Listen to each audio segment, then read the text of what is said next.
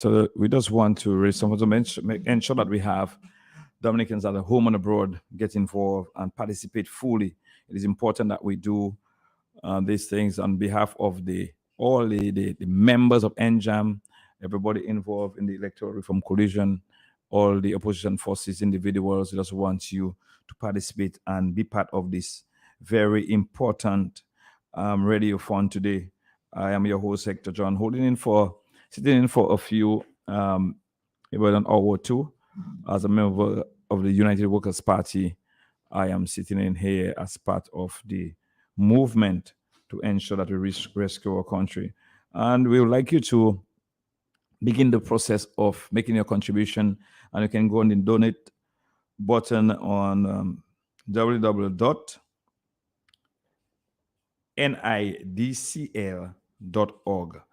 www.nidclf.com. www. And I repeat it, and just click on the donate button, nidclf.org. Repeat, www.nidclf.org, and you can make your contribution right there. Today, we're starting from now till 6. I'm going to play some music. We're going to call, make a contribution as well. They'll be listening and taking your information very soon. So let's participate with us, bear with us. Today, we're going to raise some funds to ensure that we save our democracy, to ensure that we have a country that belongs to us, to have a government that we voted independently, freely, free and fair elections. That's what we have been calling for since 2005. The United Workers Party started the process, and we have other opposition groups like the Dominican Freedom Party, CCM, Munseri, Civic Vibes, and all the others joining to ensure that we have free and fair elections. We are also hoping that our church leaders will today, those who go to the worship on Saturdays and those who worship on Sundays as well, will begin to ponder on what is happening to us, can happen to us in the next couple of days, and call on their congregation to do the right thing. You know, those institutions, religious institutions, they have to show the mettle right now. You know, you cannot be serving two masters. If you're serving the Mosai, let us all serve the Mosai, and that is very, very important to us. So let's listen to this one by Nasir Fontaine as we continue.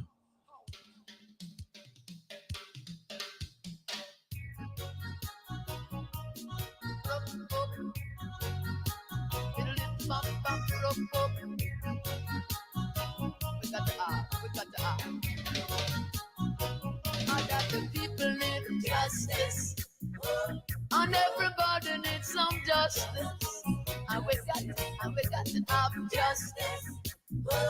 Oh, every people need some justice, Lord, justice. Down in the ghetto we need justice, and we got to have justice. See all the people cry for justice, yeah. Apartheid got to go. We got to give justice a chance to flow now. Racism, well, that can't last. Racial discrimination is a thing of the past. So we got to have justice.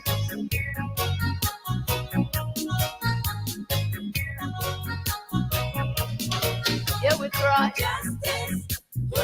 Come on and give the people justice, Lord. So we got to have justice. Come on and give the people justice. Yes, we just want each and every one of you out there to join us. Yes, we are Radiothon, and we're raising funds right now to ensure that we have people participating tomorrow and Monday at this very important engagement. Sunday will be the National Day of Prayer, and tomorrow on Monday we have the National Vigil in Roseau. And you can donate. Go onto your cell phones, and your computers, wherever you are, your handsets, your tablets, and you can go on to www.nidclf.org and click on the donate button. NIDCLF dot zero sorry dot org www.nidclf.org and click on the donate button, and you can make your contributions easy as 1 to 3, and tells you what to do right there. Go on the donate button, and it said donation to the fund helps our day-to-day ability to provide the support and help you need. Your donation will become tax deductible, that's maybe in the US, but locally you can do $20, $50, $100, um, $200, $500, and you can even have the option to make your contribution as well. Whatever amount you want to put in, US 5 or 10 or $20 or even $1,000. So we just want you to go there, www.nid, Nidcliff, NIDCLF.org. And it's important that you join us. Remember, we are doing this for Dominica. I know some of you would just sit there on the roadside, on the side, and say, it doesn't affect me. Everything that goes on in Dominica affects each and every one of us, And if the economy is buoyant, if we have a firm democracy, people go out there and vote for the government that they like, a government that they believe would do the best for them. Nobody forced them, nobody paid them, nobody bribed them. They would feel comfortable at the end of the day. The result will be a government that they wanted, a government for the people, by the people. And you can go back in history when our foreparents would go to the polls and vote who they wanted before you had that cheating and bribery thing happening. You had elections, people campaign, and then they voted who they wanted, and the next day they're together. Now we are fighting a tribal war against each other, a war of colors, a war, territorial war, a war of communities, and these things, it shouldn't happen. If we even have a religious war as well, because there are some churches who are divided because of politics, and we should be able to change that mindset, to begin afresh, and to save our country by being able to participate in a free and fair elections. And that is what that fundraising is about. And I just want us to go out there, make our contribution. It's very important. NIDCLF.org, and click on the donate button and make your contribution. I want to see that we have enough funds to bring in Boston people to Roseau, and as we continue, and even give them a little support as we fight for democracy. It's a fight. It's a spiritual fight. It's a physical fight. It's a fight to ensure that our people can vote freely. We know that we have some of the observers on island. I mean, some of the observers, I'm telling you straight off, I was very disappointed with some of the, I've been very disappointed with some of the observers for the past election cycles. They report, and I think something came up in 2014. Yes, you reported in 2009 when we spoke to the OS. You had 5 years. You never followed up to see if anything was being done, to ensure that the government put the necessary machinery in place, or the resources in place, so that the Electoral Commission and the Elections Office can do their work independently and ensure that we have a process that is working. I remember when you had elections in Grenada somewhere in July. And by January, February, everybody had the ID cards. Everything was in place. The machinery was in place already for election. Well-oiled machinery. Is our machinery in place? Is everything well-oiled? Did we do everything that in terms of ensuring that we meet the requirements under the Constitution to ensure that we have our finalist was properly done? It was properly vetted. Our returning officers took the oath before receiving the writ. everybody had the opportunity, equal opportunity to register on the final day. On the final day, when the writ was issued on November 7th, Monday, November 7th, 2022. We could go up to midnight to register, but how many people had the opportunity to register? We had a real storm affecting the east of Dominica. How many of these individuals from Cassie, Spirit Sophia, and Tranto, Deepa, Good Hope, Grand Fond, Rivière Syric, Fouéal, Monjon, La Plaine, Boetica, Delis had the opportunity to go to register because of that stuff. Some of them never knew that an election was called.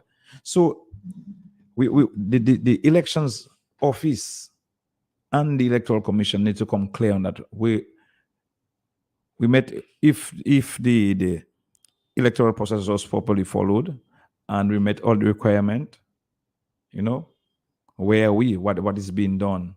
And you're hearing a lot of dissenting voices. You could be in a country, an election was called, and everybody is on edge. The place is tense. If election is called, yes, people might be tense because they support different parties. Yes. But you can see the energy in the country is negative. The energy in the country is not a positive vibes. And these are the type of things we need to. I see someone calling in already. I have not opened the lines because we're just waiting for some other people to join us. Good evening. Hello, good day. Welcome to the marathon, a radiothon of NJAM and the Electoral Reform Coalition. Anyway, Spark, blessings to you and thanks for all what you have done and doing. Blessings. Thank you, my brother. I will call back when the lines are open. I did not. I just turned on the radio there, so my bad. But if you want to contribute, I'll just take the note, and I am sure that other members are listening because they're trying to come. A couple of them have to come in, and I think they're having a Zoom link as well to it, so some people can assist by taking information as well. I pledge in $100. I give it to my good friend Danny Lugi. Okay. But Sparks, I'm listening to Regional Austria, and Sparks, it is alarming, not frightening. These fools can frighten me. Yeah. But you see where all the crime and violence and lawlessness are emanating from or coming from. Yeah, man. When Skerrit and all of them, Skerrit and Tony Astafans, Roosevelt Skerrit, what path is for the Prime Minister and Tony Astafans committed a crime against Roosevelt Skerrit and pin it on Mr. Linton. And you have Melissa saying about snipers and Navy SEAL Labour have and they have the back. So now Regional Austria telling us already have them. From Granby, from Bath Estate to Yampis or wherever he said. I can't remember to. Was it Cottage? Cottage as well. Somebody he said Cottage as well. Yeah, so he Cottage. Why he did not call Cottage? Did he call Cottage? I think he called Cottage. I didn't listen to the clipping, but I was told he said Granby, Bath Estate, Cottage. I'm trying to wonder why he did that. Why trying to push that war between brothers and sisters, No. That's on the heels of he asking the same people he's calling to disappear Lennox Linton. Yep. So you could see the criminals I talking about, even my workers, friends, and labor rights telling me I was too hard. Almost 20 years ago, I toned down blessings. We cannot attract labor rights, that kind of thing. Now, I saw criminals years ago and I called them out, Spark. Blessings. Yeah, man. Blessings, my brother. And that's what happened when Dr. Severin made that observation some years ago, and the criminal entity in Dominica. He was not just speaking about the government, he was speaking overall the crimes increasing in Dominica. And when you have leaders like Mr. Austria making that type of comment, it's sad, and I'm hoping that the people around him, the young politicians around him, can maybe ask him to tone it down. I am not threatened by Mr. Austria's utterances. I'm not threatened by anybody's utterances. I will just take care of myself and ensure that I'm safe. And these utterances doesn't bother me one bit, and that is why it is important that we have a thriving democracy. People have the opportunity to speak freely in their country. Well, when you can speak freely in your country, you will have that level of respect as well, because people understand that we all have rights, as citizens, to express ourselves, since we're doing it within the ambit of the law. And that is why our part, we need to encourage, the Election Reform Coalition, and that's why we are here today to have that marathon. As I said, you can make a contribution online. You can go online, as I said, and make a contribution. Very important that you do that today, and we're doing that from now till about 6 o'clock. Today you have www.nidcrf.org, www.nidcrf.org, and you can make your contribution there. As little as it is, we will welcome it, because we want to ensure that we have enough people participating in that type of activity tomorrow and Monday in Roseau. That vigil, we want it to be massive. We want Dominicans to turn out. Do not say it's not about you. Do not say it's not about your children. Do not say it's not about your grandchildren. It affects each and every one of you. For example, if you're at your home, there's a household of 5 people, and only the husband is the breadwinner. It's a strain on him, because you have to ensure that his wife is properly taken care of, the home is properly taken care of, and the children are properly taken care of. But if you have the wife is working and maybe a child is working, make it easier. One of the children are working and say, okay, Dad, I'll take the water bill, and I can feed myself, I can clothe myself, I can, entertain myself. I am working, and I can even still save something to begin to expand myself and develop myself by investing in property. And that is what you like to see happen at a very young age for young people. How many of our young people come back home when they go out there to study? How many of them will come home after studying and has left because they cannot find employment? These are the type of statistics we like to have all day. How many people come home? They went away to study and they're underemployed. How many young people went out there to study and they came back home and they're under NEP? They cannot even invest in themselves because they don't have permanent employment. And these things you need to. How many of them who are out there, and because the government has not paid the tuition, they can get the transcripts to begin working somewhere or to do the OPT in the US? How many of them? And we need to begin to ask these questions, these tough questions. And that is why electoral reform is important. It's not just about the voting process alone. It's about creating that foundation, creating that environment, that atmosphere for growth. And this is what United Workers' Party has been pushing all the time. As a member of United Workers' Party, I can say that clearly. I know other members of the other parties will be here as time goes on for the day, and they will be speaking that same we'll be speaking about that same type of issue and advocacy, and we as citizens cannot sit home and say it's not going to affect you, not going to affect your grandchildren. How many of you can pay a mortgage? How many of you living in your home, in a house that you paid for, that you started building and cannot finish pay for it? And now the bank is just letting you stay there because you can't meet the payment. How many of you had a vehicle? You had your home, had your vehicle, and now you have to pay bus or bomb ride to get to your homes and to your farms. How many of you who are producing and could get a vehicle to assist you to get the produce out of your farms, or you can get market to sell it? How many have plantains and vegetables and other things wasting? You heard the farmer from Castle Bruce that he would come to the market with cucumber and he couldn't sell it and have to go and give it to the grotto home. I just want to commend him for that as well, because you need to see and understand what's going on. What about the Prime Minister attacked the jelly man from Castle Bruce, Kelvin Cadet? Kelvin's a hard-working man, businessman. I know Kelvin for a very long time. I started working in the banana industry in the early 90s. And Kelvin has always been a progressive young man. When you go to Castle Bruce, if you want some of the best wild meat to eat during the season, it's by Kelvin. As somebody is to take you to Castle Bruce for crayfish in coconut sauce, but you're attacking a businessman like that who's proud of his hustle. What about the flour man?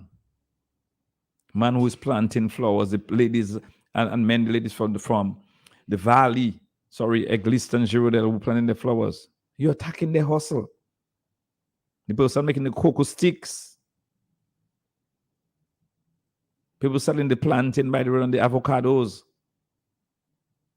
You're attacking people like Cuthbert Vidal who take his truck and go around the country and sell to people, sell his produce to the people because there's no market. You're attacking the people like Vanti Vidal who have his van of passion fruits and cucumber and go to Marigot to sell it to the huckster. You're attacking everybody hustling. What about the lady from Granby who's making the black pudding? You're attacking her hustle. These are noble professions and professionals who are doing what they need to do to pay or to maintain their families, pay their loans, buy the cars, buy the fridge for their homes. You know, as they can have a good fridge and to take their water, get the ice and everything. And these are the type of things we like to see happen. But when you, hello, good day, good day, good day. Welcome to the Radiothon. You'd like to make a contribution? Okay, just a quick contribution, my brother. Yes. The Holy Spirit stopped talking to priests and pastors, so the Holy Spirit started talking to me. Yeah, I was having a conversation. I happy you call. I just having a conversation. Just let people begin to think of where we are right now. A lot of people does blessings. They sit down home and they say it's about blessings and Hector and you know the opposition and whoever, but they're not seeing the big picture, you know, right now. You know, I think things we have been speaking about 10 years ago now they begin to unravel in front of us. John, I want to give thanks to you, as I said already, for 3 sessions in Salisbury. I came. One good friend took me and brought me back home and tell me, come out there, boy, you have your child to take care of. As soon as he go, I hope a Salisbury bus or white was going back down again. Because I respect him that much, so I followed him. Yeah. And I want to give thanks to you, John, because I follow in what is happening in Dominica. When I read it, I say what I want about UWP. Because I find UWP asleep. UWP have done great work, but to me, they're playing it overly cautious. But something I wanted to say quickly. My brother, Austria, are right on the heels to what Melissa Popon Skerrit say. Labour Party have the Navy SEALs and the snipers, and they have the back. Now you have Austria saying to get rid of Lennox Linton, just make him disappear. Now he's calling in the areas where they have the Navy SEALs and snipers and assassins. The police yet to arrest or bring him in for questioning and investigate. Well, I saw what happened on the Bayfront. If we had a police force, let me say that. If we had a police force, Austria would be arrested and charged for sending all those threats and want to know where you have all that guns, all that criminals, all that gangsters, drug dealers, human traffickers, what it is. How Austria have the right to say what he wants, and before people talk, police in front of the door telling them about the inciting. Mr. John, I just want to say that is a message from the Holy Spirit. Pastor did not to call me. And we have to stand up and fight. But if you love something so much, you have to be willing to die and kill for it. Police officers, have a blessed day, bro. Thank you very much, caller. Yes, we have to begin to call a speed. You know, stop sugarcoating everything. The situation in Dominica right now is grave. We have a real bad situation, and a lot of people who go in for the CWO, the music, and the rum and the party, and what they're going to do after they drink their rum is a serious problem, and we are facing, and that in itself is a situation that we would not like to continue in our country. I mean, I pass by some of the activities, and I can tell you the one in Maui, I took right through it, and it was I never would like to see young people in that situation again. I don't know what happened last night on the Bayfront. I sit very, very far. On the promenade last night, I sit very far. But what I saw in Maui, you had underage children drinking. and partying and have no regard for what the prime minister was saying. Because I think maybe they realize when they go to these activities, he's lambasting everybody, trying to denigrate everybody who doesn't support him.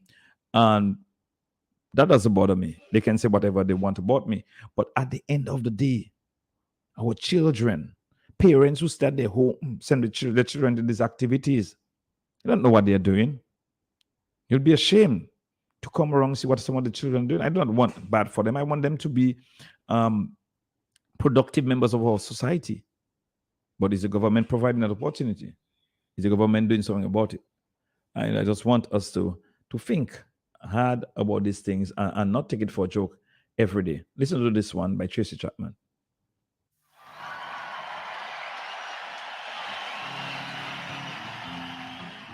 Yes, donate www.ndclf.org. www.nidclf.org.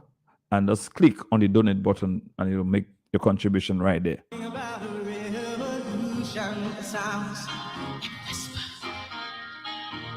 Don't you know?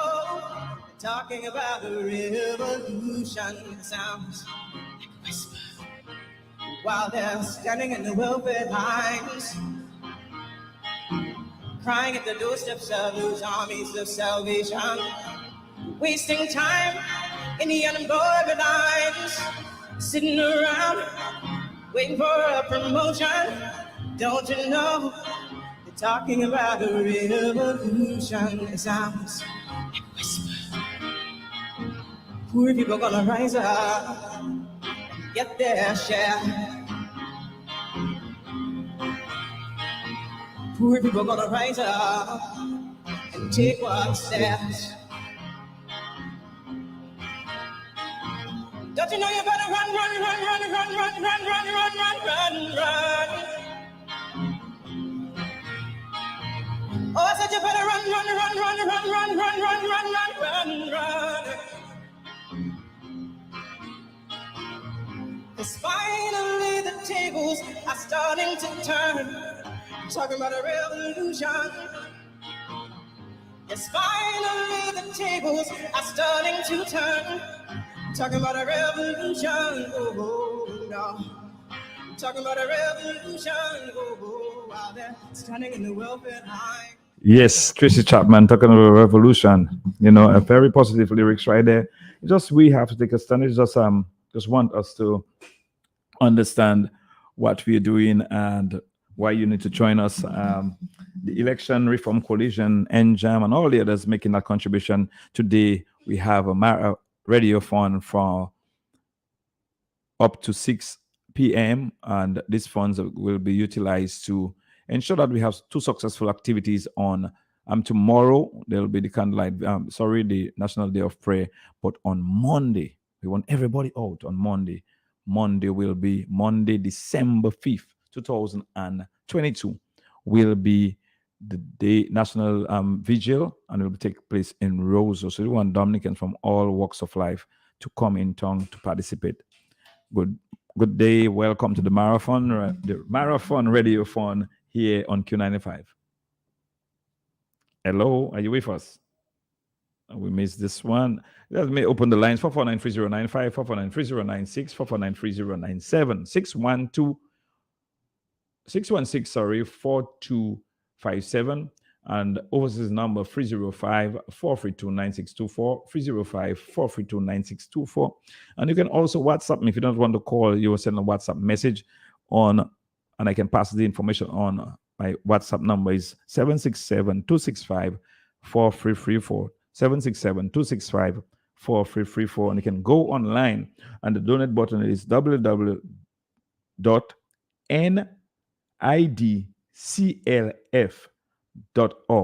nidclf.org, and you can make your contribution right there. You know, we can speak about December 5th, 2019, what happened in Salisbury, when the entire community of Salisbury was tear gas from 4 a.m. to about 12 midday, so about 8 hours of non-stop tear gas, life round of ammunition. You had Two people got shot, Mr. Davis Shillingford and also a young man named Mr. Erickson Joseph got shot on that day while we were fighting and standing. I say fighting for democracy and standing up. It was a gruesome day in our community, and we don't want that to happen again. And on the Monday, the 5th, will be the third year, sorry, things that happened, the third year thing that happened in Salisbury when you had babies running with babies, elderlies, because of the government and members of the RSS who came down just because we stood up for right, asking for electoral reform, and they decide that they're going to kill the people of Salisbury. That's what they decided. And a lot of people do not understand what happened in Salisbury that day.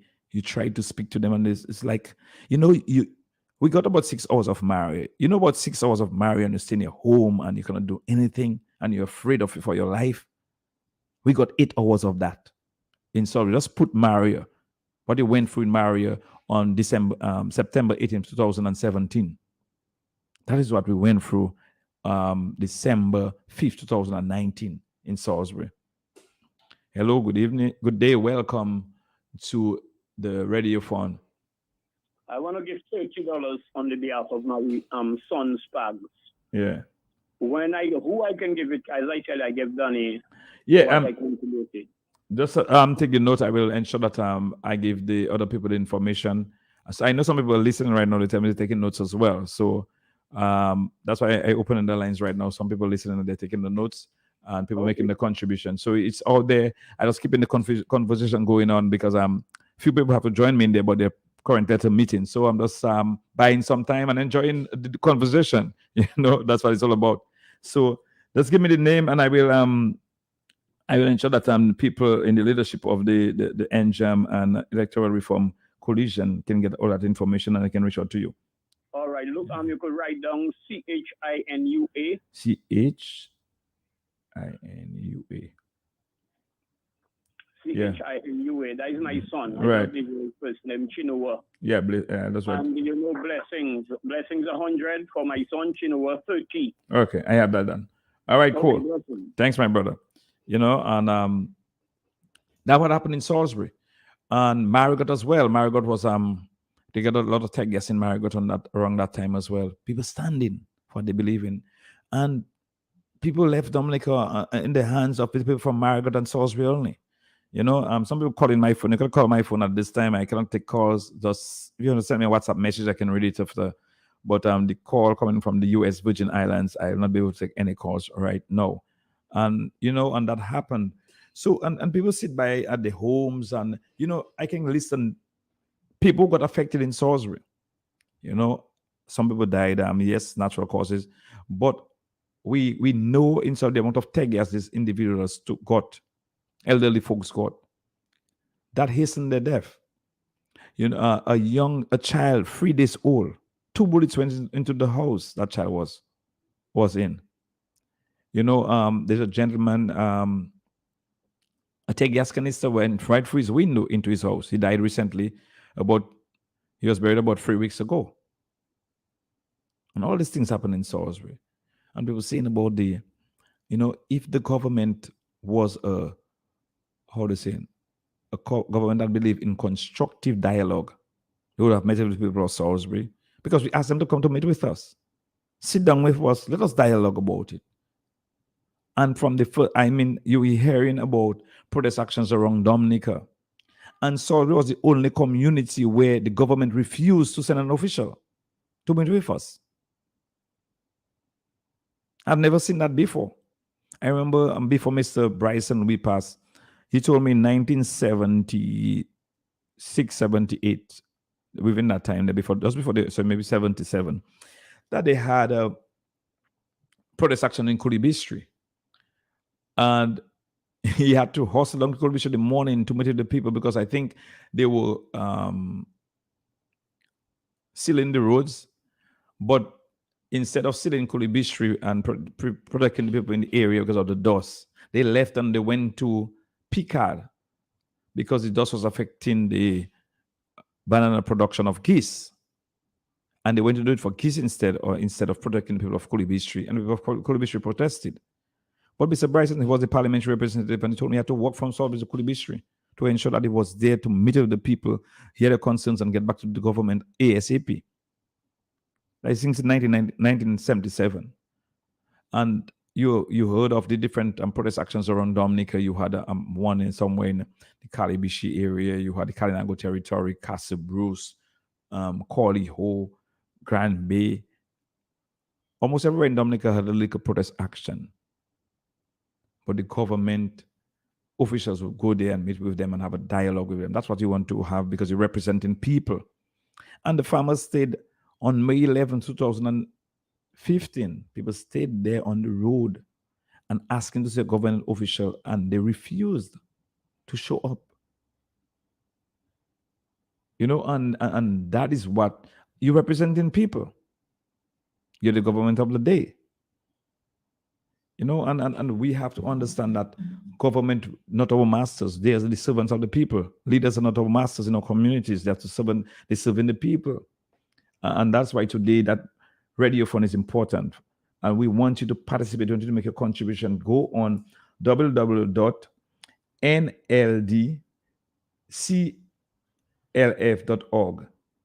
nidclf.org. nidclf.org and make a contribution. I know people go in there right now. I want more of you to go out there. Call your friends, send them a message and go online, copy the link and send it, or share it on your Facebook page. Share it on everywhere you can share it. Share it on your WhatsApp status. Send it out there. Get the message out there that people can go out there. You in the diaspora especially want to make a contribution. www.nidclf.org and can make your contribution right there. So we just want you to participate with us, join us as the Election Reform Coalition continue to raise funds for the activities on activity tomorrow and the activity on Monday. It's very important that we do so. All right. Dominicans are heading to Lago Rosso Monday night, December 5th, 6 p.m. The time is now. If you're in the diaspora, sponsor a bus. A final push against the powers of darkness. Dominica needs you now to join the movement for electoral reform. Saturday, December 3rd, a special radiothon to support the movement, a special national rally, and electoral vigil. Join the thousands that will gather. Lago Monday night, December 5th. If not now, then when? Your final push against the powers of darkness. Dominica needs you now. Join the movement for democracy. Don't forget, there's a special radiothon December 3rd, Saturday, 1 p.m. to 6 on Q95. And we got to have justice. And everybody needs some justice. The fight to save Dominica's democracy continues. A call to Dominicans home and abroad. Say no to the sham elections. Electoral reform is a must. No vote for the mercenary candidates paid for by the wannabe dictator. Sunday, December 4. Pray for the nation. Pray to rescue Dominica from the power of darkness. Be part of the National Day of Awakening. Dominica needs your prayers. Monday, December 5th. The big one. The big day. Let the world know of the sham elections in Dominica. Join in candlelight vigil and electoral reform rally in Lago Rosa from 6 p.m. Bring your candles, bullseye, flashlights to shine over the forces of darkness. Dominica needs you now. Sunday, a national day of prayer. On Monday, bring your candles at the national vigil and national rally. Save your country now. 6 p.m. Lago Rosa. See you there. The people need justice. And everybody needs some justice. The fight to save Dominica's democracy continues. A call to Dominicans home and abroad. Say no to the sham elections. Electoral reform is a must. No vote for the mercenary candidates paid for by the wannabe dictator. Sunday, December 4. Pray for the nation. Pray to rescue Dominica from the power of darkness. Be part of the National Day of Awakening. Dominica needs your prayers. Monday, December 5th. The big one. The big day. Let the world know of the sham elections in Dominica. Join in candlelight vigil and Electoral Reform Rally in La Rosa from 6 p.m. Bring your candles, bullseye, flashlights to shine over the forces of darkness. Dominica needs you now. Sunday, a National Day of Prayer. On Monday, bring your candles at the National Vigil and National Rally. Save your country now. 6 p.m. La Rosa. See you there. Yeah, we try.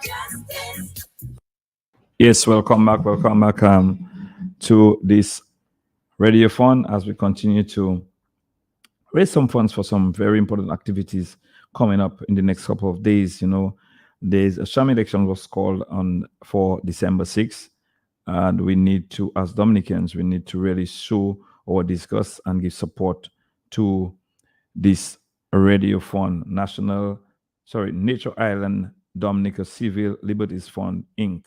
And it's Nick Cliff, and it's the radio. As I said, the website is www.nidclf.org. www.nidclf.org. I know a lot of people out there really listening and making a contribution. I just want to thank them for doing that, and I just want them to continue to do so.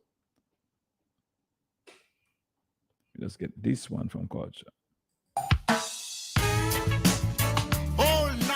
Peace, O God of my salvation, because the mouth of the wicked and of the sinful is open.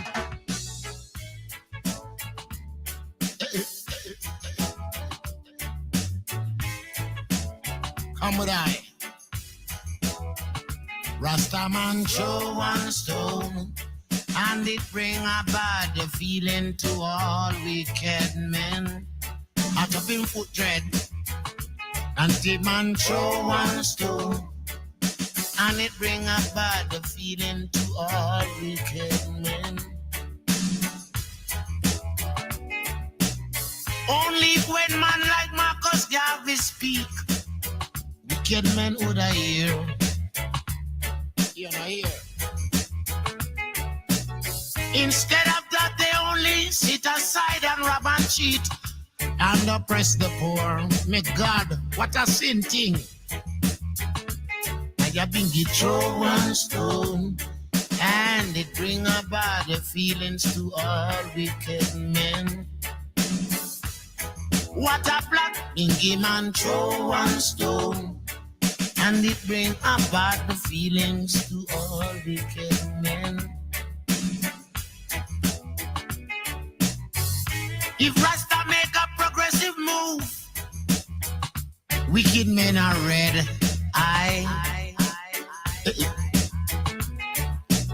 How they want to see the days when them can send out Rasta, can't send I out, I send out Babylon.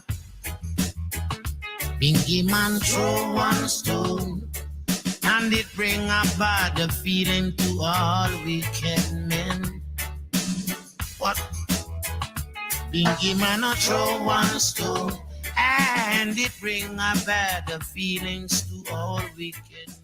Welcome back. We're having a Radiothon right here for the Election Reform Coalition, and we want everybody to join in and make a contribution. You can go to www.nidclf.org, www.nidclf.org. And I'm hearing that people are moving. Yes, traffic is there on that page right now. So share the link to your friends, your neighbors, send it on WhatsApp to them. Let them go there and make a contribution. If it's $10, $100, $1,000, we welcome it. Just make your contribution, because we have these activities coming up on Monday. Very, very important activity. Candlelight vigil. We want people to come out there, the candles. We want people from each and every part of Dominica to come up and show up, because you have that. Our country right now is at a crisis, and we cannot allow it to continue that way. We have to do something about it. I just want to big up each and every one of you who continue to make a contribution towards that advancement of our country. It is very important that we stand up as a people, stand up as a team, stand up as a group of people who believe in the best interest of Dominica. Stand on the side of Dominica. Be patriots, be patriotic, and be supportive of your country. You can't put one man over your country or two men. You have to stand up for your country. And that's why it's important we have in this activity today, fundraising activity, Radiothon, and you can make a contribution. You can call any number to make a contribution as well. Hello, good evening, good afternoon, welcome to the Radiothon. What in the skin of good evening? Because I always there during the night time. You all have me. I'm not a day night. They have me in the night. I always there during the night, so that a good evening thing in me. So I'm trying to break it a bit and say good afternoon or good day and welcome, Blue. Okay. So if you have a contribution, who can you take that contribution to? I think they will make it. You can take it to Q95. I'm believing at the office they can pick it up as well. I'll get the receipt. Yeah, I'll get the receipt. We'll organize for that to happen. I'm just getting a couple of the gentlemen have to come in, but they're in a very important meeting now because we said the time for 1. I'm just sitting in for them for the time being, but they're coming in a while. I have a contribution there, and I will take another. You can go right ahead. So I'll bring it on Monday in the office. Okay. Because the person is how they call it, anonymous. Okay.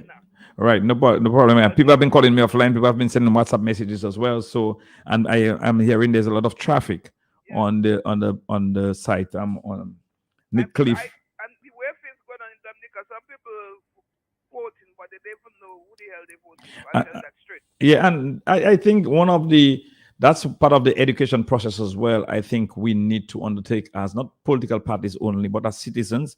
I think we have to introduce civic lessons in our classrooms to know your constitution. I overheard a conversation on the road going down this morning. A man speaking to a young lady trying to rope him in by speaking to him.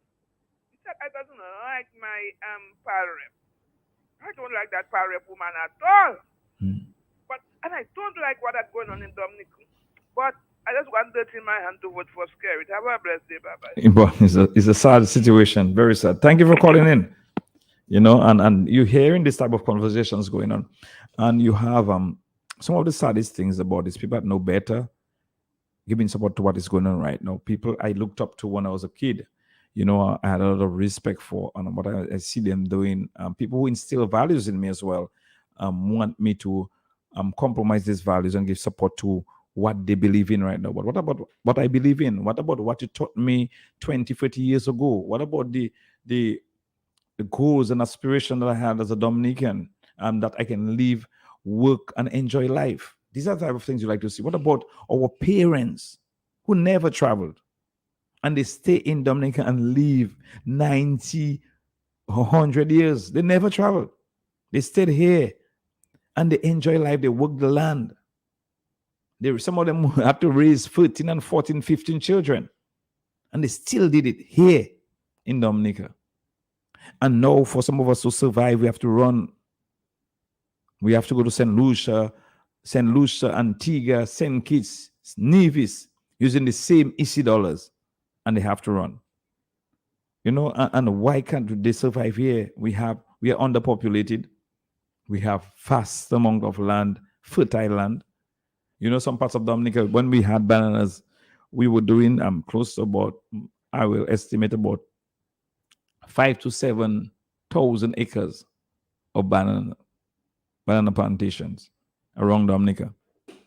And we were producing close to about, we were bringing in every year just from bananas about $40 to $45 million. It went up and down. One time we produced over $100 million from bananas alone in 1988. When banana was king. Right now, the land is still there. We're not producing copra. But our jellymen and women, they've been attacked for selling jelly water to the people. And a coconut right now is being sold about $5. The jelly right now in the coconut is being sold as well. And instead, a man that is selling bottles of jelly water to St. Martin on a regular basis, instead of the government to assist him as a small business entrepreneur, to get him involved and see how we can add value to the product in terms of labeling, marketing, promotions, and ensure that Jellyman and other jelly people involved in that industry can benefit with their being attacked. I want you to begin to understand that, and that's why we have to stand and make that contribution. Good day, welcome to the Radiothon. Oh, you have Radiothon, I didn't know that. From Lucille. Yes, I'm just trying to tell you, you know, Olive died. My sister died. yes, I heard that. I got the news last night. Yeah, accept my sympathy. Yes, Yeah, thank you. I just got the message late last night. They told me she died about 3. Yeah, yesterday afternoon. Okay. Yes. Anyway, I'll talk to you. All right. God bless. Have a good one. Yes. Yeah. All right. Yes, as I said, we're having a radiothon for election reform coalition, NJAM, and all the others were part of it. United Workers Party, the Freedom Party, Civic Vibes, CCM, Moonseri, and all the other organizations, individuals who form part of. There are a lot of individuals who come in and be part of that movement, because everybody I saw when they had the last activity on the Bayfront, there were a lot of business individuals I saw from Roseau, because things are not right. We have to bring back our country to right order. And doing that, the first place you have to start is the bedrock of your democracy, and that is your voting process. You saw what happened in 1990, 1994, when you had elections in South Africa after apartheid. People went out there and voted, people on the wheelchair, because that is a secret thing. People don't have to buy your vote or pay you for your vote. Your vote's supposed to be priceless. And when you hear people telling you have to give me a toll for my vote, or people getting 200 for their votes, or you have to give me 10,000 for my votes. When you do that, you sell your vote to the power reps or whoever you sell that vote to. The day after the election, they don't see, until the next 5 years. So what are you going to do? You remain jobless, homeless, landless, just for a few pennies. And people have to begin to understand that. And we need to bring back that energy where people would work hard in school. Even in school, our students are not performing the way they should perform, because they know they have to go to, when they finish primary school, they must go to high school, and then they get out. I mean, when I went to high school, if you get a demerit in school, that was a big thing, much as well you get suspended, or get a detention. No, for some children, it's nothing. No, the students who are challenging, who were doing in the 80s and 90s, they've been laughed at. The students who in their 30s and 40s, saying that even though you get 100, we'll still be going up to the same class. So our children are not being challenged. So down the road, you have children who are just, or young men and women who are just passive and just taking anything for granted. And everything for granted. So I just want us to remember, you can go to Facebook, take your phone and go online, www.nidclf.org.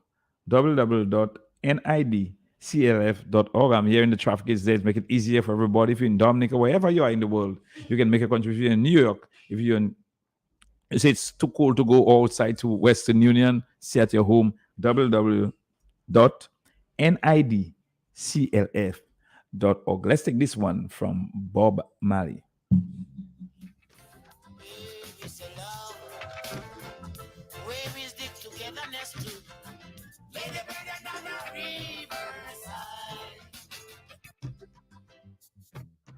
We refuse to be what you wanted us to be. We are what we are. That's the way it's going to be. If you don't know, you can't educate us for no equal opportunity. Talking about my freedom, people freedom and liberty. Yeah, we've been starting on the wine press much too long. Rebel, yes, we've been trying on the wine press much too long. Rebel.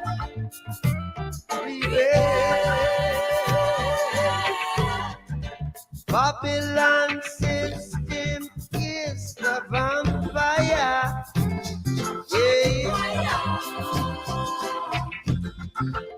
sucking the children day by day.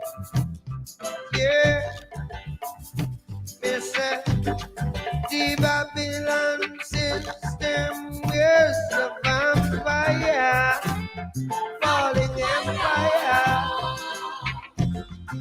sucking the blood of the sufferer. Yeah, building church and university. Oh yeah, deceiving the people continually. Yeah, me say them graduating thieves and murderers.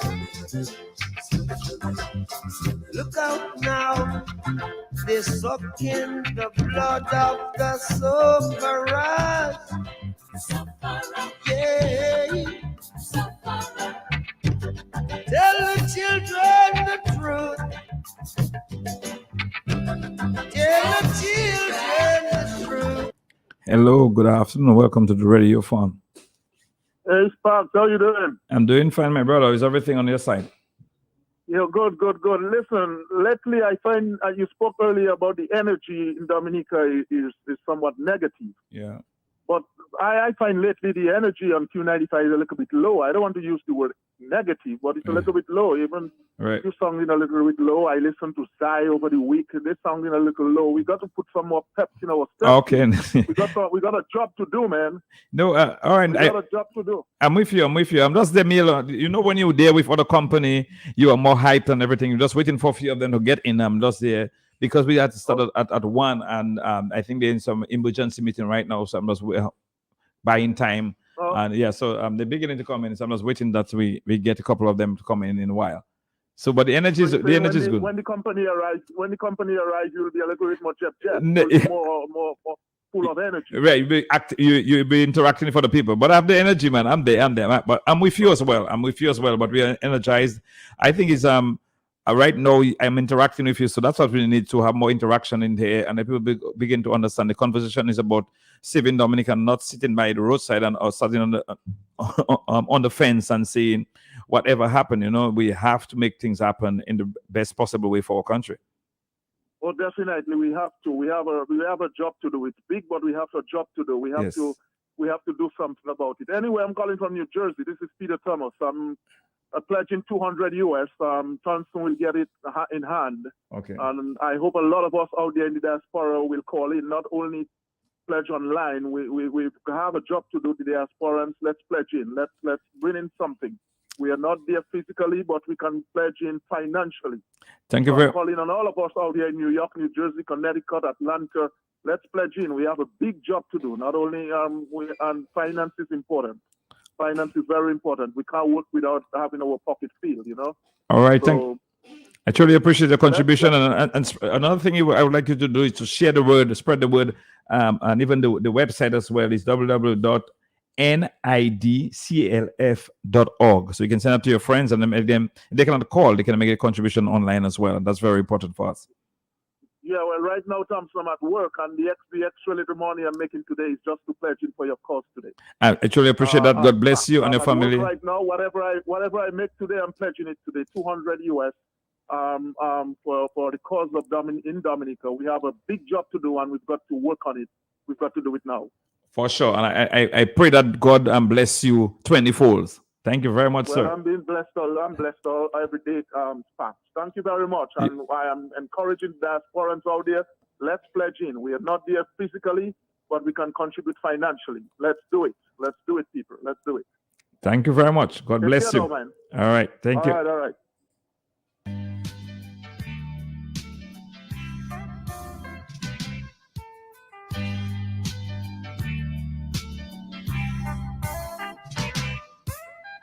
Got to find a solution to this pollution.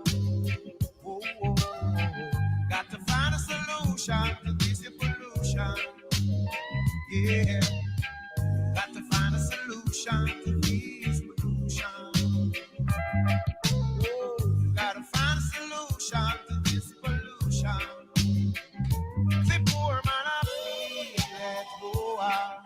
Hello, good afternoon. Welcome to the Radiothon of the Election Reform Coalition. The thing is in Dominica, Mr. John, we let Scarrett get away with too many things in Dominica. Yeah. If it was in another country, when Scarrett told the people of Dominica, go to hell, where he gets his money from is not nobody's damn business. Scarrett wouldn't be in government. Yeah. But we just sit down and people just looking for what they could get, and they just decide to vote. In 2008, in Barbados, when the Prime Minister at the time told the other opposition that he could never get into office, not as long as he's there, and the Belgians say, Kisa, I find you rude and out of place for you to say that. They voted him out. You're not your father, Jade Patat. But in Dominica, you have ministers with common political platform and the great people, and then people laughing. Even they're talking about themselves. And for them is a joke. What's really going on in that country? I would really like to know. Very sad. It's sad. It's a sad situation. Yes. My husband tell me go to hell. It's not my damn business. Not my husband. He'll be chip straight. But a lot of us women know that. Your boyfriend will tell them something and they will ban him maybe for the whole week. But in Dominica, a man that you say he's a prime minister will tell them the same thing in a different way. I love my PM. Have a blessed day. thank you very much for calling in. And everybody needs some justice. Dominicans are heading to Lago Rosso Monday night, December 5th, 6 p.m. The time is now. If you're in the diaspora, sponsor of us. A final push against the powers of darkness. Dominica needs you now to join the movement for electoral reform. Saturday, December 3rd, a special radiothon to support the movement, a special national rally, and electoral vigil. Join the thousands that will gather. Lago, Monday night, December 5th. If not now, then... Good afternoon. Welcome to the Radiothon. Good afternoon to you. Spark is your name? Yes, Spark. Yeah. I would like to give a contribution. Let's go right ahead. I will pledge $800, but my name is Bakers in New York. Bakers in New York. So I don't really like to. Yes, okay. Well, my number is 265-4334. I can take my number. Hold on. Give me 265 4334 and WhatsApp it to me so I can pass the information to everybody, the leaders of the Electoral Reform Commission. 265 4334 and WhatsApp me all the information. I can pass it on to them. Okay. 43. Yes, 4344. And you're pledging 100 US, you said? Correct. Okay. Thank you for calling in. Right, but let me just say that I have heard the insults that we have been getting from Mr. Scary, yes, which is very, very, very bad, and especially with the coconut man. And I was raised, okay? Meryl know me God very well, okay? Meryl from Tibo. Just ask him about me and he'll let you. Okay. And then I carried bananas and for 5 cents, come to a debt of 25 cents when I was growing up. When I had my family, I had 3 sons. I had a little job, yes, but I used to make tablets, coconut tablets to sell every weekend, Saturday and Sunday, for me to help get money that we can pay their transportation to go to Portsmouth and then to go to Rosewood, because my son would come every weekend. All right?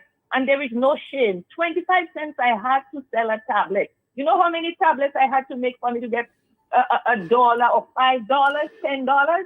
And today you are selling a coconut for $5. You see the big difference? Very much so. You see the big difference, and people take pride. I look for pride. I took pleasure in grating my coconut. You know, husking the coconut, breaking it, grate it, and do all the hard work, and stay by the fire and stir it and lay it out and go out with a bump, pop, tablet. It was a pleasure to do that. It was a pleasure. And people did build houses on jelly. People did build houses on banana. People did build their houses and do what they had to do by the refrigerator with their little candies they were selling and little tunelame we were saying you use back home. So that this insult is very, unbecoming for someone who claims that he's in leadership. No doubt he did not get it right fully. Thank you very much. you. All right. God bless you for your contribution and all the very best. Yes, and you hear our caller. The disrespect is continuing to doesn't bother me. I think Munpaka for you watch the mango keep it. So nobody sends stone being green mangoes. They only send stone being ripe mangoes. So I know that I'm doing something right. If you're not doing something right, people will not take you on. But if you're doing it right, there are some people that will feel that they're being challenged. They feel that I'm being rude as a young man, as a man from Salisbury. They think that I'm being disrespectful. But at the end of the day, I am standing my ground as a citizen of Dominica. My rights shouldn't be violated. Not should be the rights of the prime minister or his wife or whoever.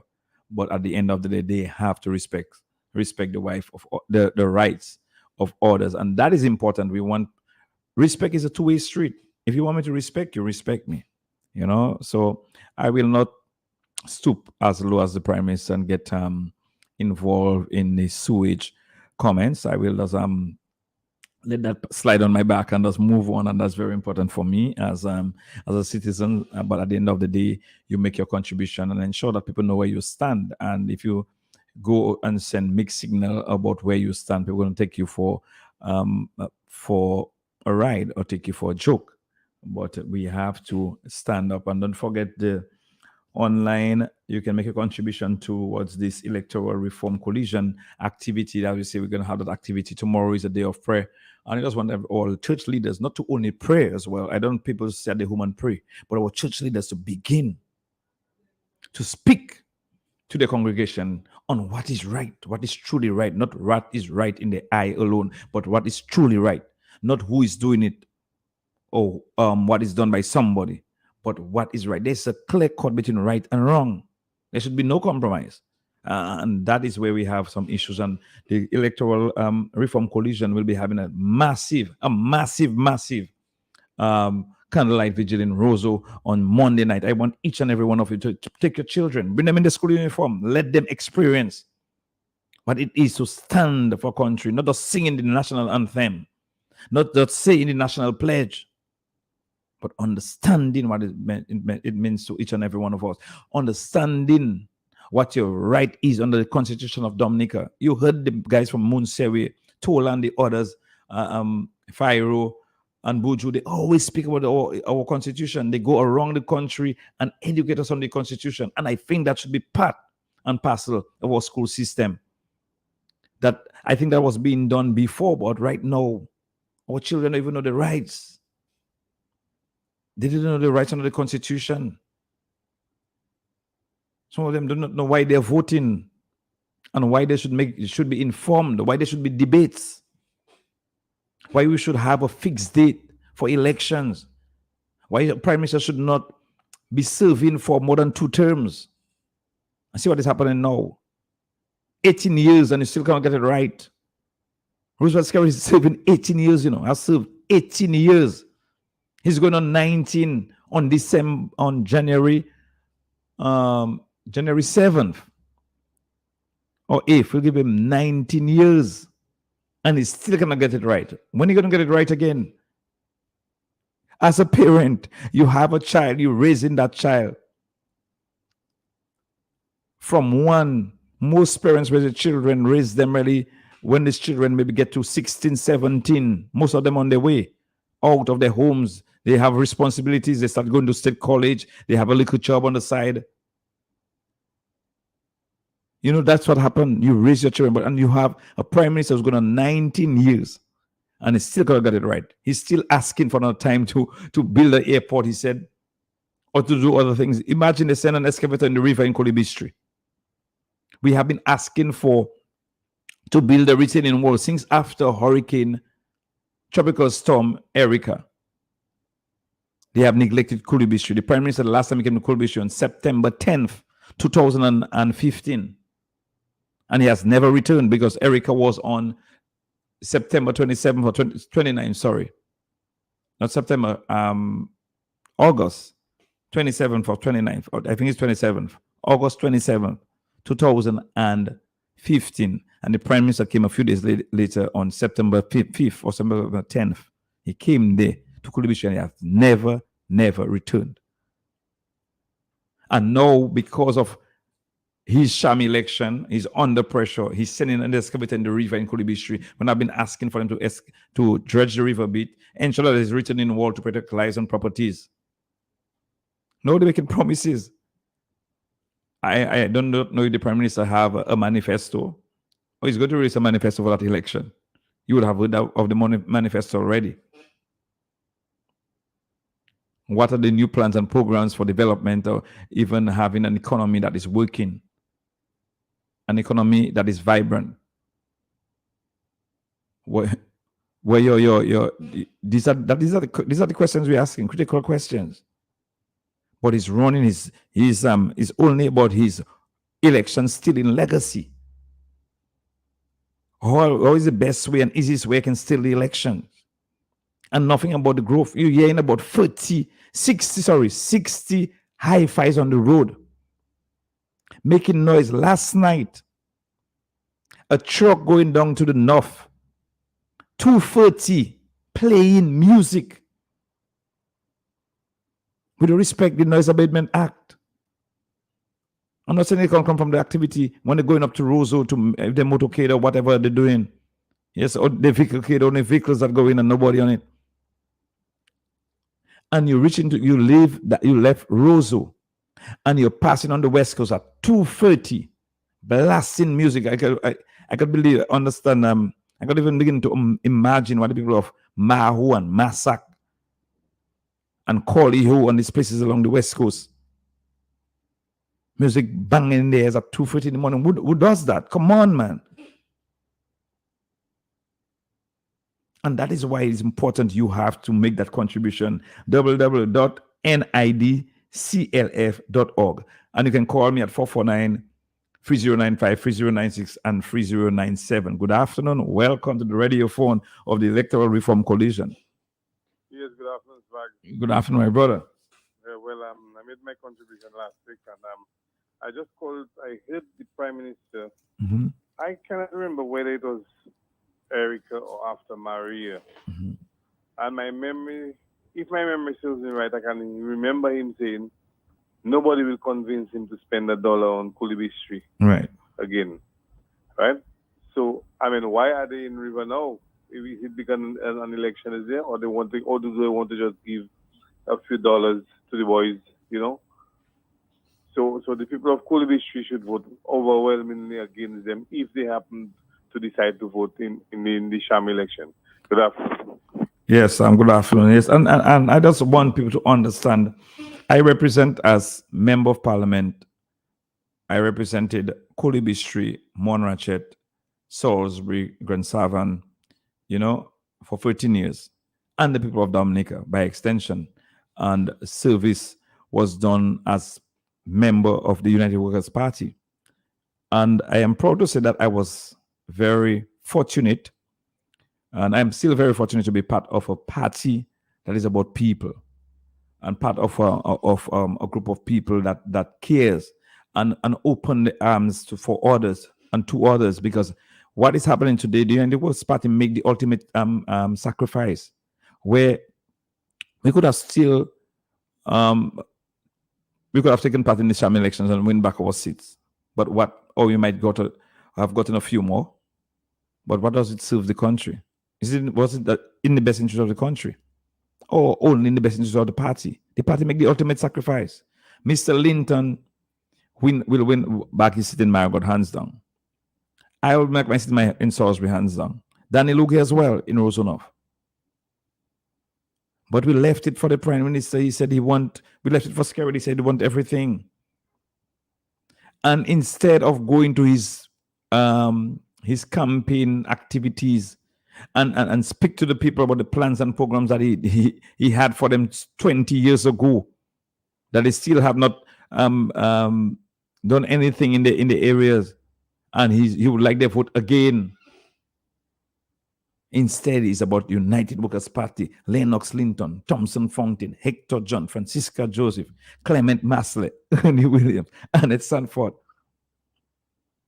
And it's just about the unity. Edison James left politics in 2000 and elected politics in 2014. He's still lambasting Edison James as well. And nothing about the growth engines, nothing about tourism, agriculture. I mean, the biggest insult so far in recent times is the insult to Sir Dennis Byron. The Prime Minister was on the platform, the National Day address, the biggest address where you're talking about unity and being truthful to the people, where people got awards, where Mr. Austri got the biggest award, the highest award. Reginald Austri got the highest award in 2022, where the Prime Minister gave his national address, and he said in the national address that he's waiting for the electoral reform report from Sir Dennis Byron. That was on the 3rd of November. On Sunday, the 6th of November, Mr. Skerritt had a meeting in Roseau, and he said he's going to call elections before getting the report from Sir Dennis Byron. He only received the report on November 30th. That's on Wednesday gone. Yet he called an election, and that we should participate. No, I'm with my party I am supporting my party 100% for taking a decision. Right now, Roosevelt Skerritt is desperate, he's restless and everything, and that is why we all have to join that vigil on Monday. That's why we have to participate and ensure that if there's no reform, there's no election. That's why we have to join that vigil on Monday. Don't stay at your homes. The nurses will have to stay on the roadside at 8 o'clock in the night to wait for buses. The Prime Minister could have purchased a bus for you all, instead of spending over $1.5 million on hi-fis to be on the road for his sham election. The teachers who are working for 10, 15 years and not appointed, that money you could have gotten appointed and maybe get something retroactive, even half of your time. And you have been serving. The police officers who continue to do Skerritt work for him. You're supposed to provide protect and serve every Dominican. But there's some police officers who go above and beyond for Skerritt. But they're not being properly compensated for their hard work. And you still have time to stand. The farmers who were disrespected, when Skerritt disrespected the jellyman, he didn't disrespect just Kelvin. He disrespected every farmer in Dominica. The watermelon man, the watercress man, the flower man, the cocoa man, the pawpaw man, the breadfruit man, the tomato man, the potato man. He disrespected each and every one of you. You have to stand as well. This is your time. That's why you have to contribute. 449-3095, 449-3097, 305-432-9624, 305-432-9624. And remember, you can contribute online. I know that line is busy. Netcliffe line, donate button, www.nidclf.org, www.nidclf.org. Make your contribution. It's important that you do that as we continue here. Let me just bring this ad in as we continue on this radiothon organized by the Electoral Reform Coalition. And I'm sitting in, we're just waiting for some other members to join us. You can make your contribution, you can call in. And I know that the other people that continue to listen and taking notes as well. And if you would like to WhatsApp a message, you don't want to call into WhatsApp, you can send it to me and I can pass all the information over to them.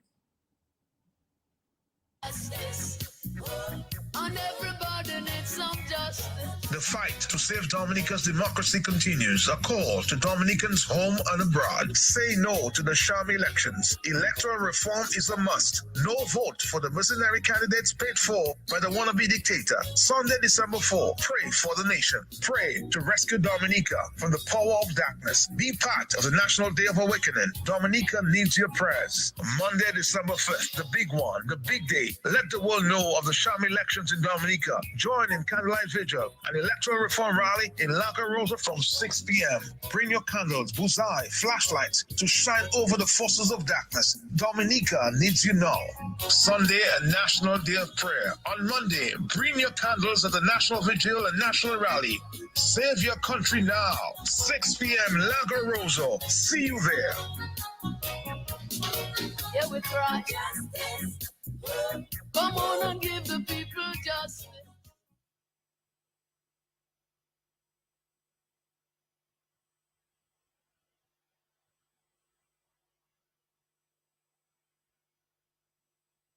We need some justice.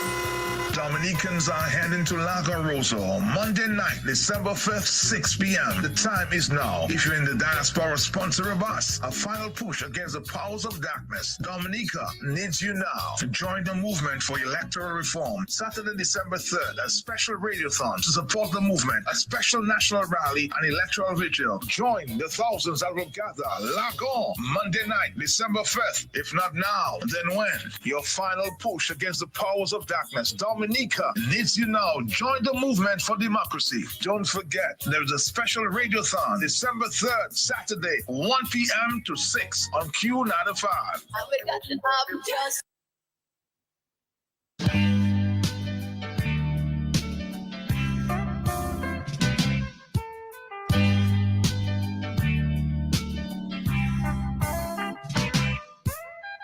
Got to find a solution to this pollution. Whoa, whoa, whoa. Got to find a solution to this pollution. Yeah. Got to find a solution to this pollution. Whoa. Got to find a solution to this pollution. The poor man I feel let go out. The poor man I feel let go out. The poor man I feel let go out. The poor man feel let go out. Gas gone up, bus fare gone up, rent gone up, phone bill gone up, light bill gone up, tax gone up, car parts gone up, and we can't take this fuss, and there has got to be a solution to this pollution. Yeah, gotta find a solution to this pollution. They're growing, gotta find a solution to this pollution. Whoa, whoa, whoa, whoa. Gotta find a solution to this pollution. Only the poor man of me, yeah. Yes, you can make your contribution on www.nidclf.org, nidclf.org, the Electoral Reform Coalition. Remember, we have a massive activity on Monday, candlelight vigil. Everybody coming downtown because we need to send a very clear message to the Roosevelt Scarrett and his team because what is happening in our country. And also, I'm very disappointed in the Electoral Commission and the role of Mr. Duncan Stowe. Duncan Stowe is a lawyer that I respected a lot, and he had the opportunity to stand up on the side of Dominica because we're in about a lot of irregularities in terms of the electoral process. And you, as the electoral, the chairman of the Electoral Commission, we have not heard you in the public space. Only time we heard you is when you some time ago is when you really spoke about that by-election in Granby and nothing else. You know, we have been asking you to speak on what is going on, and I think you have a very important role, independent role to let the country know what's going on. And you know that we are not ready for elections. Dominica is not ready for elections. Too many people were disenfranchised and continue to be disenfranchised. And you have not stand up for them. And that is very serious. I am very disappointed in Mr. Stu. And I'm hoping that Mr. Stu will say something to the Dominican public before that actual sham election takes place. Because the law of Dominica will be on his hands. And the president as well, President Sevre. In 1979, you know what transpired, and the other members who refuse, they know better and refuse to take a stand, and they want to see Dominica just go down a negative road, and when a few of us stand, we people want to frame us as the bad people. I sometimes sit back and ask myself, if I had the metal like Lennox Linton, how many of us in Dominica had or have the metal, has the metal like Lennox Linton? What they went through. People say that we are wasting money to go to the courts with some matters. I mean, Mr. Linton was battered and bruised. People vilify Mr. Linton. And the same thing that Mr. Linton was raising us some years ago, now we are seeing it happening. When we went through the CCJ, and the CCJ gave us told us do not go into the next election with a tainted system. The highest court in the Caribbean told us not to go to the elections, and Mr. and Skerrit defied them and tell them, "Zoto kopa wezon, zoto fwe. I am going to show you I am boss. I am the world boss. I am going to another election with the same tainted list, the same cheating and bribery." You've seen videos of members of the Labour Party going to ground for another person, giving cool out, bold-facedly. How do you expect our young people there are some young men and women, they only know Labour Party. Only party they know is Labour Party. They don't know about working. Some of them still working hard because the parents instill those values in them. Not the political landscape, not the governing party. The parents, the community instill values in them. And these are the type of things you like to see go there. I just want to, as we're speaking about the election and what's going on, something happened some time ago in Salisbury, I think Tuesday. And the young lady, Lindsay Frank, went to Vailcars that same night and said that I came at her home and to tease her, I turned in her yard. I have refuted it. I have to do it again. That never happened. I have a big yard where over 20 vehicles can park in my yard. They were God blessed that they were at that time. Coincidentally, the NEP workers were there. First time the NEP came around there to clean that road for the past 4 or 5 years. Most of the time, we clean that road in that area. It's people living in the area, cleaning that road. And the NEP workers came there. They were there cleaning. I left. I dropped my son to school. I came back and I left to town. And the young lady said, I left my home. I mean, her first statement on the political platform saying that you want to represent Salisbury. You have never been involved in Salisbury. And he went on in Vickers, the birthplace of your mom and your other family, siblings and other family members. And he's saying that I came to your yard. I came down the road and tease you. And most times I'll go down to your road. You will live below me about 1, 2, 3. About 4 houses below me. And he said, I came to your home and tried to tease you. I've never been there. And most of the time I go down there to drop somebody. And most times it's your dad. Your dad is a very nice gentleman. I've always respected him. If I see him walking in the hot sun, I'll give him a ride. That's not a problem for me. That's my personality. Giving somebody a ride is no problem for me. And he said that it came to your home and teased you. I've never been down that road for the past 3-4 weeks. And God, that's your first statement. You want to attack me in that way. It can't work. I just wanted to clear the air of this one. It's on you now to go and tell me what time I came at your home, what I did. In your yard, you say I turn in your yard. and I tease you. And sometimes you have to let some things go. C'est la vie, but sometimes you have to let people understand, man. If you come into the political realm, you want to make an impression. I'm old school. Don't try to ride on my back and try to bring me down. You can't bring me down. But come there and speak. You're ready. You laughed so many times already disrespecting the people of Salisbury. Even recently, going by an elderly lady in Deakai and telling the lady if they not vote for you, she will lose the $300. And that's what the Labour Party is doing around the place. They're trying to tell people lies, telling young people that if they go and vote, they will know who they voted for.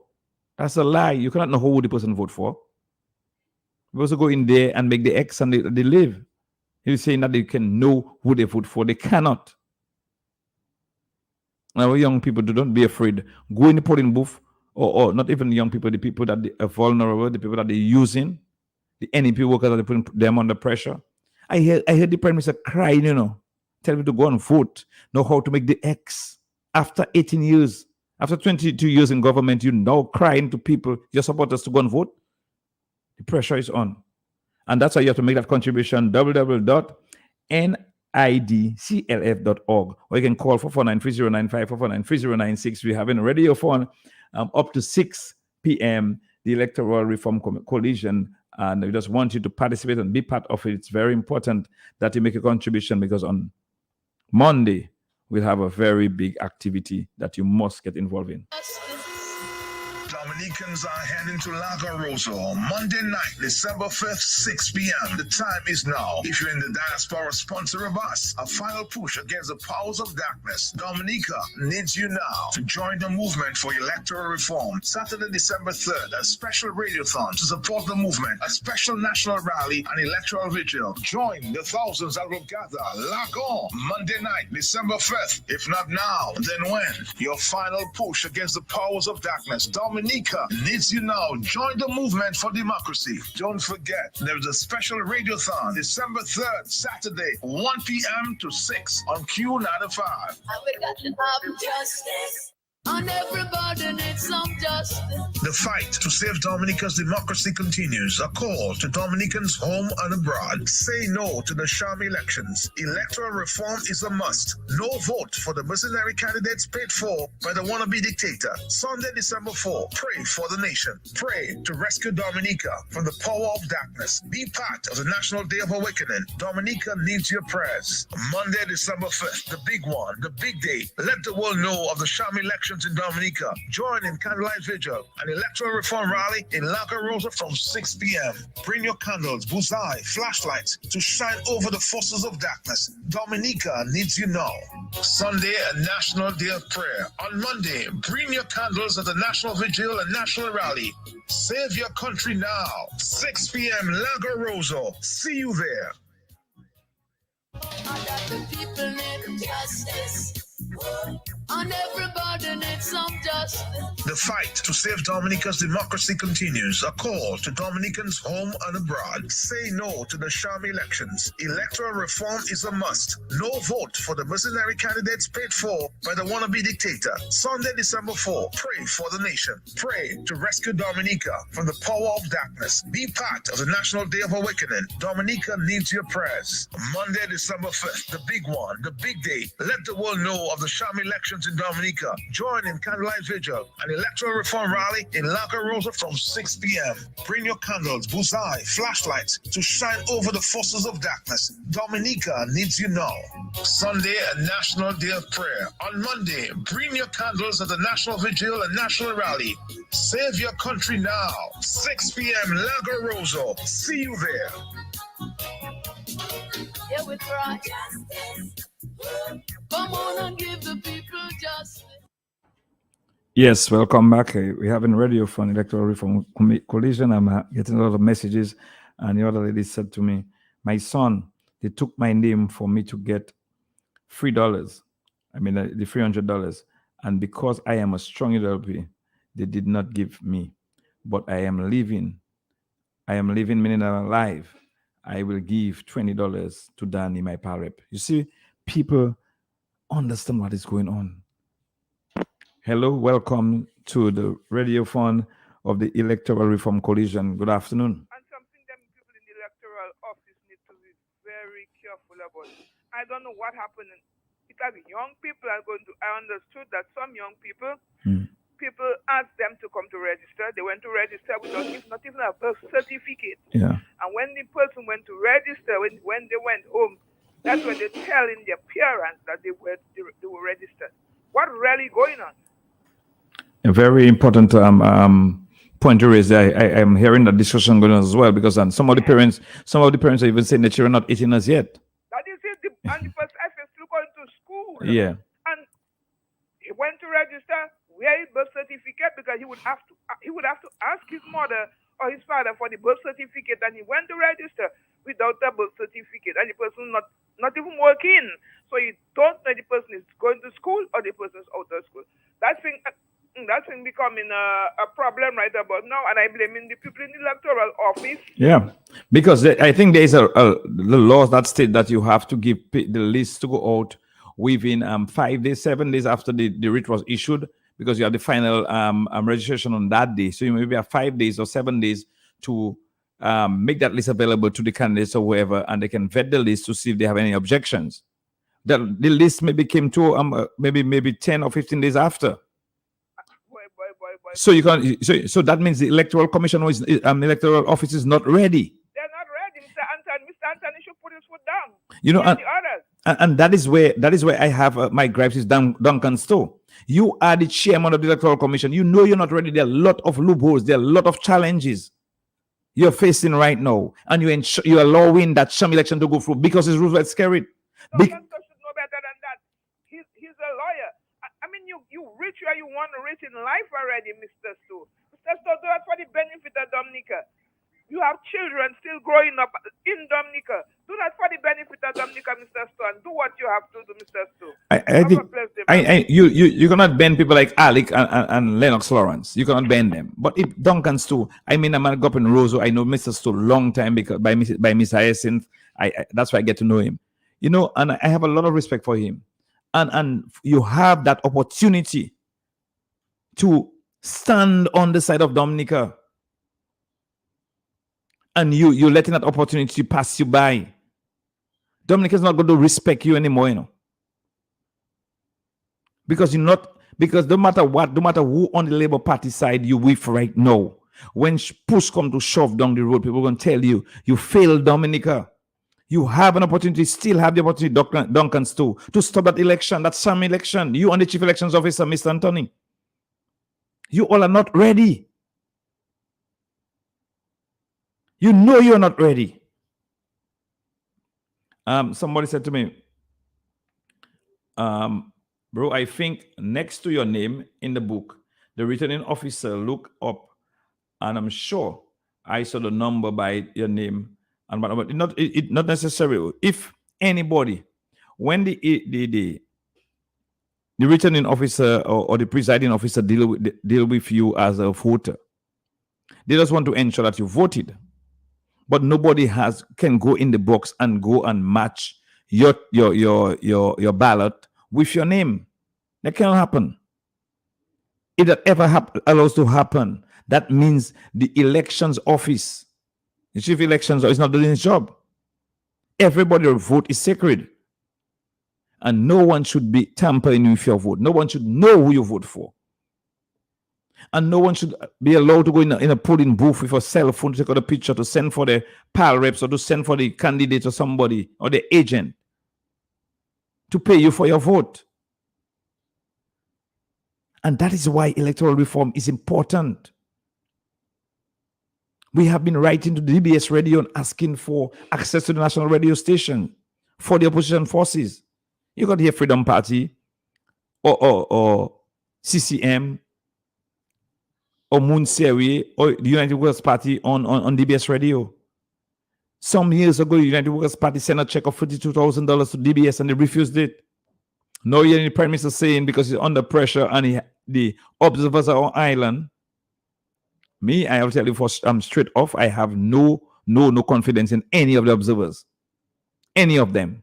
I have met with, for all the election cycles that I ran, up only the by-election in 2009. So now 2010. 2009, I met observers. 2014, I met observers.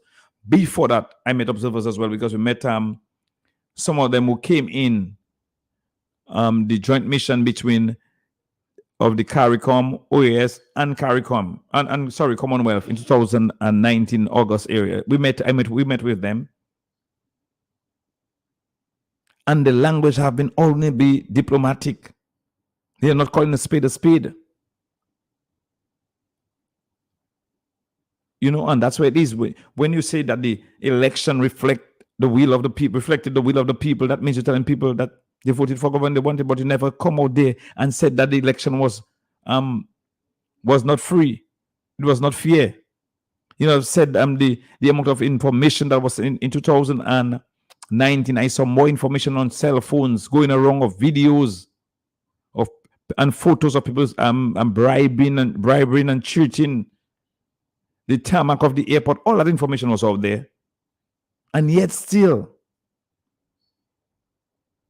the observers, like it was business as usual. So they're back on the island for the sham elections. They're there, they're meeting with people. And I have no confidence in them. I'll say it straight off. They have to build back the confidence in me and trust in me by ensuring that they see what they saw. They reported what they saw and what they experienced. I know there was several observers and part of the missions who met people and they reported, and some of the information was struck off because it was maybe too direct. And that's how some of these institutions come to your country and they just sell you out. And now Dominica is at that crossroad because of some of them. They refuse to do what they have to do. See what happened in Guyana soon after the elections in Guyana. The Speaker of the House, the former Speaker of the House, was an election observer in Guyana. And you heard what happened maybe days after the elections in Guyana, somewhere in March or May of 2020. And when it was proposed that Francine Baron would head a committee in Guyana, and it was turned down because they had issues. And you see how they went through the court system very fast. Look, now they have another matter in Guyana for bribery and cheating and whatnot that happened in Guyana because of the elections of 2020. And in Dominica, our own people refuse to speak.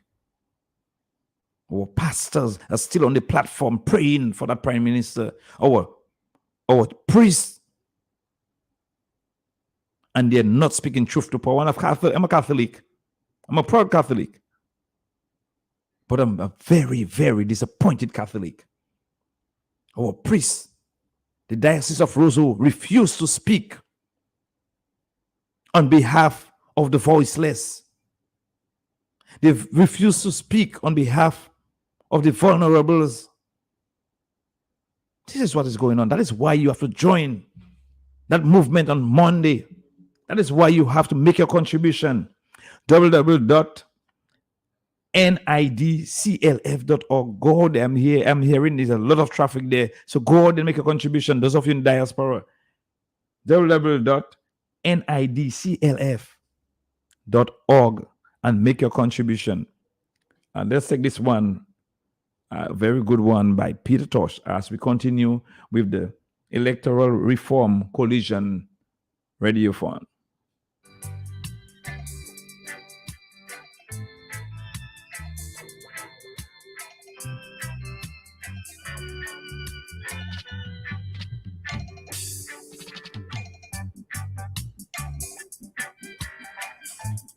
Good afternoon. Welcome to the Radiothon. Hello, good afternoon. Welcome to the Radiothon. Good afternoon, Spark John. Good afternoon, sir. This is Pepsi from La Plaine Valley. Yeah. Patsy. You can hear me good? Yes, sir. Okay. I am pledging $100. I'm in Guadeloupe, but I will send it down Monday morning on the boat. All right. And to who? And then the person will have the receipt that I can get it when I come down on the 17th. Okay, so I will not there, but I am there with you all in spirit. Okay, so I am there with you all in spirit. Thank you very much. Roll and go and have a good time. Okay, so you can do somebody. I will be there on Monday night, even while you don't see me, I at the front. All right. See from La Plaine Balisier. And who you have been? Yes, have a great day. Yes, I was just asking who you'll give it that morning. You coming down? Somebody will be down from the boat, right? Somebody will be down from the boat. Yes. Okay. So you know me, you know John. I know you. Good. I know you very well. All right. I'm sure that it's written all you want. Okay, thank you very much, sir. God bless you and your family. Okay. Have a wonderful. And Mr. Thompson Fountain, I am there with you, brother. Hold on. All right. Thank you. God bless you. Thank you for calling.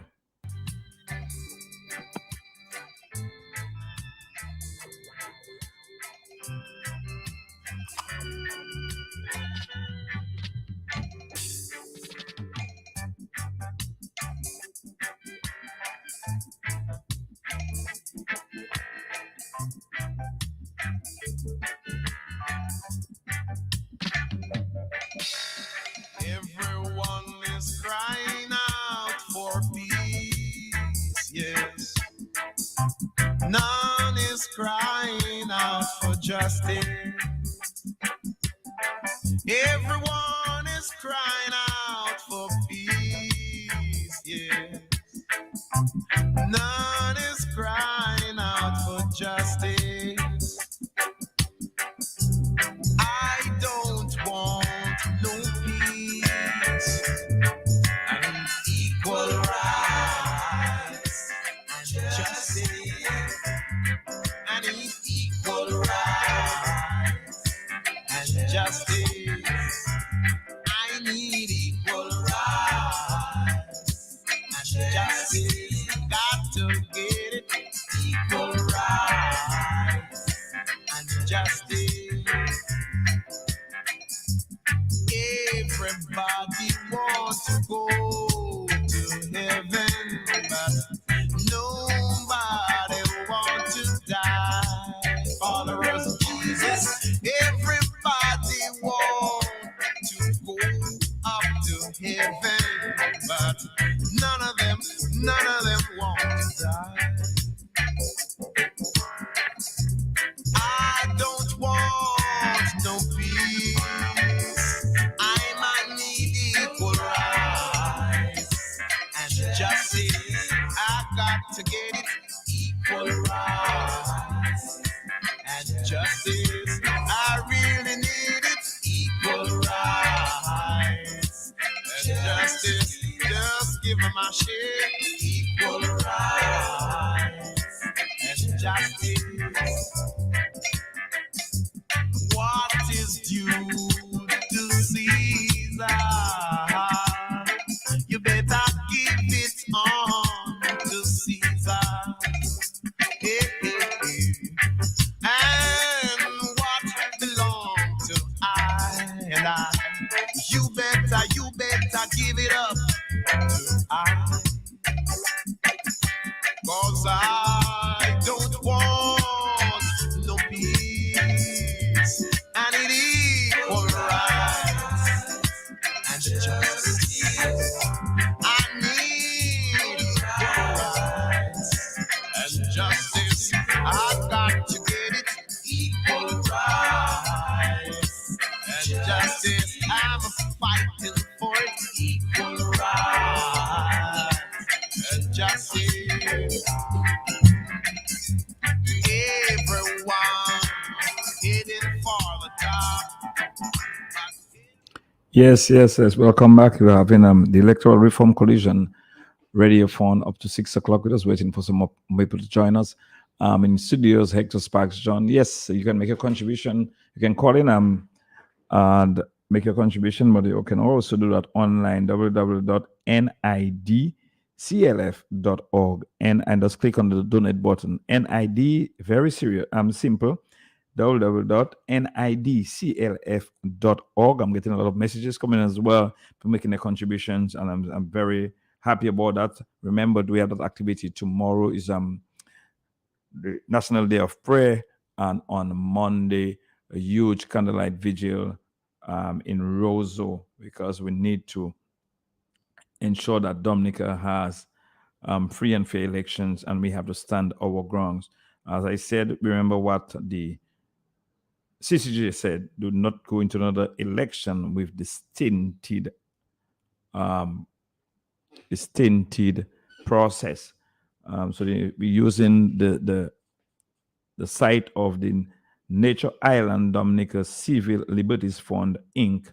And the website is www.nidclf.org. Nick Cliff, www.nidclf.org. You go there and you make a contribution on the donate button. Does make a contribution, right? You can call in 449-3095, 449-3096, 449-3097, 305-432-9624, 305-432-9624. You can WhatsApp 265-4334, 265-4334. As we continue the discussion, it's very important that you become part of the movement. I'm getting messages from a lot of people saying, Sparks, I will be there on Monday. Tomorrow I'm going to pray. Tomorrow I'm going to church to pray. And we want our priests and pastors to go there and pray for the people, pray for our nation, not just go there and speak and not, and what we said, be selective and not address the concerns going on in our country. Our country is hurting. Our country is hurting. What are you doing about it? What are you going to do about it as leaders in our country? And we would like to see you do more. We'd like to see you participate fully as leaders in our country and religious leaders at that. Some of you has let us down a lot. And I would like to see you come on board and ensure that we have better days in our country, to ensure that Dominicans are moving in the right direction. Our country, people feel good to be Dominican. People say, embrace the nationality and embrace the culture. And that is what we'd like to see happen in Dominica. And let's bring you this one by King Dice.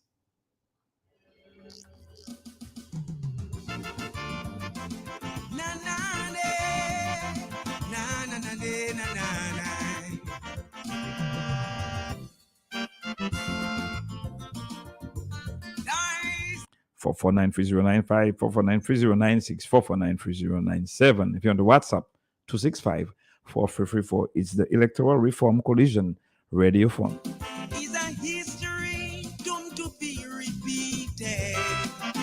That man's heart would be hardened if none to himself, and the cycle of destruction would be completed. And the cities and towns would be filled with corruption. Leaders would rule by hate and division. And when religion walks hand in hand with the system, time casts its shadow on much harder days to come. These are the days of darkness, low men in high office. Respect is lost even in schools. Oh. These are the days when honesty, honor and integrity seems to be the treasures of a fool. Oh. These are the days of deception. These are the days of destruction. If everything says these are the days, then these are the days. These are the days.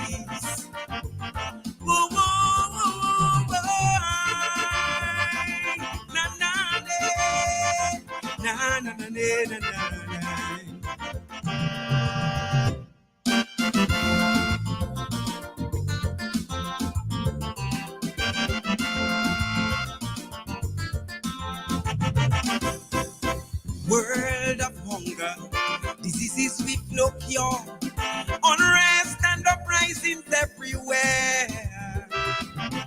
Reality means nothing, image is everything. The world is in the hand of the deceiver. Man is a victim of his own intelligence, and the youth are the same children of disobedience. And just like Babylon back then, seems an unseen force wields the system on a destructive course. that no one dares to stop. These are the days of numbers, great signs and wonders. Seems we are back in the biblical days. Whoa, whoa. These are the days of Babylon. These are the days of false religion. These are the days of revelation.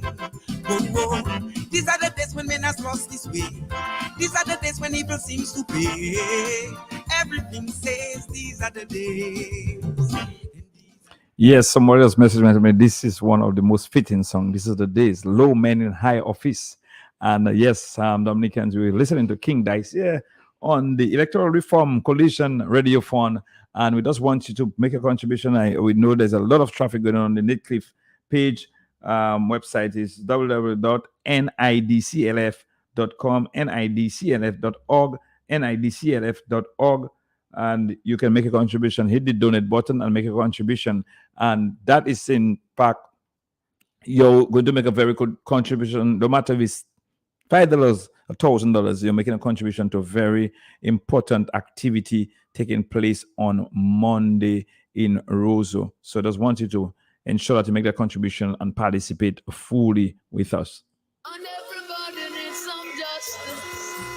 Dominicans are heading to Lago Rosso Monday night, December 5th, 6 p.m. The time is now. If you're in the diaspora, sponsor of us. A final push against the powers of darkness. Dominica needs you now to join the movement for electoral reform. Saturday, December 3rd, a special radiothon to support the movement, a special national rally, and electoral vigil. Join the thousands that will gather. Lago, Monday night, December 5th. If not now, then when? Your final push against the powers of darkness. Dominica needs you now. Join the movement for democracy. Don't forget, there's a special radiothon December 3rd, Saturday, 1 p.m. to 6 on Q95. And we got to have justice.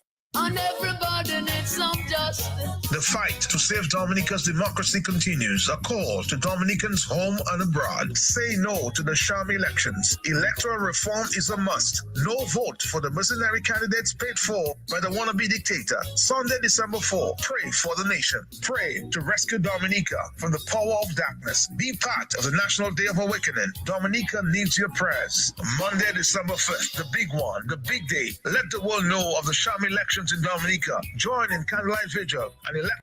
Good afternoon to you on the overseas line. Welcome to the Radiothon. Yes.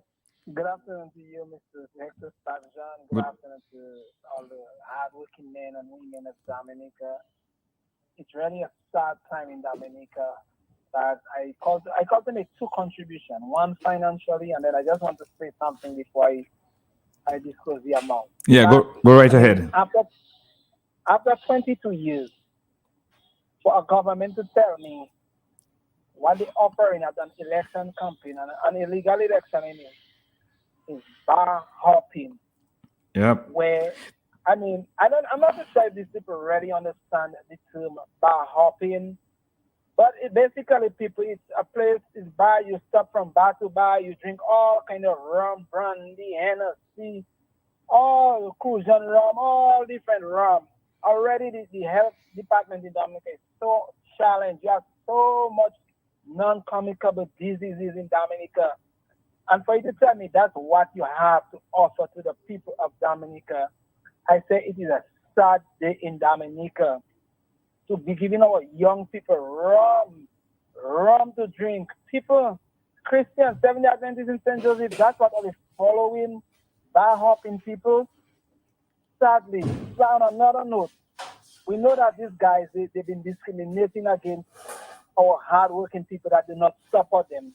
I'm really hoping that one of them days we could have a fundraiser to at least help out these people that have been denied how much they giving them? $300. That's what they giving. Yeah, $300. We could have a we could have a fundraiser. We have to make it happen, man. I'm really hoping at least by Wednesday, Thursday, this government will be no more. In closing, Sparks, I want to make a contribution of $150. I will text you after Sparks, and I will let you know how to get that money. How about that? Yeah, no problem, Peter. I will, Peter Thomas, and 150 EC US. 150 US, Sparks. I'll text you.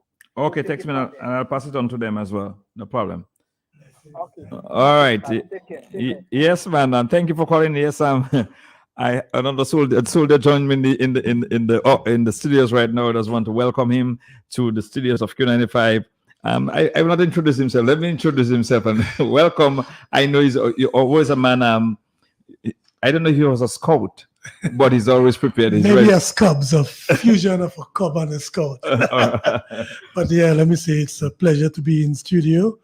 We're just coming from a meeting with the election observers from the Commonwealth. It was a very interesting meeting. It was represented by Team Unity, Freedom Party, United Workers Party. The United Workers Party had a big team. The Freedom Party had a very big team, and then also Team Unity had 2 persons. So it was very, very interesting. But I came in with $100. This is from Mr. Tyron Anthony. Blessings. He gave that to me very early today. He said, Daddy, make sure I bring it. He wants to make his contribution. So that is from Blessings. Yes, I know that contribution. We'll make sure that it reaches in the safe hands of the others. He told me about it. He called in and he also make a contribution to his son. So I'm going to put paid by that right away. Blessings.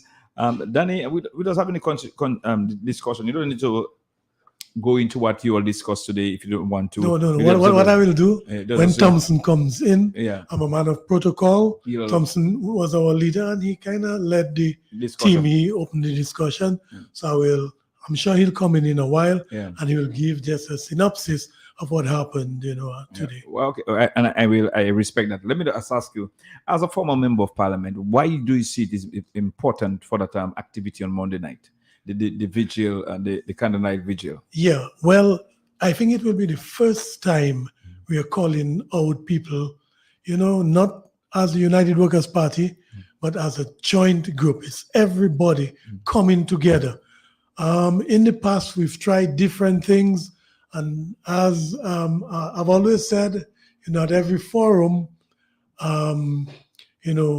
participating in elections from 2009. I've seen the degeneration of the electoral process in Dominica. That is why I fully agree with my party that we should boycott this time around. You can't be trying the same thing for a 3rd election cycle, in my case, as a representative, and expect different results. My own the 5th election cycle. Okay. Because you had the election 2009, the by-elections, the by-election 2010, election 2014, election 2019, and this one. I think they say doing one thing, the same thing 4 or 5 times, like you're insane. Yeah. And I think the party has taken a decision in the interest of country, because we could just go and get a salary. And set our homes. It's not about the salary. People worried. These guys on the platform saying because we fixed, we'll not be getting that $2,000 again. And it's sickening to hear the level these guys will go to. We were members of parliament, Danny. Yep. And these guys took a double bubble. And they didn't give us in June, the end of June. Sometimes I don't even like to mention about our salary, because if people really know what is our salary. I said it, Danny, $2,010 and then about $600 and something as allowances, and just $7,700. $2,700. Also, as retired parliamentarians, our pension after serving, in my case, 11 years so far, will be $300 a month. Just to share with the public and insight into the kind of abuse that we take. And when Roosevelt Skerrit is making light of it, when just for his housing allowance, he gets $64,000 a month. Yeah. And in our case, we got to make that. We have to take 2 years to make that. And you try to speak to people about it, and they believe it's just a joke. Well, I can laugh about it. You know why? Hector, as I tell people, I'm 63 years old. I know you're younger than me. Yeah.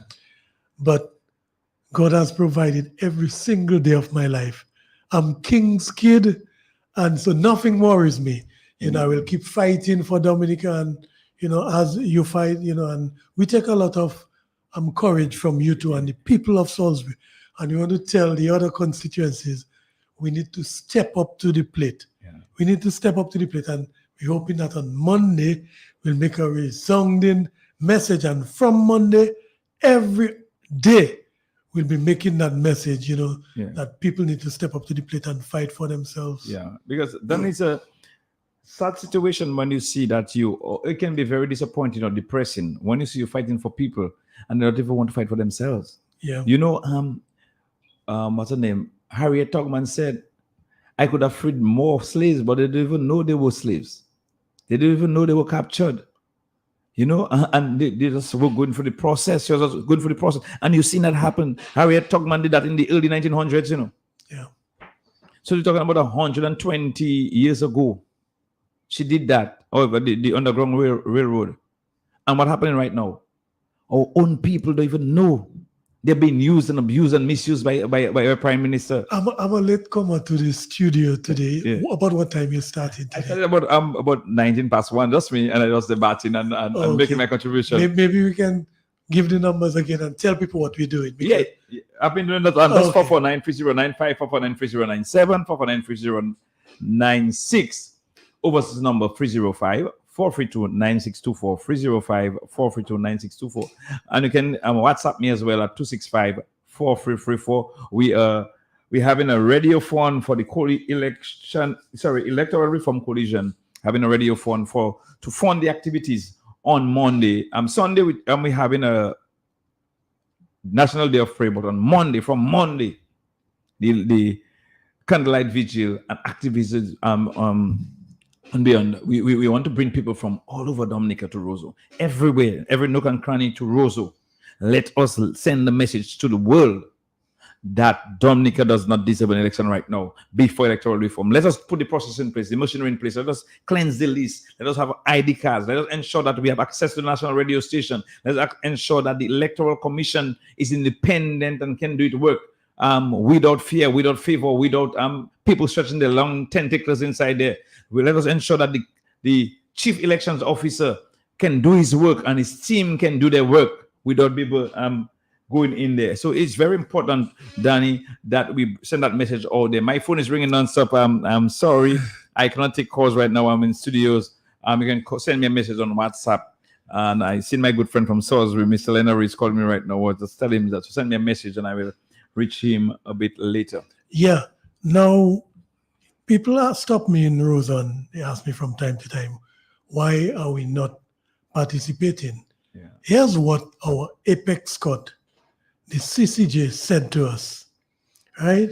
They stated clearly and boldly that never again should another election take place in Dominica with the outrageous taints as the examiners saw in the election petitions brought before the lower court in 2020.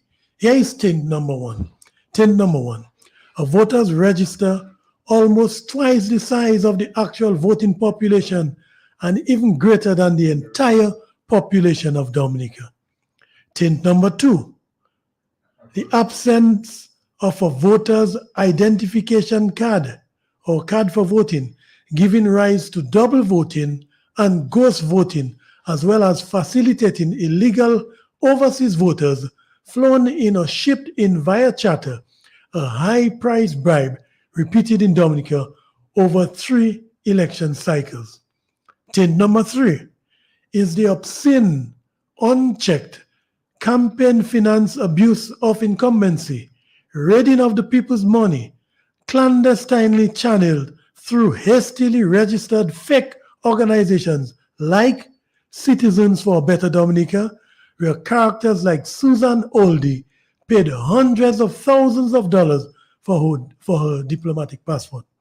And it was Senior Counsel Anthony Astafan who told us that the proceeds of that illegal sale of this diplomatic passport was used to finance the Labour Party election campaign. Taint number 4, the deliberate blocking of all opposition parties from the airways of national station DBS Radio. Political ads of the opposition United Workers' Party to the tune of $35,000 was flatly and illegally refused by DBS Radio. Rallies of the opposition parties was never carried live or even heard on DBS radio frequency. Only the Labour Party political activities could be heard on DBS throughout the election campaign. So you can see with these 14 as identified by the CJ, our apex court tells us if we were to go before that court in an election petition of some sort of legal action, they would say to us, we told you so, it should never happen. So but not just we're saying we shouldn't, our highest court telling us also that we should not. Yeah, and Danny, I'm happy that you came in. As I told you, my phone crashed a couple of days ago. So all this information I had on my phone, I lost them. But it's happy that you could quote it and bring into perspective why we took that action. And we took that action on behalf of our country. Earlier on, I spoke about Mr. Linton, and Mr. Linton was what he went through. You know, we lambast Mr. Linton. He got a lot of stick for bringing out the information, for challenging those information. When we went before the court, on several occasions, they said, "What United Workers Party before going to court again and again?"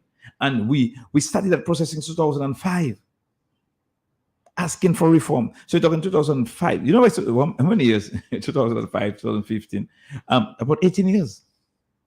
We have been asking for electoral reform, and we are seeing nothing happening. So it's not 18, 17 years, and nothing has happened. One of the things that I shared, I will just say what I shared at that meeting. I asked the election monitors if they know the name Burna Boy, and there was a lady from Africa, and of course, some from the Caribbean who are well aware of the name Burna Boy. I told them that Burna Boy was used as a form of bribe and treating, because we had a World Creole Music Festival. He was brought to Dominica, paid for by the government of Dominica, and 10,500 tickets were given free of charge to party supporters of the Labour Party.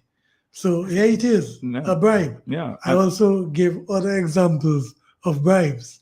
But Danny, my disappointment with these observers over the years, I'm happy that I came to studios instead of going to meet with them. I remember when we met with a few of them on several occasions, and it's the same thing. When you go to the report, it's more diplomatic mumbo jumbo.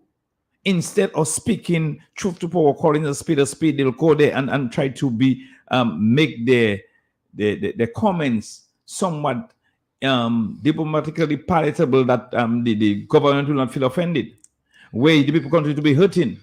Something also I shared. I told them, Honorable Hector John, and I asked them if they know the name Kamala Sharma. All right. What year did we meet with him? 2012, I think. 2012. I told them, as far back as Kamala Sharma, we presented to him a manifest of persons who came to Dominica on a charter to come to vote in Dominica.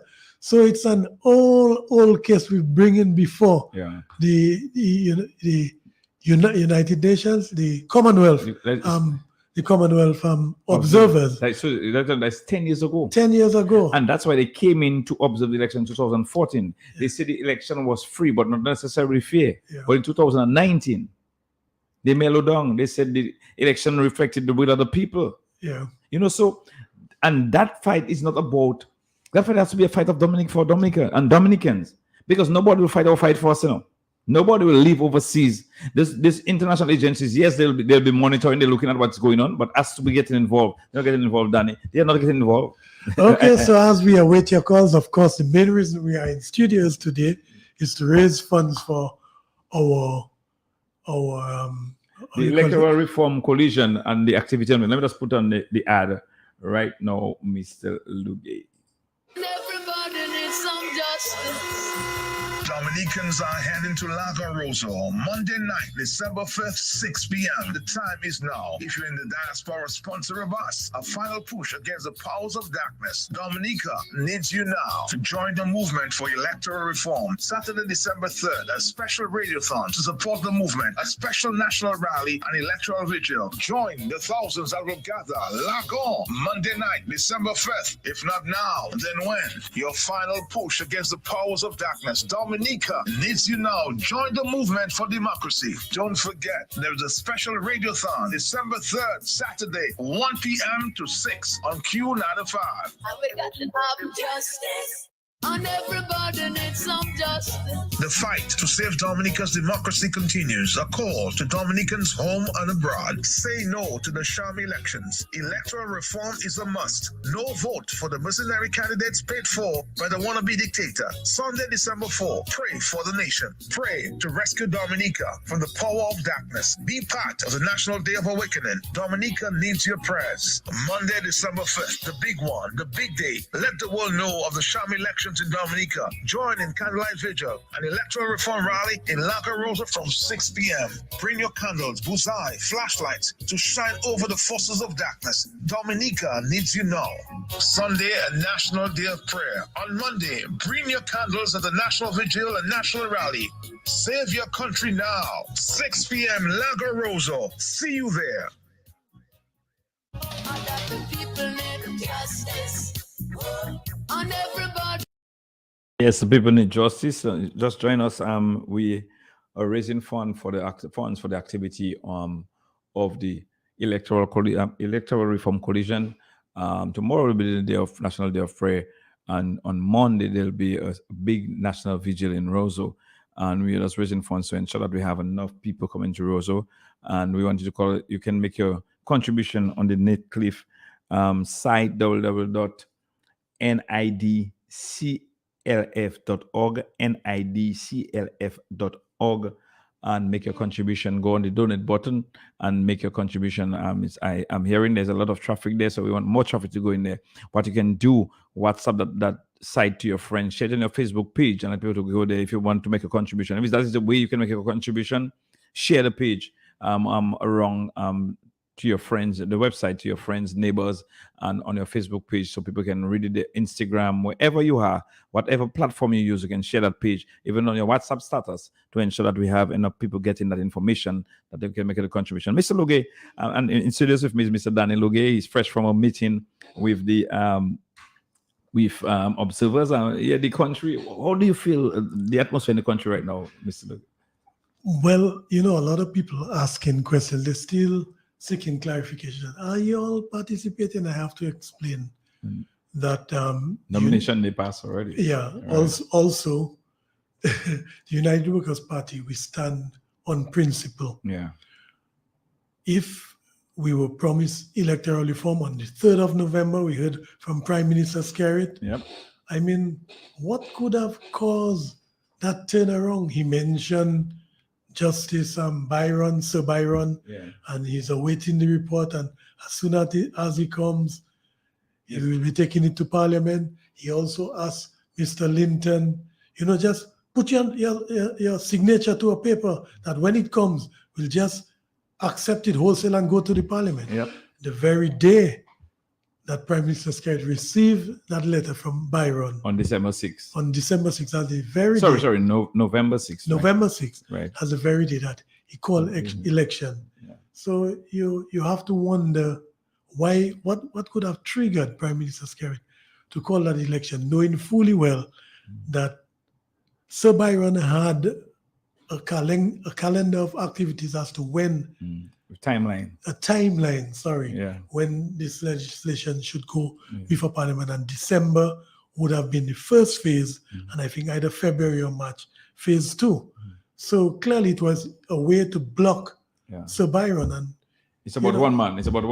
So how this snap election is not beneficial to the people of Dominica and its democracy?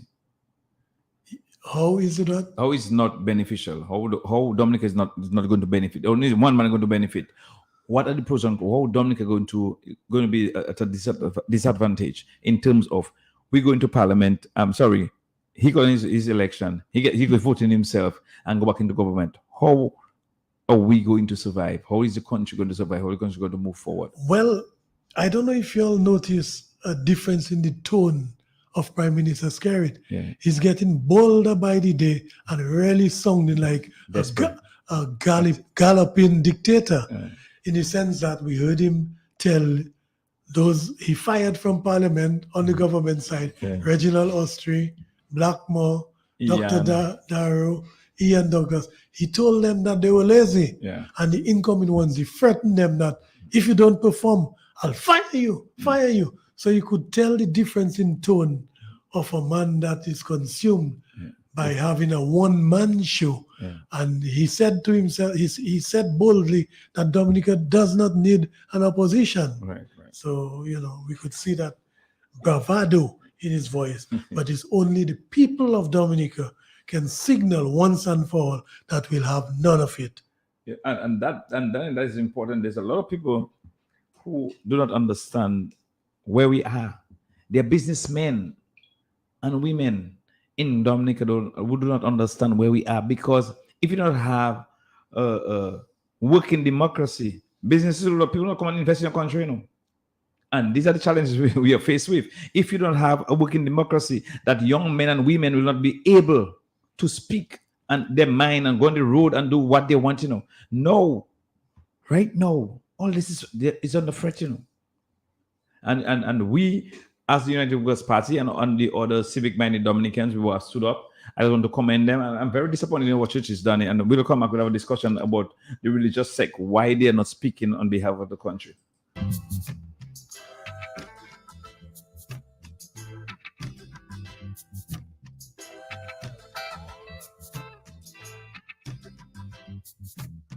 We refuse to be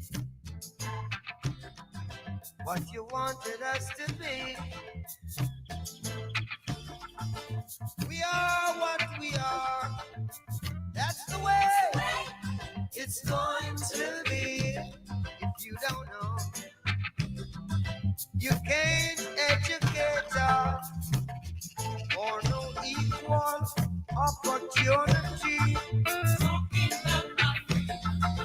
Talking about my freedom, people freedom and liberty. Yeah, we've been shouting on the wine press much too long. Rebel, rebel. Yes, we've been trying on the wine press much too long. Rebel, rebel. Babylon system is the vampire.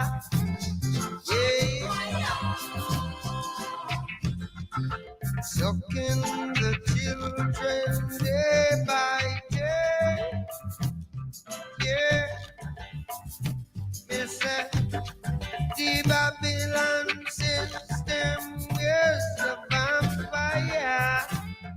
Falling empire. Sucking the blood of the sufferer. Yeah. Building church and university. Oh, yeah. Deceiving the people continually. Yeah. Me say them graduating thieves and murderers. Look out now, they're sucking the blood of the sufferers. Yeah. Tell the children the truth. Tell the children the truth. Tell the children the truth right now. Come on, man. Tell the children the truth, man. Bob Marley. Yes, Danny. Yeah. Earlier on, before we took a break, remember we are having a radiothon for the Electoral Reform Coalition and the activities planned for the weekend and especially Monday in Roseau, a big national vigil in Lagon Roseau on Monday. So get your candles, get everything ready, your flashlights, even your boozer you have, your phone lights as well. Just come up to Roseau on that day, and we're going to make buses available from every part of Dominica, and that's why we're having a fundraiser. But before we took the break, and took something from Bob Marley, we made mention about the religious sect and they being very silent in what happened to our country right now. In the 70s, the late 70s, 80s, some people made some. Hello, good afternoon. Welcome to the Radiothon. Good afternoon, Honorable Hector John. How are you, sir? Good afternoon, Dr. Dion George. How are you doing, sir? Well, thank you. Good afternoon, Honorable Dr. Lugay. Good afternoon. Let me just take the if you confirm your doctorate, I must accept it. And let me well, I mean, with what you have put for, and I would consider that an honorable one. That's from me. All right, and let me just before you continue, let's take the opportunity to extend the sympathies to you and your entire family on the passing of your grandmother, Elma Kazimi, better known as Melma to us in the neighborhood. So I just want to extend sympathies to you and your entire family. Well, that's very kind of you, Hector. Hector, it's no secret that you are my family, and I support you. And I know you support me in this time of grief. But my purpose for calling is to thank the No Reform, No Election Coalition for supporting democracy and supporting good governance in Dominica. As the treasurer of Netcliffe, my only purpose for calling is just to give you an update as to how the funds has been coming in and to update the public and thank them for their contribution towards a better Dominica. With that being said, I would also say that Netcliffe is a non-profit, non-political alliance and a non-partisan organization. But for cause of human rights, for cause of democracy and transparency, environment, and the whole list continues, I would like the persons who are contributing to this very noble cause to explore the website, which is www.indclf.org.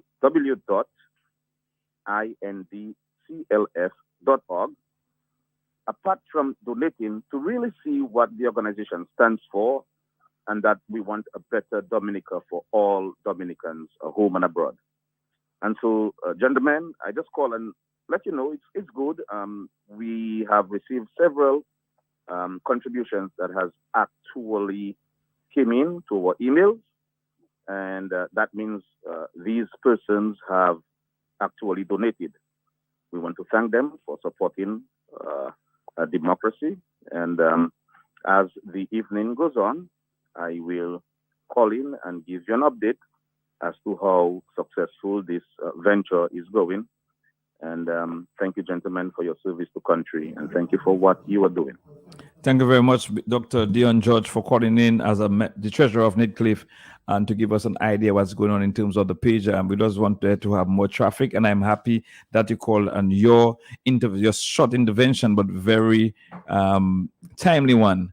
It will encourage more people to go out there and make a contribution. You're calling us as far as I'm from Atlanta, Georgia. And we know that you're a busy man, but you make some time to follow what is going on in Dominica. And we really truly appreciate your contribution, not being in Dominica with us, but standing with us in anything that is being done.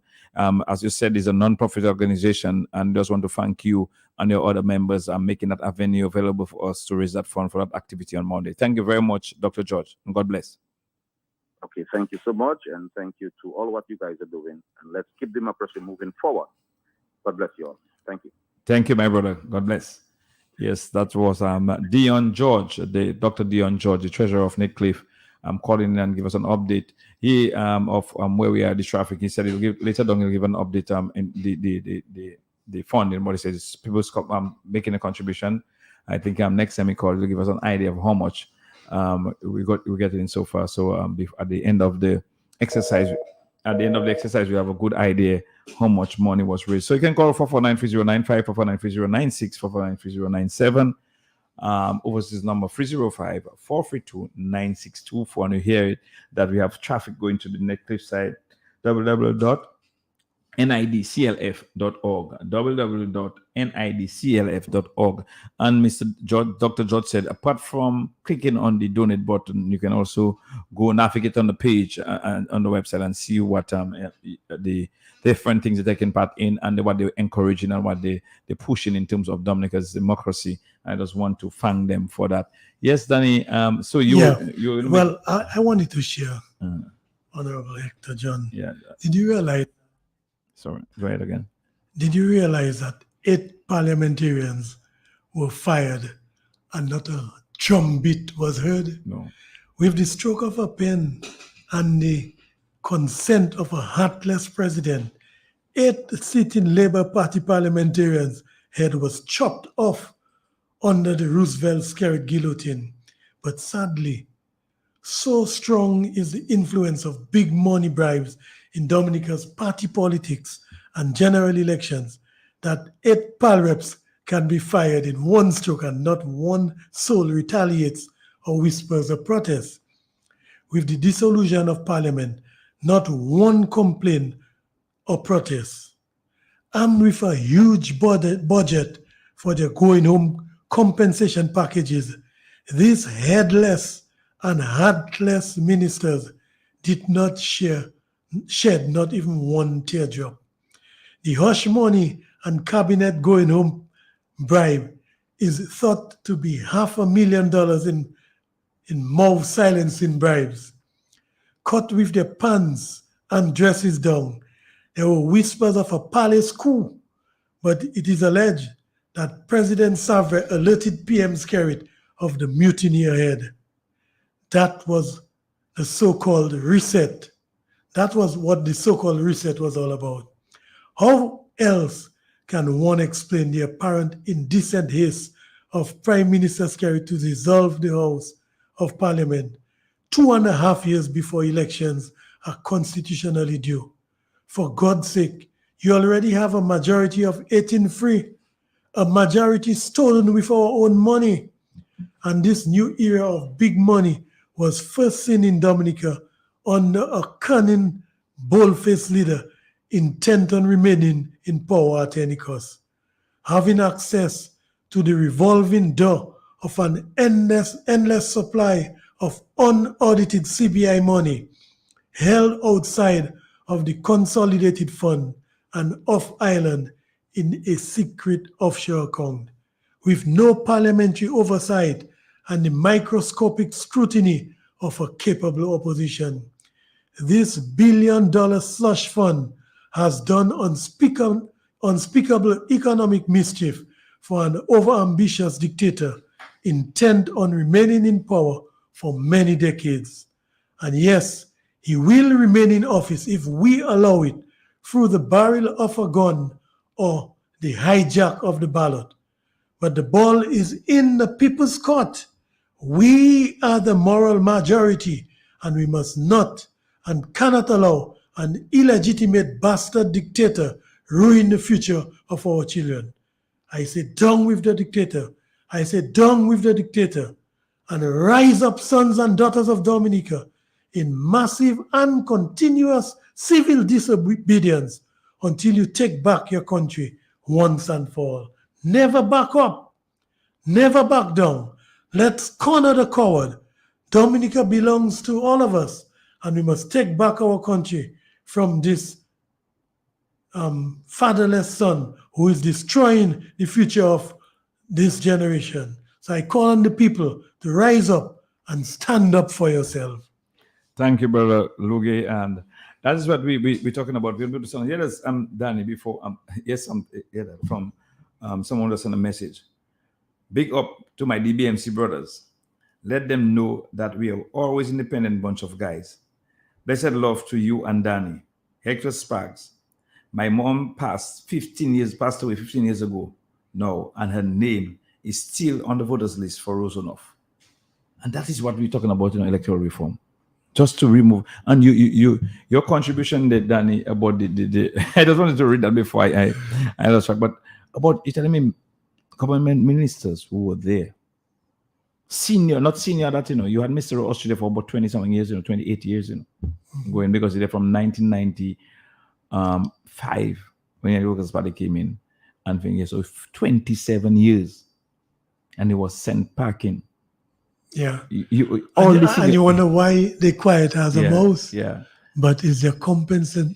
When you have big money Talking in politics, big money in government, no one knows the source of the funds. That's what happens. So Blackmore can be quiet as a mouse. Yeah. Dr. Daru can be quiet as a mouse. Let me tell you something. Daru used to curse the man in cabinet meetings. This is alleged that he used to curse him in cabinet meeting, and no, not even you seen Daru on the platforms around the place. You seen Blackmore, Reginald Austrian, the one Ian Douglas. I actually saw Blackmore dancing. Yeah. Man. Mr. Blackmore. The package. Raise your testicles. No, the package. Go find your testicles. Stand up as a man. But the package is done in the package. But don't forget what we're doing right now. The Electoral Reform Coalition having a fundraising radiothon. I just wanted to contribute. As you heard from Dr. Dion George, who is the treasurer of Nickliffe, saying that we have some serious traffic on that page. www.nidclf.org, www.nidclf.org, and really letting us know that we making some good ways in terms of raising some funds. We have gotten some calls here as well in studios. I will do a tabulation. We almost $1,000 here locally on this in studios. But you can still call in and make a contribution. You can WhatsApp us and make a contribution. I've gotten a few of them from WhatsApp, but a lot of people going on the site, on the web, on the website of Nickliffe, www.nidclf.org,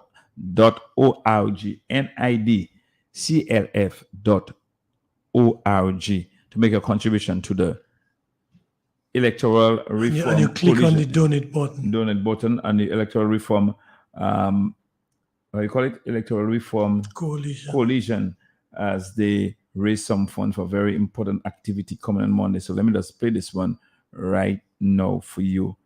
The ad, what is happening in your neck of the wood on Monday.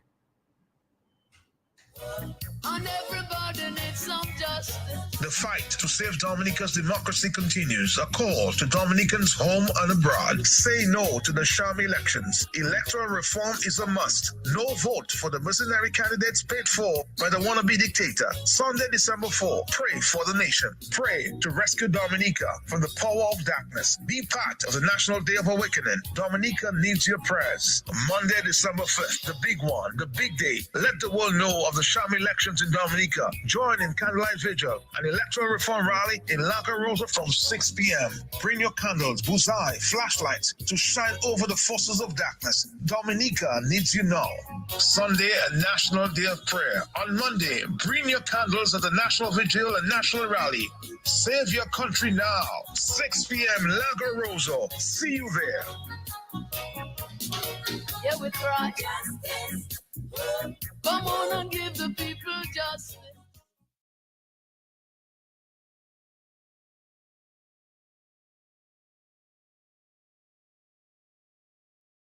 And everybody needs some justice. Dominicans are heading to La Rosa Monday night, December 5th, 6 p.m. The time is now. If you're in the diaspora, sponsor of us. A final push against the powers of darkness. Dominica needs you now to join the movement for electoral reform. Saturday, December 3rd, a special radiothon to support the movement. A special national rally and electoral vigil. Join the thousands that will gather. Log on Monday night, December 5th. If not now, then when? Your final push against the powers of darkness. Dominica needs you now. Join the movement for democracy. Don't forget, there's a special radiothon December 3rd, Saturday, 1 p.m. to 6 on Q95. And we got to have justice. And everybody needs some justice. The fight to save Dominica's democracy continues. A call to Dominicans home and abroad. Say no to the sham elections. Electoral reform is a must. No vote for the mercenary candidates paid for by the wannabe dictator. Sunday, December 4, pray for the nation. Pray to rescue Dominica from the power of darkness. Be part of the National Day of Awakening. Dominica needs your prayers. Monday, December 5th, the big one, the big day. Let the world know of the sham election elections in Dominica. Join in candlelight vigil and electoral reform rally in La Rosa from 6 p.m. Bring your candles, bullseye, flashlights to shine over the forces of darkness. Dominica needs you now. Sunday, a national day of prayer. On Monday, bring your candles at the National Vigil and National Rally. Save your country now. 6 p.m. La Rosa. See you there.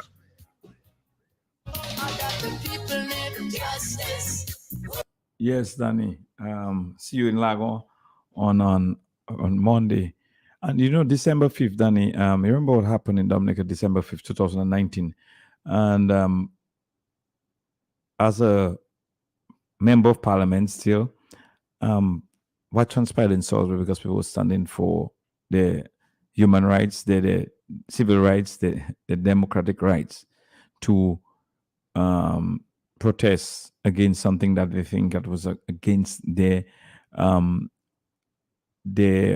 or blocking them or preventing them for voting a government that they wanted, their own interests, and that is something that happened. That is why I think the reform is. But someone as a member of parliament who is who represented the biggest constituency on Ireland, what do you think? What are your thoughts about what transpired in 2019? I'm glad you raised this issue now, because guess what? That was one of the questions that the observers from the Commonwealth asked us. They heard about, like the government wanted to set up for a rally in Salisbury, but the people objected, and we had to explain to them what went on. We told them that the regional forces came to Dominica, and while the people were fast asleep, they were tear gassed. Two persons were shot, and then after the tear gassing, there were about 7 deaths. We think that was related to the tear gassing of people while they were asleep in terms of elderlies. So we clearly outlined to the observers there are certain things that they will not see by virtue of the time they usually come to observe an election. And then we told them we're going to send them videos of persons who are bribed, counting money and calling the name Capitole and slamming the money, So with that kind of evidence, and we can hand it to the observers, clearly those are not things they will see if persons are with them to point out, and not with them to point out, well, look, do you see this envelope there? Do you see this person counting the money? Do you know the name of the person that's been mentioned while the money is being counted? So clearly, we outlined to the observers that in order to observe an election properly, they need to come much earlier. In their response, they said, due to the fact that it was a snap election, it gave them very little time to prepare to come. So that was one of the deficiencies of they being late to monitor our election. Yeah, but we have a lot of information out there. The thing about it, Danny, my disappointment, and I think only institutions that made use of the important information that we had for the after the 2019 election was the CCJ. We had, all this information was out there, collected and passed on to other people, and they didn't make use of it.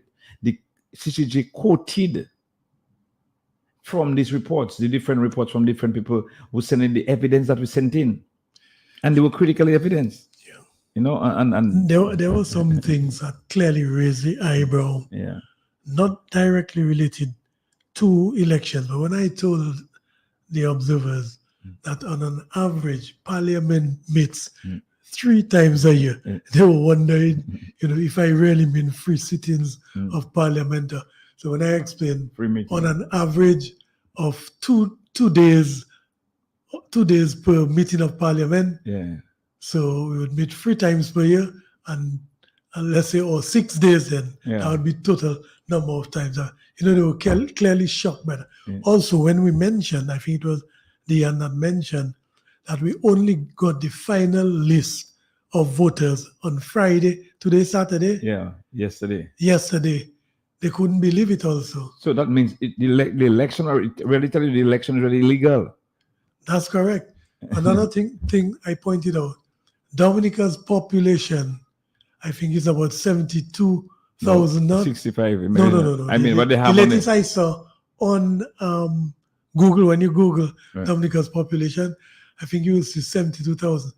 And the voter list is about $75,000. So, I mean, simple maths, even if you're not a statistician like Hector Spagg, John, but if you have if you have the national population of $72,000 and the voter register is $75,000, we got a problem there. And then your voting population is supposed to be about 45% of your population. Right. And the last, well, I brought with me to the meeting a 2014 elections report, and I think it was about 40,000 people who participated in the election. Right. So clearly, just by simple maths, I think the observers can see, the case that we're making. Yeah. And even in their own recommendation, they have been calling for a voter ID card.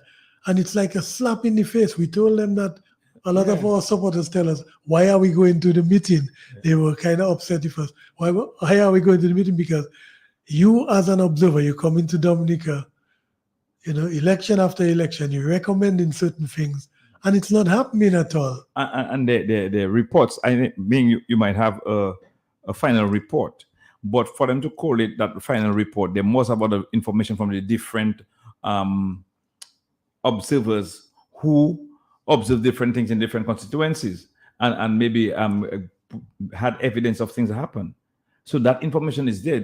If Mr. Luge, I was an observer, let's say I was an observer in 2019 for the OS. If Daniel Luge is an observer now, he should be able to go back to research on what happened in that constituency on that time.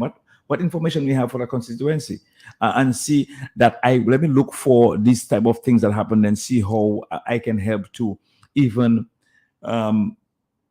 bring a magnifying glass on that issue in a particular constituency, and it's not been done. These things, you're not hearing anything, and then it's a sad situation that you go in there wanting these observers to report and to also ensure that actions are taken in the best interest of the country and to best interest of democracy, because of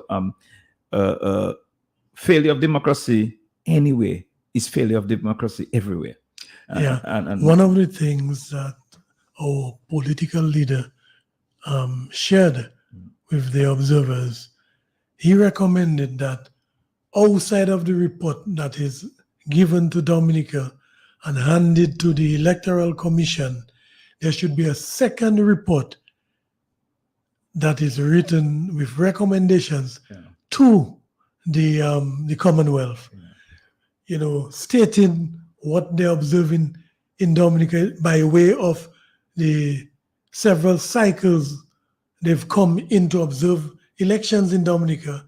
They've made certain recommendations and nothing is happening. So another report should go to the Commonwealth boss. Okay. Dominicans at home and abroad, the battle to rescue Dominica is on. Join the Electoral Reform Virtual Rally, 7 p.m. Sunday, 4th December 2022. Join the conversation. Get the updates on the work of the Electoral Reform Coalition. Contribute to the cause to put boots on the road, boots on the ground. Proceeds go to the funding of the Electoral Reform Candlelight Rally on Monday, 5th December 2022. 7 p.m. Sunday, 4th December 2022, live on Q95 Facebook, live on Q95 Radio, Push Past 10, National Joint Action Movement, Civic Vibes, and United Workers Party page, live on YouTube at Q95 FM Radio and Push Past 10. So they have all this activity, different platform they're using, and they'll also have a conversation on the Electoral Reform Coalition, what they're doing. Tomorrow they have a virtual meeting as well, rally from 7 p.m. So a lot of activities, and on Monday you have the big candlelight vigil in the heart of Roseau, and we want people to participate, and that's why you have to make that contribution. Remember to go on the website www.nidcc.org Let me repeat. The website is www.nidclf.org, and you can click on the donate button. Yes, Danny, and Yeah. Okay. There's something else I'd like to share. You know, I always spend a lot of time writing, Honorable John, and I did this. You dictator, we do not recognize you. You came in by deception, you rule by deception, and you will shamefully be removed from office through inner circle deception. You serial election thief, we do not recognize you. You know you are illegitimate, and we know you are illegitimate. Your government is illegitimate. The world knows you are illegitimate. The CCJ knows you are a liar. The CCJ shook up the courts when they declared the 2019 election tainted. The CCJ expressed the need to clean up the voter register before the next election. But you are a dishonest man to the core. You lied on November 3rd when you said that you await the Dennis Byron report to go to Parliament. You knew you were lying then, and you continue to lie today. Who does that but a con man? A liar is a thief, and a thief must continue to lie to cover up his stealing ways. The CCJ recognized the need to issue voter ID cards. The liar in chief that you are, nothing matters to you but forcing yourself on the people who do not want you. We are all the victims of electoral rape perpetrated by a serial electoral rapist, a crime repeated over 3 election cycles. And if we allow him again, he will rape the people once again. What do you do with a rapist? In China, they terminate rapists. After 23 years in office, you still have to steal to remain in office. Your record of performance is not enough to keep you in office, so you must steal yet another election. Dominica is not the Skerritt family estate. Today, you are scared to lose the millions you did not earn through legal means. You are unable to explain how you got it. Like a serial rapist does to their victims, you are forcing yourself on the people. 70,000 Dominica's population, 72,533 people on the bloated voters list. Actual number of votes cast in 2014, 41,576 votes. A total of 30,957 ghost voters, voters who do not exist in reality. The voters list needs to be cleaned, and 30,957 names removed due to death or absence from Dominica for 5 years or more. You are rejected by heaven because God don't endorse thieves. You are rejected by the people, so you bribe the innocent with brown envelopes with $300 to buy their vote. A $300 bribe is less than $1 a day in 1 year. And the $300 bribe is half a cent a day for the 5 full years which you were paid and will remain unemployed and underemployed. And so, we the people must now today free ourselves from the 23 years of our captivity, 23 years of slavery under Skerritt, 23 years of enslaving our children to a system devoid of a future, unable to build their own homes, unable to take a holiday vacation to a neighboring island, unable to start a family, unable to feed themselves for an entire month, unable to buy school books, unable to pay for your children's education, a generation condemned to a cycle of poverty, while those who are able to run away to St. Kitts, Antigua, and St. Lucia, countries which 30 years ago Dominica was way more developed than. Today, our neighboring islands are places of refuge for Dominicans who are fed up of the cycle of poverty and hopelessness. Young people, wake up and save yourself. We can only talk so much. We will not be able to fight your battles into our retirement. You must now save yourselves and reclaim your country. Down with the dictator. Let's stop him now. Thank you very much, Brother Lugi.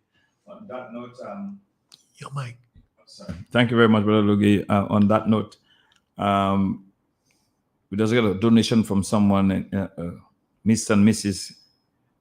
Gary and Zenith Williams in Alaska, making a contribution to Call Hill constituencies to make sure that they go to the candlelight vigil, $125 US dollars. So I just want to say thank you to Mr. and Mrs. Yes, yes, Danny, and they say I like to write, but you beat me to it, Mr. Lugi. yeah. When I wake up about 2:30, 3 o'clock, I do a lot of writing. Yeah, I have sometimes you just pen and you put it down. You just put down your thoughts, and it's very important. Here is the update to send. Okay, Dominicans at home and abroad. The battle to rescue Dominica is on. Join the Electoral Reform virtual rally, 7 p.m. Sunday, 4th December 2022. Join the conversation. Get the updates on the work of the Electoral Commission Coalition. Contribute to the cause to put boots on the ground.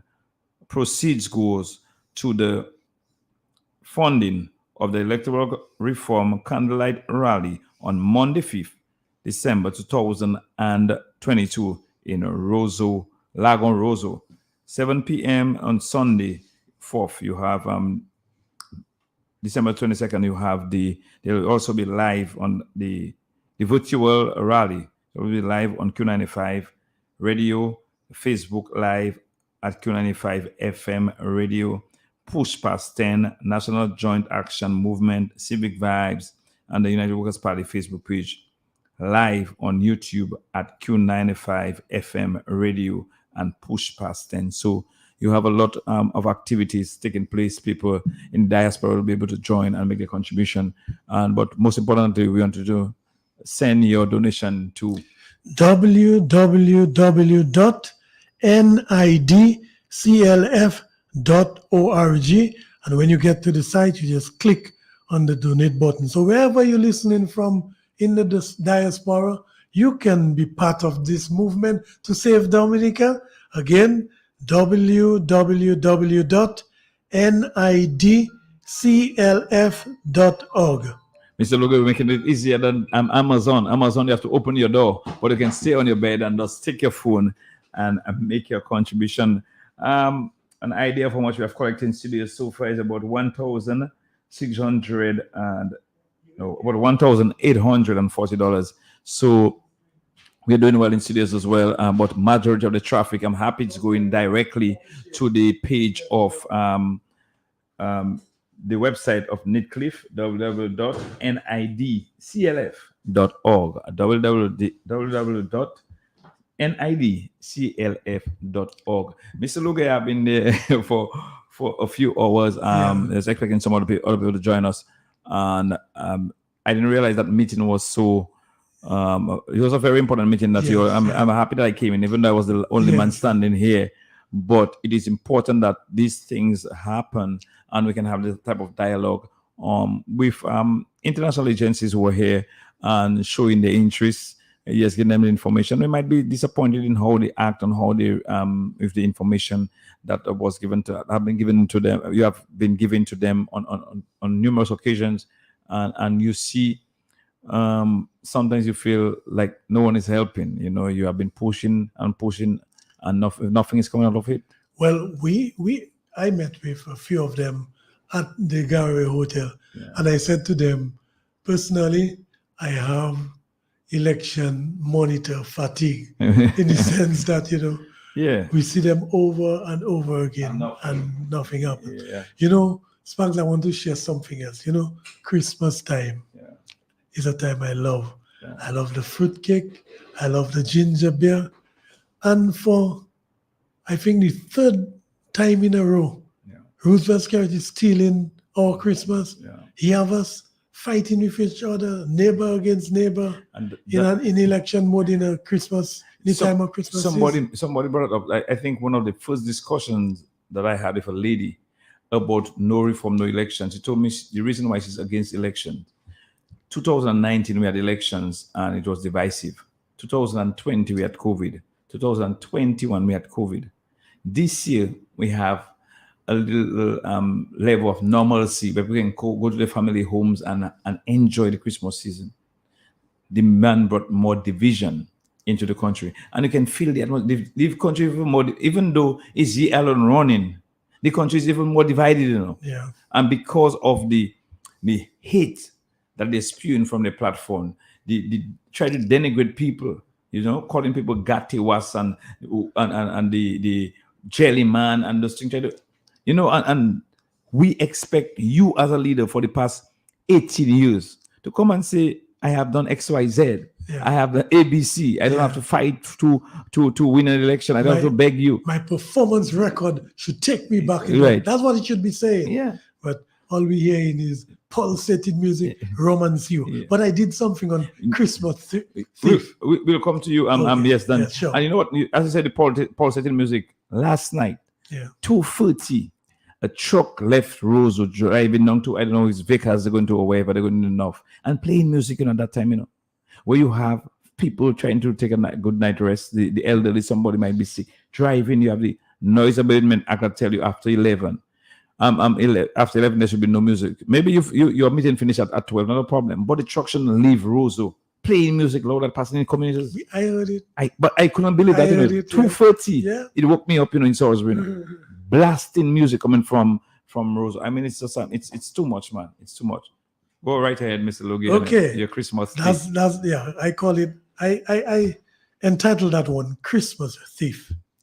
Whether you believe in the celebration of Christmas or not is immaterial to the sentiments shared here. Dominica's tradition and culture in the month of December is one of peace and goodwill, sharing ginger beer, sorrel, and fruitcake with family, community, and general love and togetherness. But then came a diabolical leader, dabbling in the occult, Illuminati, and dark on the world. And so we see the proliferation of the number 666, the mark of the beast, and his number as revealed in Scripture. Election announcement date, 6th of November. Election date, 6th day of the 12th month. All adds up to 666. For the past 3 election cycles, the demonic leader has been manifesting an affinity towards the dark world, announcing election after election on the date of the 6th of December. All adding up to the number 666, the mark of the beast, as revealed in Scripture. And one of the end results of the selection of the 6th of December election date is that brothers and sisters, communities, and the entire country has been gaslighted into war with each other by a demonic leader with the single selfish goal of remaining in power. Divide and rule. Yes, that's what he does. He divides us and rules us, sacrificing the blood of many young souls in the process. Neighbors who once would be planning for Christmas are literally in each other's faces, thanks to an evil leader and an unsuspecting naive population. Death, whether on motorcycle, 5 so far for this year. Violent gun crimes and murder, 17 so far for the year, and a larger number of premature, unexplained deaths among the youth. Not even on a hospital bed you are safe anymore. The murderous, bloodthirsty demons will stop at nothing. Sadly, even more blood will be required. Parents are burying their children, an unnatural phenomenon increasing 100-fold in Dominica. Who or what is requiring such a large quantity of the blood of our youth? Who will be left to develop our beloved country? And those who are left behind are so engrossed in the struggle to feed self and family. Not even the $300 political bribe can startle them into the reality as to the chief cause of their economic enslavement. And so, as the political music trends pulsate, loud music, rum and siwo, an evil concoction brewed by a satanic worshipper, brewed to bewitch the unsuspecting youth, it now behoves us as parents a brief time to reflect on the words, what you gonna do when the party is over? Will it be 5 more years of hard labor? 5 more years added to the already 23 years stolen from the future of our disillusioned youth? So parents who live and knows the struggle and understand what now escapes the consciousness of our youth, wake them up with a dose of reality of the cunning craftiness of the dream killer in chief, intent on wiping out the dreams of an entire generation, entrapping them with rum and siwo, bribing them with 10,500 free tickets to Burna Boy, while our priests and pastors bless and usher in their briber in chief. An entire generation who may not even benefit from the fast approaching retirement payments of Social Security benefits because of their insufficient contributions due to sporadic or full-time unemployment under the dictator. Wake up, young people. Shake them up, parents, and open your eyes and see how the evil works of a dictator can drive you to poverty, homelessness, and hunger in your fast approaching twilight years. You have been forewarned. Thank you very much, Mr. Loge, on this one.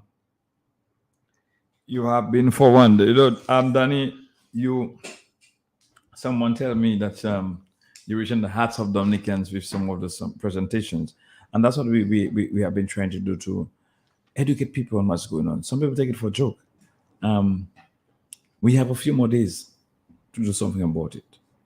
You know, there's some people who, you saw what happened to the bus drivers, what happened to the heavy equipment operators. You have also small contractors. Small contractors are being owed in excess of $40 million in unpaid checks, and might be even more because of the last one of the last reports told us they were being paid owed close to $21 million, $19 million in unpaid checks. And a lot of them were small contractors who worked for the government during the 2019 election. Some of them are getting themselves in it again, and they mightn't get anything.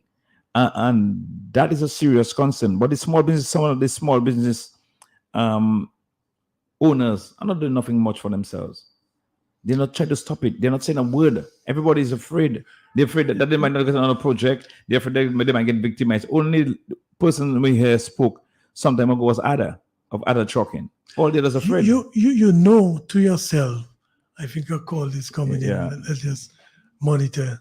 We need to. Yes, good afternoon. Welcome to the Radiothon. Let me try this one again. Good afternoon. Welcome to the Radiothon. Hello, good afternoon. I'm not calling the pledge again. No, Danny. Blessings, my brother. I did not have money to pledge. Danny pledged for me. Oh boy, you know, a lot of times when I hear your blessings, I can never get fed up of you.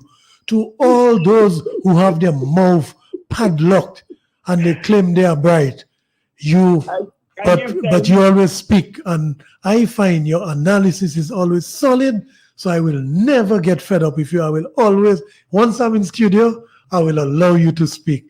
And then you always back up your speaking with your donations also and your presence when you can. Respect for these two honorable gentlemen in the house. And even if they throw you out, I'm still going to refer to you as gentlemen. Honorable men. Thank you. Honorable men.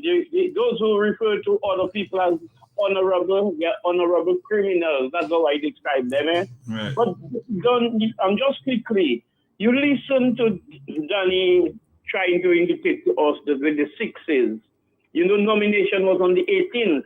Right. And all these things coincidental, all these theologians in Dominica, I listen to almost everything. I stopped listening to certain things because of the ridiculousness and the denigrate and so Kyrie and the TBS. I really don't bother with them. You mean to tell me them man cannot, decipher and make the congregation understand what is happening in Dominica? Could it be that the Illuminati is stronger than all you God or you put in prison? The God or the worship in there, or you imprison that God in Dominica, and or you set Lucifer loose? And all you that say, praise Chichi's power, Chichi's power. And another one again, they say, praise Kerry, praise Kerry. And this is the same people, I don't know. Anyway, I just want to say, and you said it, on the 6th in the 12th month. So you have the 666 again. Nomination in the 18th. What happened to those pastors that like to tell people about heaven? They never go. About heaven, they never go and telling people about heaven. And what they can see in Dominica, they don't know about it. They can't see it. Thank you, gentlemen. Thank you very much for calling in to the Radiothon. And thanks for your contribution, Brother Blessings. We truly appreciate that from the Electoral Reform Coalition Radiothon that started early on, but now in studios I have a lot of soldiers with me, and I will make way for them. Let me just introduce the leader of the Dominican Freedom Party, Mr. Bernard Ito, is also there with us, and Mr. Johnson Boston, also of the Dominican Freedom Party. And Mr. Bonson will be taking over the console and relieve me for some time. and Danny will join him. But I just want to make a first quick note. Yeah. This gentleman, I've known Johnson Boston for a very long time.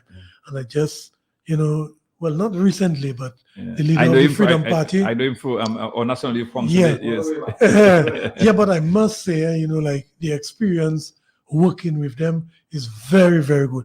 I know these two gentlemen are very serious about working together, and I'd like to tell Dominicans, it's really a pleasure working side by side with them. They really come across as serious men, serious about the cause. And I said that to some people some time ago. In my that we were speaking, we're having some dialogue, and I raised that I made that observation. I got into politics in 2009.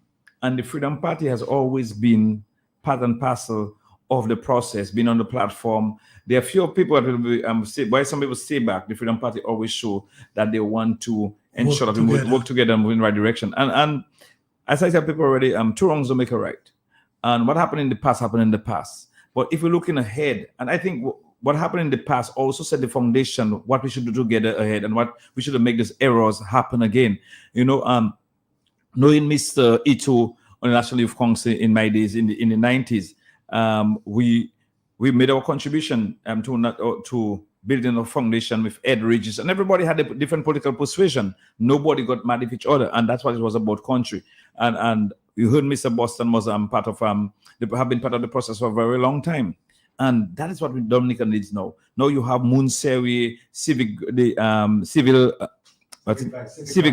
Yeah. You have CCM, and these others have joined in. So NJAM. So it's healthy, and some of the people in the religious sect as well, they have joined us as well. And let me just take the opportunity now to welcome to the studios of Q95 and to the Electoral Reform Coalition Radiothon, the leader of the Dominican Freedom Party, Mr. Bernard Ito. Yeah, good afternoon. Pull your mic closer to you. It's a pleasure to be here. Of course, we are happy to be the relieving troops. We understand every army must have its support troops, and so we're here to be part of the process. The funds that we're raising here today are very, very important. It's the fuel that keeps the movement going. We know this does not stop on December 6th, so we have a long campaign ahead of us. So I'm just happy to be there, and hopefully we'll have some nice conversations, get some good calls, so we can keep the donations coming in and keep the energy and the passion high for a new country and a new time ahead. It's exciting times because we see the end of this regime ahead, and we're determined to do all we can to make that happen. So we're here as part of the troops, part of the new army, to be on the roll and to support and to make things happen. So glad to be here. Yes, well, let me say good afternoon to our listeners at home and abroad, and let me say it's a happy to be in the studio with Honorable Hector John and Honorable Danny Lugay. Absolutely. And of course, Bernard Ito, leader of the Dominica Freedom Party. Hector has been there from 1 o'clock, so you know. It's been holding the fort, yes. Holding the fort, and I want to commend him for that highly. And of course, to say to you, a lot is happening. So we have been from meetings to meetings, it's from one to the other. We've been engaged. Earlier on, we were with the Commonwealth Observer Mission here. We had a meeting with them. The Freedom Party was represented, the UW was represented, and the Unity Party was there as well. So we all sat in one room and we spoke with them and told them that we are, if you like, observer mission fatigue. Because they come election after election and they, you know, observe, they listen, they observe, they make recommendations, and the same thing happened election after election. So we told them their work must mean something to them, to the Commonwealth, and to the country Dominica and the world, because democracy is so vital, so important.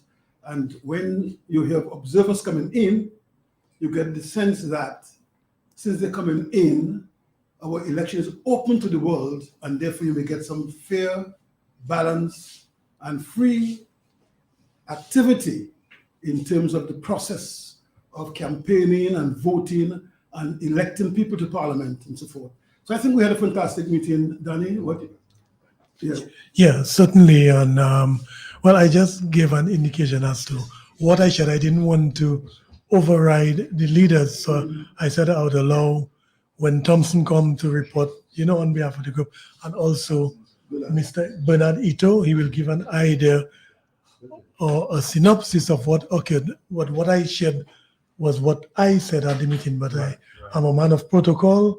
I think I should allow the leaders to say, you know, give a little synopsis of what occurred today. Okay, great. We'd be happy to do that.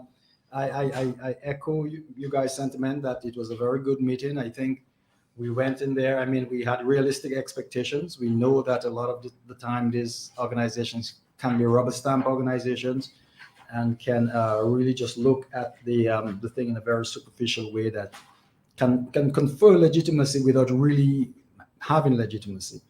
I think we made, I think all of the parties made the point that made that point to the observers that they should have a responsibility, a professional and ethical, moral responsibility to ensure that they advance the cause of democracy, that the whole purpose of their existence was to advance the cause of democracy globally, to make the world a better place through combining resources as a commonwealth to make the world a better place. I think all of us made that point. We made the point that they need to audit the process better, that it can't simply be the issue where you look at the top of the iceberg, but you have to look beneath the surface at all the different things that are occurring. And all the parties made that point very strongly. We talked about the lack of finance campaigns. We talked about the obscene amount of money spent by the government, by this current government. We talked about the imported voters. We talked about all the things that observers will not readily see. We talked about the intimidation, the economic, if you will, terrorism that occurs when people are told if they do not support the party, they will, in fact, lose their job, they will lose support, and so forth. And we said to the commissioners that these are not things that they can easily observe in 1 or 2 days. We invited them to come back for a longer, to be present for a longer moments when they can actually do a deeper analysis, a deeper audit to see those issues, and we would be happy to point them in the direction of those issues. We offered to take them around. We said that one perspective, one point of view, one set of hosts will give you a very biased and unrealistic view of the situation. So we offered to, in fact, be part of the process of escorting them around and showing them examples of the issues that are really troubling to us. We had back and forth dialogue on questions of whether or not this country can be won on ideas. We were firm that, in fact, no, it's not possible for an idea campaign to win because the election is so tilted that the winning ideas will not win. What will win is the money and who controls the process. And so it was a very interesting dialogue. I think we managed to reach them. I think most of us in the meeting would agree that we reached them in terms of they heard us. They heard us strongly what we were saying. I think they nodded, they acknowledged. You could read the room that they acknowledged that these were real issues.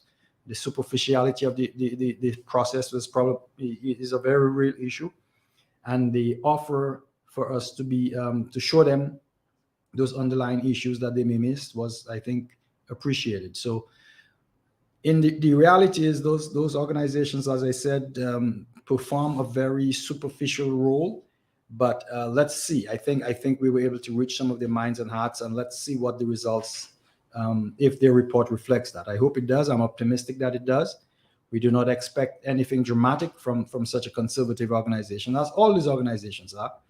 But I think we had a very good conversation, respectful. We offered them jelly from, we said we should get it from the jelly man. Let's make it relevant. And that was part of the dialogue. So we had a good environment, I think, for our discussion. Yes. And in fact, we also bring to the attention the fact that the playing field, the political playing field, is not leveled. And citizens must have a right, whether you are from blue, red, green, wherever you are, or independent. The playing field must be leveled, that you're putting yourself forward, because you build your human capital, not to just watch you in your eyes or to be taken up by one group and put you in a cage, enslave you, enslave you for their own political, interests, but of course, for the country to have its citizens being able to participate in the development process, because the more influential people any country can build is better for the country. So when you talk about your human capital, to build your human resource, it means to elevate, to make your people independent, make them educated and independent and work and earn, build themselves, build families, build communities. That's what it is about. And these have not been done for the last 20 plus years, and we draw it to the attention of the observers. And we said a lot of the persons who are now 18, 20, 25, and 40, all they know is the Labour Party in office, and they have not seen their lives improved. And politics should be about improving people's life. So of course, Danny, early on, you made the point that it's a pleasure working with Ito and I and the rest of the guys. I say it's a great coalition. Yeah. And anytime you can build unity among your population, that should be a plus. Yeah. And by the way, it's great to be working with Danny and the team as well on the other side. I mean, they're great collaborators, they're great folks to work with, and enthusiastic, and mean well. It's truly a group of patriots trying our best. I think my mic is on. Yeah, one. Okay, no. Yeah, okay, that's it. Yeah, so yeah, I think it's a great thing for Dominica. If people can see, yes, we can really work together. And as I said, Bosso I've known for a long while, and I know his record, I know his personality, I trust him very much. Ito, I'm coming to know a little better every day, but I've seen him in operation, and I really like the guy. I really feel we can work together as a team to rescue Dominica. But just going back a little to the meeting with the observers, you could tell from their questioning, the line of questioning, they were concerned about a few things. And I was one who shared, even earlier on in the week, that I personally have election monitor fatigue because I've been watching, and I mentioned the name to them, Kamala Sharma, who was head of the, mission to Dominica, and we presented to him a flight manifest of all the persons coming in to vote. And way back then, we haven't seen anything resulting from that. So Spags and myself in particular, we really would like to see something different this time, to rescue our people and for us to have a free and fair election in the Commonwealth of Dominica. Yes. So of course, we discuss with them. And Let me just give the website again. Yes, yes, It's www.nidclf.org. So when you get to that site, you just click the donate button. So wherever you are in the world, you can contribute to rescuing your country. Again, the website is www.nidclf.org, and you click the donate button. yeah, so the work we're doing, tremendous work, and I mean, while we who are in it are doing it because of our love for the country and for our people, but to get people out, there's some expenses you have to really, deal with, and the buses and, the PA system and all of that to have what you call a successful, effective meeting. And we are today raising much needed funds. Those of you who pledged in the first Radiothon we want to again thank you, and we have done that on many occasions. Thank you this afternoon again, and say how much it went to help. And we are asking you now, if you are able, donate something to the cause. I mean, Danny just gave Let's you. give the local numbers. He gave you. Yes, There's a a call caller coming here. in. Yes, let's take this call. Hello, good afternoon. Yes, good afternoon. How are you? Good. Good afternoon, gentlemen. Good afternoon. That's my boy. Yes. Let me tell you, you should know. No, Osprey is making us know where the barrels of guns go to. The barrel of guns we were talking about. That is, you see, now he's telling us where the barrels of guns go to. Oh, he said so? I have heard that. Yeah. Because he says Grand Bay and there and there. So that's where they share the gun. Oh, okay. Well, we're not too sure. Whilst we are talking about peaceful, they are setting themselves up to destroy us. Yes. Yes. Okay, thank you, Thank you caller. for the information. Yeah. And we hope, if that is the case, that the police will really pay attention to that. So I was saying, Danny gave you a while ago the website where you can go, those of you overseas and even locally who want to donate through the website. But you can also call in live and make your contribution. You can come into the You can studio come as into well. the studio as well this afternoon. Yes, You do we're that. here. We'll accommodate you. And then you can also come to the studio during the week, and on Monday, Sure. and you can make a contribution. In fact, we did quite well here. Those who paid here did quite well when we pick up and what we are very happy about, we did not have to call people. People came in voluntarily, and they honored their pledges. honored the pledges, and those who said they would send for the MoneyGrams, they did that, and those who online did that. Our numbers here: 449-3095, 449-3096, 449-3097, and those of you who want to call on the WhatsApp number is the digital number, that is 616-4257. Okay, and the overseas number is 305-432-962. So you can use these numbers and call in, and you can pledge. We'll take your name, your number, and of course the amount that you're pledging.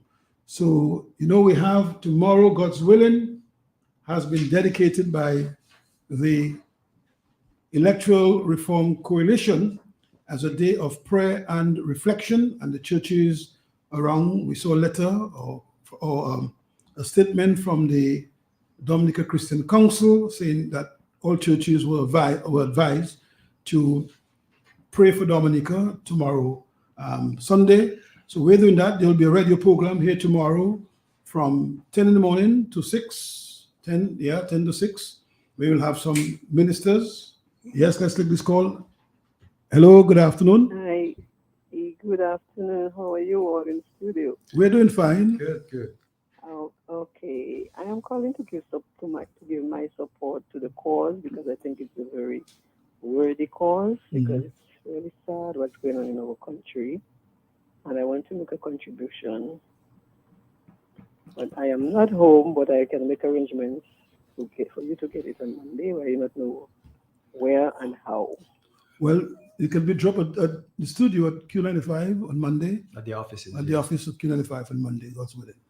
Okay, so I can ask somebody to to drop it for me, then Yes. I'm going to contribute $400. $400. Oh, yes. wonderful, Thank you. wonderful. We Wonderful. appreciate Thank it. you very much. Should we take your name and Well, Are you comfortable yes, I can giving give us my our name. name? I am not afraid to give my name. You know, my name is Julieta Ostri. Okay. Brother Luke, good Yes, afternoon. yes. Good afternoon. I didn't pick up the voice right away.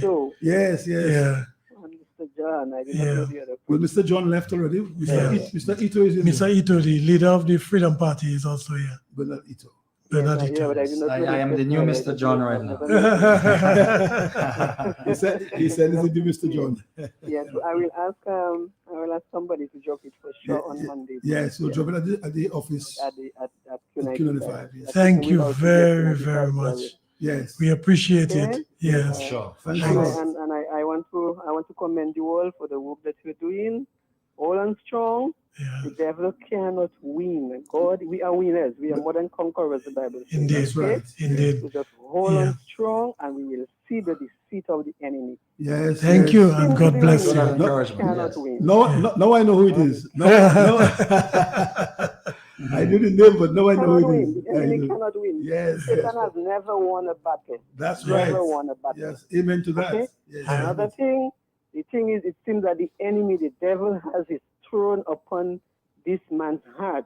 Yes. Right? And all I'm asking him is to turn away from what he's doing and repent and turn to God, because there is a judgment day to come and God will deal with him for what he's putting Dominicans through. And the blind people that are following him, I feel sorry for them.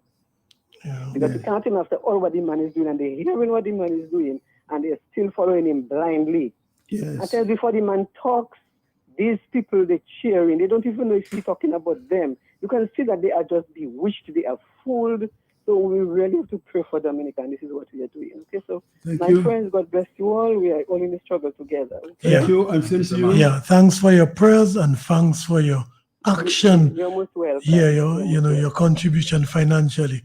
Yeah, we really Yes, appreciate you're it. most welcome. Yeah, God bless you. In fact, there's a strong saying, action speaks louder than words. Yeah. Louder than words. That's Yes. right. Yeah. So thanks a lot. Okay. Bye-bye, Mr. Boss. Yeah, same to you, thanks. Well, the caller was coming, but the caller seems to call on the line. You can call, keep the calls coming, because as our friend just said, we are in a worthy cause, and we're not fighting the normal politics. We're fighting good against evil. That's correct. That's what we're fighting. Spiritual wickedness in high places. We're taking this call now. Hello, good afternoon.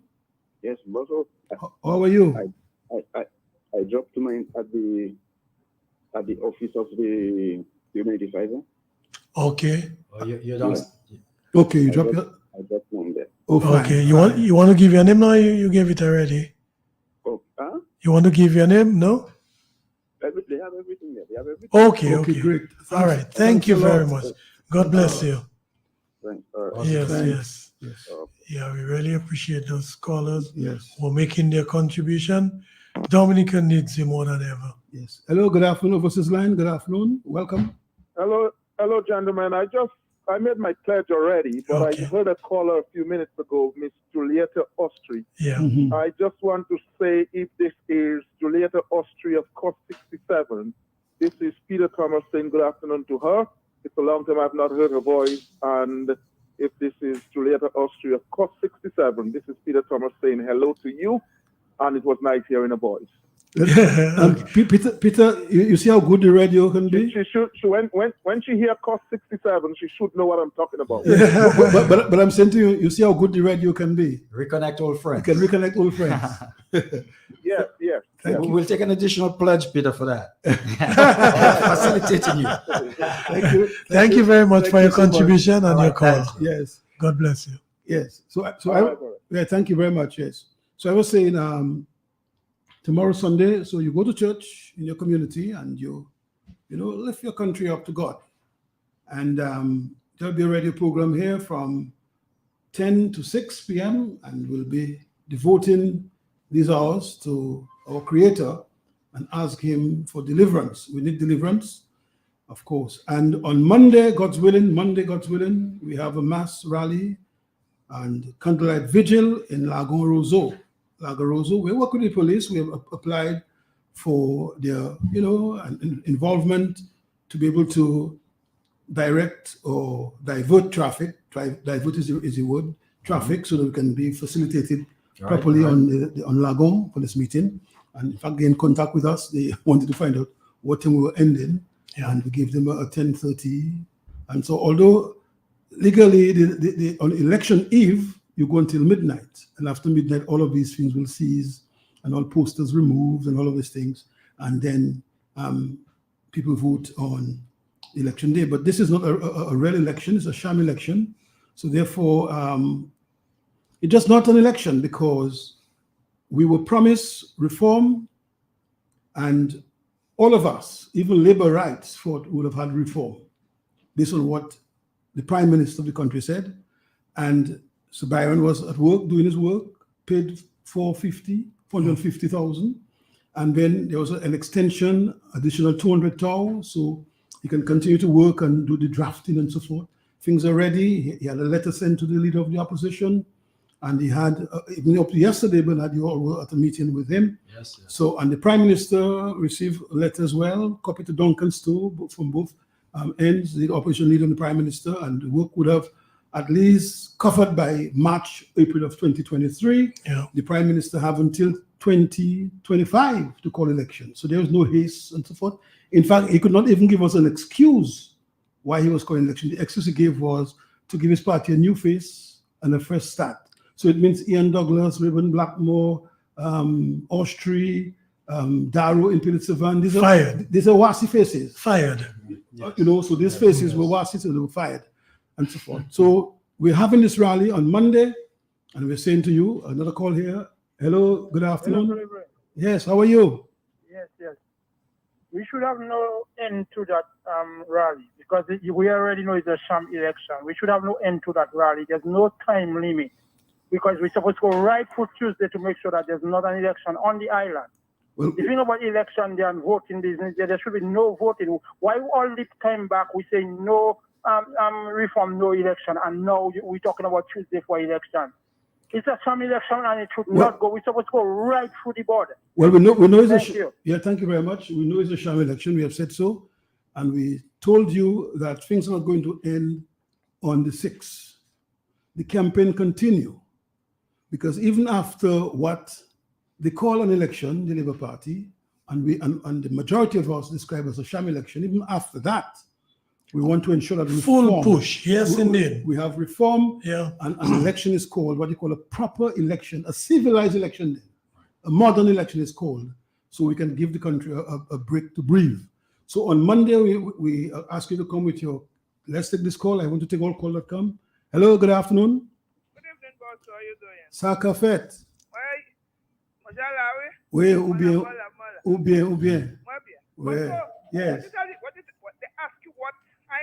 Well, we're not going to debate that, my dear. We're not going to debate that. I find telling people 10:30. I find that we're not debating that. We're having a thing from 6 o'clock. We come in our numbers. The important things there is to come in our numbers because, you know, when they see numbers, they will be shaken. So time doesn't matter. We shouldn't make the time an issue. No. And so forth. I will always say we are cooperating within the law, and as citizens of this country, we want to ensure that we cooperate within the law. If the law offended us, that is the law business. The world will see, but we're not provoking the law and so forth. We want to work with them. We appeal to them to come in and provide diversion to avoid anybody driving into the crowd and create any problem. That's what we want to ensure. Now, whether we have 4.5 hours to make our case, and so we think that we can make our case in that time. In that time, so we will comply. We'll comply. So in fact, I would say they are very cooperative with us. It's just that we just want to, because time really doesn't matter with the work we have to do. The work we have to do because it continues. It continues. Yeah. It continues, and there'll be more rallies and more meetings. And I just want to report last night we had a very good meeting in Castle Bruce last night. The truck arrived a bit late, so some of the people went home. But when the truck arrived, I ended up there, and there was Dr. Fontaine, there was Mr. Baptist, and George, the guy who ran for the last time for UWP in the Paybush constituency, were there, and then some other persons. And the content were excellent content. In fact, I told them the worst MP that Castle ever have had in its history is Octavia Bonney, and so forth. And I mean, and I said the arrogance of her, and she said to the people, when the sun is up or down, something like that, she has a speech impediment. Defect and so Speech forth. defect. So so I mentioned, and some people around the area there applauded that because I was not saying what I want, I just repeating what the lady said. So keep the calls coming. It's as we said, we need your pledge, we need your support. Those of you in the diaspora, we know that you are with us, you are there, solid. But as I mentioned Sunday, the day of prayer, which is tomorrow, there'll be a virtual rally on Zoom at 7 p.m. And our brothers in the diaspora, the link will be shared so you can be on. Let's take another call here. Hello, good afternoon. Good afternoon. Yes, good afternoon. If we had at least 5 to 10 villages like Salisbury, Dominica would be in a better place right now. 5 to 10 villages like Salisbury would be in a better place right now. The men with the balls, all of them die already. The men that right now in Dominica, they have no ball. That business of time frame and those things there, we're not supposed to go right through and make sure we don't have nothing going on in this country. Thank you. Good afternoon. Okay, thank you very much, Colin, for sharing your view. I mean, we understand, and we said so to the observers, right, gentlemen? We said that, we have been taking this thing for quite a long time. Electoral reform. We're all frustrated. We're all frustrated. Yeah. We understand. We understand. Electoral reform has been on the table for more than 14 years, and so forth. I've made the point where you give a good man a bad law and he do a good job. You give a bad man a good law and he do a bad job. And this is exactly where we are, because they ask us questions in terms of the card, the ID card, and we will explain that. And every other country have an ID card. I was in St. Lucia assisting them, and even on the day of election, if you don't have your card, you can go right to the office, bring your birth certificate, and they immediately prepare and print, and you have your card, and you go to vote. In Barbados, the last election there were some people who they had an issue with their name in a polling area, and they were refused to vote. People refused that. They could not vote, and they take the matter to the court, and the court immediately, while the election is proceeding, hear the matter. Right. And the matter was settled right there and then, because that's what the court is for, an arbitrator between two sides. And at the end of it, we are not perfect, yes, but at the end of it, they give a ruling and the people were able to vote, so this matter is solved. In our case, it takes years and years and years of a matter in the court to be heard, years and years, and so forth, to frustrate the process and frustrate our people, because what they want is for everybody to run away and the country remain with just them, right, and so forth. Well, I agree with you. It would be easier for the current administration, if Dominica was empty. Yeah, and they would be run the country as a ghost country, but that they could sell passports to whoever they wish. They could issue diplomatic passports to whoever they wish. They do not depend and have no need for the Dominican population. They would be perfectly content with an empty country. So the more of us that run away, the more of us that give up, the more of us who shake our hands and wash our hands of the issue, the happier they are, because in reality, the Labour Party government has no need for the hearts and minds and intelligence of Dominicans. They do not depend on that to advance their own causes. This is irrelevant to them, and you can see that in the utterances that they make all the time. Mm-hmm. One of the things that I shared with the electoral monitors was the decision or the opinion of the CCJ. And the CCJ stated clearly and boldly that never again should another election take place in Dominica with the outrageous tense as the examined answer in the election petitions brought before the lower court in 2020. And I enumerated 4 tenths. Here are they. Tenth number 1, voters register almost twice the size of the actual voting population and even greater than the entire population of Dominica. Tenth number 2, the absence of a voter identification card giving rise to double voting and ghost voting, as well as facilitating illegal overseas voters flown in or shipped in via charter, a high price bribe repeated in Dominica over 3 election cycles. Tenth number 3 is the obscene, unchecked campaign finance abuse of incumbency, raiding of the people's money, clandestinely channeled through hastily registered fake organizations like Citizens for a Better Dominica, where characters like Susan Oldie paid hundreds of thousands of dollars for a diplomatic passport. And it was Senior Counsel Anthony Astafan who told us that the proceeds of that illegal sale of this diplomatic passport was used to finance the Labour Party election campaign. And tint number 4, the deliberate blocking of all opposition parties from the airways of national station DBS Radio. Political ads of the opposition United Workers' Party to the tune of $35,000 was flatly and illegally refused by DBS Radio. So these are the 4 reasons which was identified by the CCJ which should not occur before we have electoral reform. So that is our case why we are boycotting this 2022 election. Yeah, and these were 4 very powerful points that you raised, Danny. So absolutely, we align behind that. Mm-hmm. And I would say to our people, I mean, the law make provision for what you call civil disobedience. Civil disobedience don't mean to rough it up. It means to stand up, show your displeasure, stand up, show that you are not in agreement. I mean, you live in your house with your husband or your wife and only disagree on certain issues. You have your children, only they disagree with you on certain issues. So we can disagree with our government. And if our government is hard-headed, we have to stand up and show them that, I mean, si c'est tête washuni.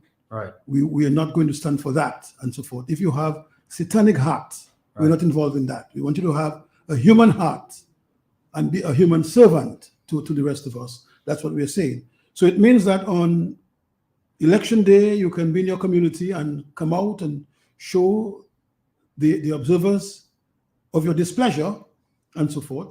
So it means that Monday night is a vigil. We're lighting a light for Dominica. We're under a dark cloud, and we want this dark cloud to be removed.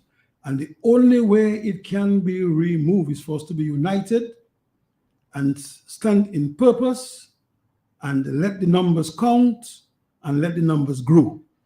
Once you do that, that is more powerful than anything else. Absolutely. So the need to come out, the need to be part of the good thing is what will bring relief for Dominica, because unless we do that, then really we'll not achieve our goal. And our goal is to ensure that our government, whether it's the Labour Party government, the Freedom Party government, or the European government, when they are in government, they must serve us well. They must work to grow the economy, create the enabling environment for the private sector to thrive, so they can expand, so jobs can be created, so the people can be employed.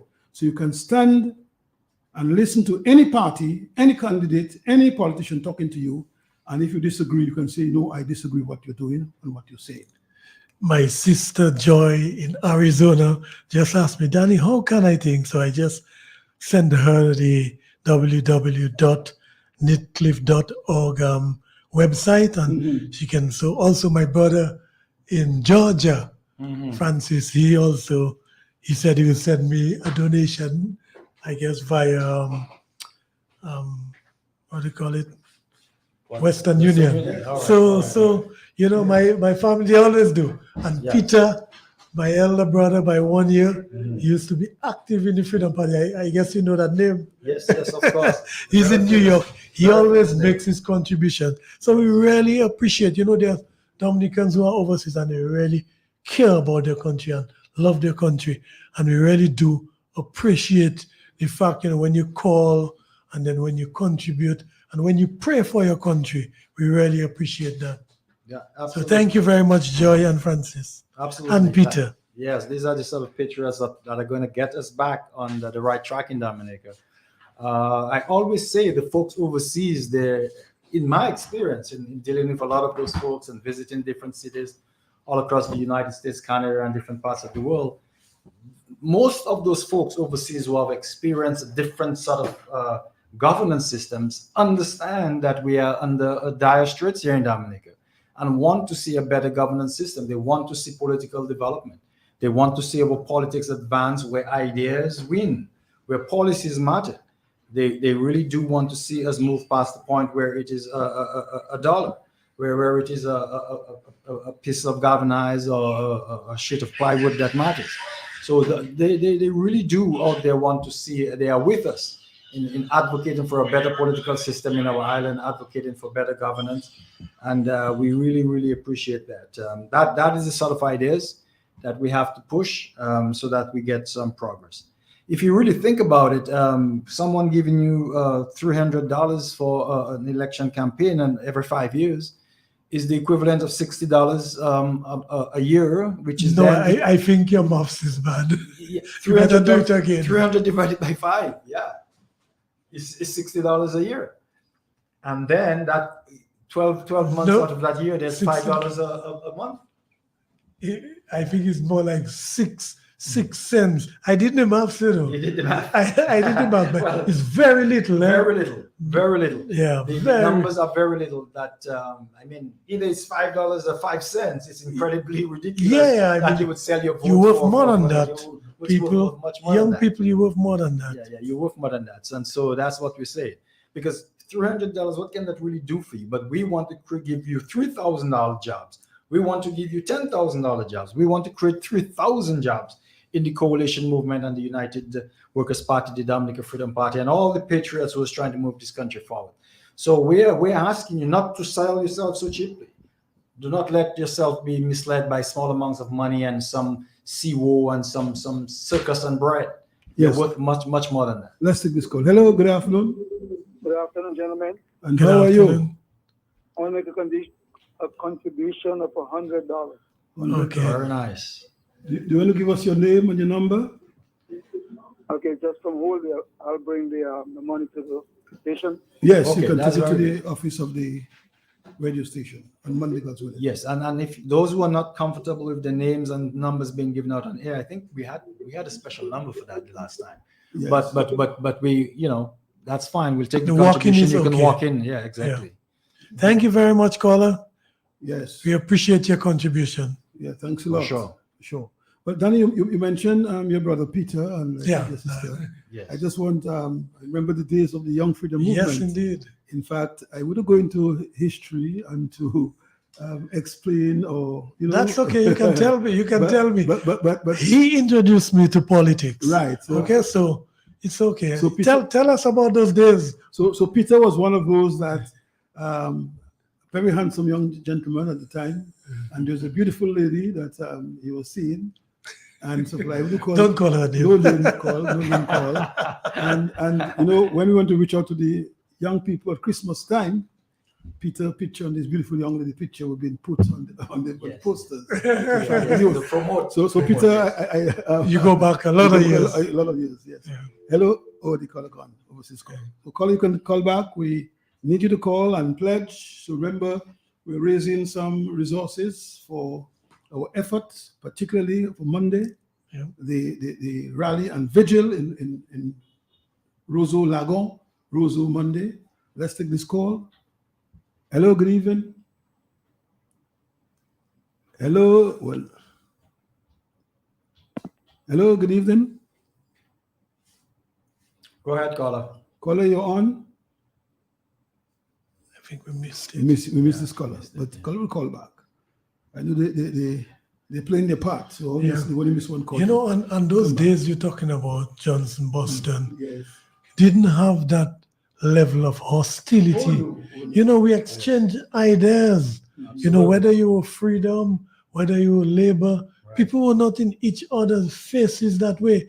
You presented your manifesto. We presented our manifesto. We compared, and people presented ideas. And I like what you said, Ito, to the observers, that ideas can't win anymore. It's dollars that win because of big money in politics. Even, I think we have another caller coming through. Yeah. Let's see. Yeah. Hello, good afternoon. This number seems to have an issue. Yeah. Okay, so what we would advise that caller is Probably call. Hello, good afternoon. I thought I had something coming through. Hello. Hello, good afternoon. No, so Yeah. Okay, so what you could do, caller, try a different number. There's 449-3095, 449-3096, 449-3097. So if you try in one number and it's not working, try another. Try another one. Yes. Okay. But you were right, Yes. Daniel, what you were saying about the ideas and so forth. So, continue that thought. Yeah. I'm saying that in the past, you could have a civil discussion, on a political level with an opponent, and you have a drink after, or you go and eat together. Oh, yes. Gone are those days. Yes. I always tell people on the political platform, I have a lot of friends in my community who are not supporting me, but they're my friends. Absolutely. And who wants to be hostile to me? I'm not hostile to you. Yes, as an opposition parliamentarian, you might have a different point of view. Yes, you might hear me opposing something of the ruling party, but I'm not your enemy. Right. And that is the civility we need to bring back in politics. And this business about denigrating opposition members, whether it's the Freedom Party, as in Judith Pestliner, the kind of things that was said about her and to her, this is crazy. Let's take this call. Yes. Hello, good afternoon. Hello. Good afternoon. Hello, good afternoon. Hi. Yes, good afternoon. I just want to pledge $100. $100. I give it to Mr. Nicholas George. Will that be okay? Oh, that's- Yes, yeah, that's yes. fine. That's fine. We'll take it however is convenient for you. Yes. No, You can sure. give it to Mr. Judge. Okay. Thank Yes. you. Thank you very Thank much. you very much for your pledge. We appreciate it. God bless you. Hello, good afternoon. Yes, good afternoon, gentlemen in studio. Yes, good afternoon to you. I called to give a lot of greetings to you all. Thank you. Yes, thank you. Thanks. Because at this time, I'm very grateful for what you all are doing. Yeah. Yes. Because seeing that we have the electoral reform,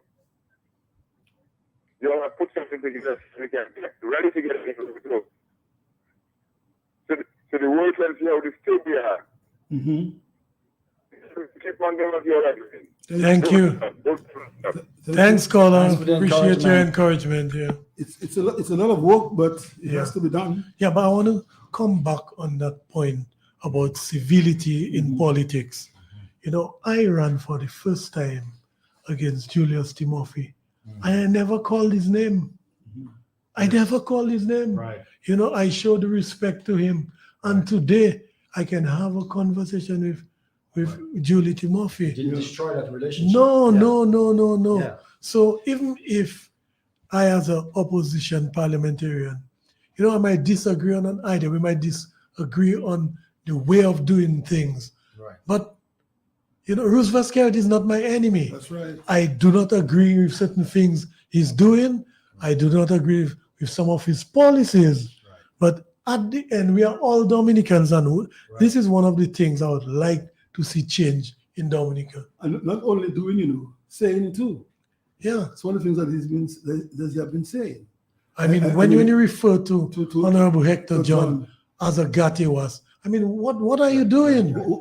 Which prime minister will go on a radio and make on a live and make those kind of statement? I was in Barbados assisting one's election, and Erwin Affer, may he so rest in peace, was about to secure his third term, and they look at it as it would have been a remarkable thing that a party in Barbados never lasts for more than 2 terms, because they always have this transition.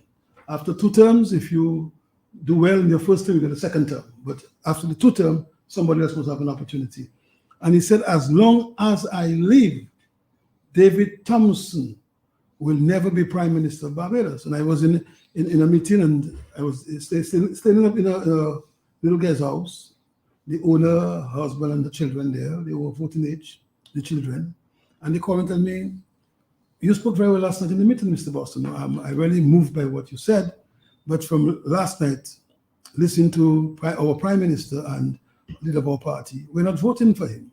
I said, why? He said, but you heard what he said. As long as you leave, David Thompson will never be Prime Minister of Barbados. And they said, not he. They took offense to that. Not he gave people title of Prime Minister, it's we the Bajans. Yeah. And he lost. And that was her own party, right? Her own party. But she decided to vote against that. Yes, so she said she was showing him who's in Barbados and appoint Prime Minister. Yeah. But that's what we need. We need Dominicans to realize they hold the power. They hold the power. And they should be prepared and able to punish any politician that goes outside of the bounds, including their own party.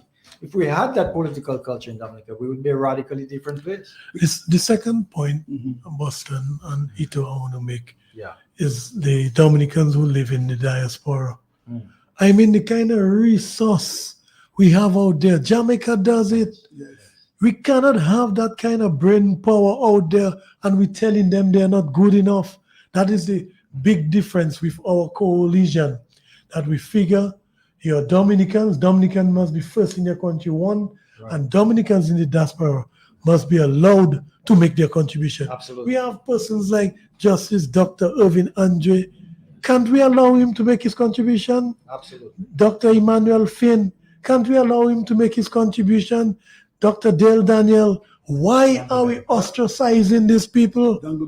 Dr. Dale Dangleben, you know, and what we are saying on this platform today, in a one united voice, that Dominicans who live in the diaspora, who has whoever you are, you have a contribution to make, you will be welcome with that new era we're talking about. Oh, yes. Absolutely, absolutely. Because Dominica, to me, we are too small to see ourselves just as confined to our shoreline.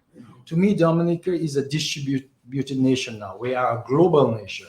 And wherever you are, you should feel in your heart, in your mind, in your contribution that you are part of Dominica. Dominica, the island is our headquarters, and we operate globally to make ourselves a wealthy, prosperous nation. And that's the new sort of idea we have to bring into this thing. And as you said, Danny, every Dominican, wherever you may be, you're welcome to be part of that dream. You're welcome to make that dream come true. You have a right. You have a passion and a love. Hello. Good evening. Overseas line. Hello. Good afternoon. How are you? Is that Q95? Yes, it is. Go right ahead. You're in the right place at the right time. Okay, well, I called to make a donation. I am calling from St. Thomas. Okay. I would like to donate $100 US. Oh, we appreciate you very much, sir.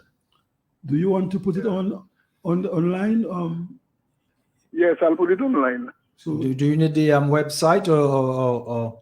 Yeah, the website. Yes. Okay, it's www. NID. CLF. NID. CLF. Dot. Okay. Dot. Put a dot and then ORG.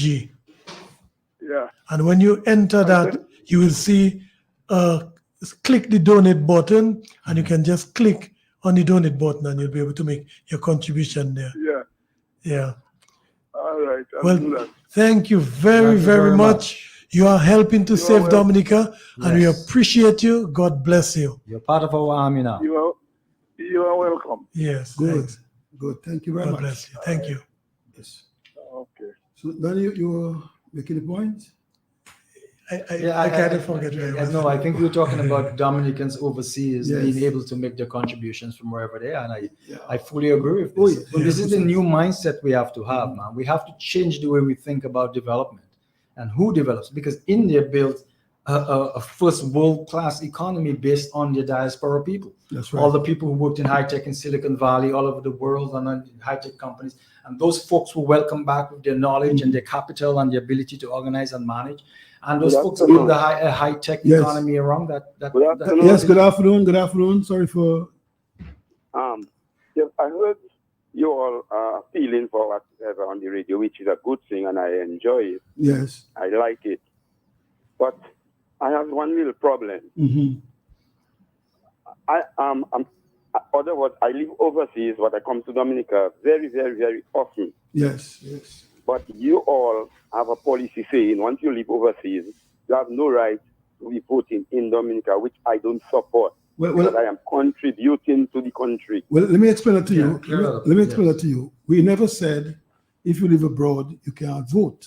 What the law says, and the Labour Party should be able to explain that better, what the law says, if you're out of state for more than 5 years, 5 years and more, and you have not returned during that period, then obviously you would be breaking the law to come back and vote. But if you're on the list and you go back and forth, and an election is called, and you make your way to vote, that's fine. If you're an island, that's fine as well. But if that is not the way UWP promoting it. Oh no, you have it wrong. You have it wrong. What I know, and that's the law. The way they promoting it is you live overseas, you should vote overseas. No. I am living overseas, but I'm making a lot of contribution to Dominica because I love Dominica. Yeah, yes, we appreciate that. I am always coming down to vote, and I'm always going back to Canada to vote. Yeah. And now I live more in Dominica than Canada. Okay, well, you're entitled to vote. You should have no problems voting. I'm going back to Canada and I go to vote. Yeah. So I don't like the policy. Well, there's they are preaching in Dominica. No, that is the bad part. I'm trying to explain to you. We explain the law. It's not clarifying it. It's not a policy. We're trying to clarify what the law says. Now, the other issue there is in our election, there is laws that prohibit bribery and treating. So, they haven't got that in Dominica. Oh, yes. We have a good election policy in Dominica. Here I'm telling you, when the forefathers were putting election together and putting the laws together, there was a time women could not vote. You had to have 21 years to vote. You can 18 now. We're not in those days anymore. I once know, once you are a registered voter, your name should be there until you die. No, but if you're out of state, that's the law. If you're out of state for 5 years more. We just had a court case in Canada. But the Commonwealth say voting is not for residential, it's for citizens that are registered. No. All the Caribbean islands have this law, my friend. All of them have this law. No. If you're out for more than 5 years uninterrupted. No, we have banned that. You have to finish with that. But we haven't banned it. It have not been banned. Or electoral reform, that is what we're going to demand. Right. So ask for that now. One registration until you die. Right, you can ask for that now. But thanks a lot. Thank you, Colin. I mean, you can ask for that now. Right, but that's not the current law. Jamaica now is debating that. Mm-hmm. They're debating that whether you should be on the list, registered as a citizen of Jamaica and can vote at any time. And they're debating whether they should remove the 5-year out-of-state, uninterrupted part in the Constitution. So if we remove that, that's fine. But if it's there, it has to be obeyed, and that's the point. We can have a debate about it as a society and decide which direction we want to go. Oh, yes. But we have to be careful with those things. We have to think carefully about that because we are small microstates. We're not like the United States or Canada where the overseas population really has no impact on the outcome of elections. That's right. But when you have more people living overseas than locally, you have to be very careful how you approach that because you could have a situation, if you remove those limitations, of the overseas residents who are much superior in numbers, always deciding the government on the island and are never present.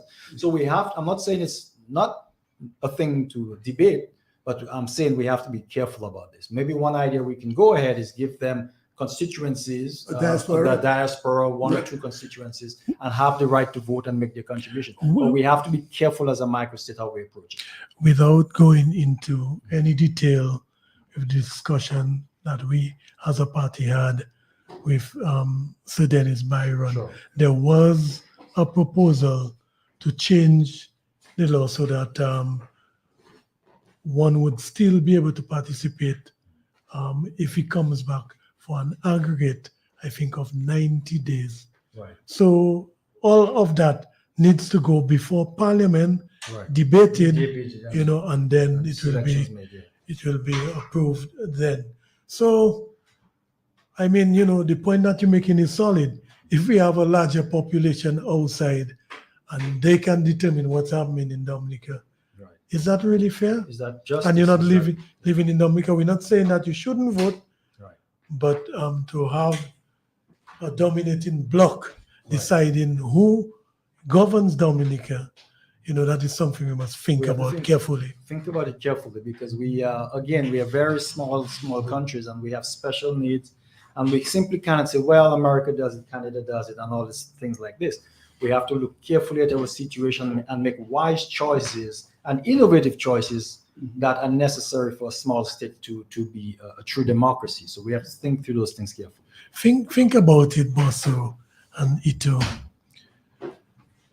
Think of 2 aircrafts or 2 container loads, 40-foot containers going out with our products, like, to encourage light manufacturing, our Toloma, our farines, our hot sauce, our juices, I think if Dominica had focused for the past 20 years, we've been raking in those CBI funds. We talk about the $4.2 billion that's out there.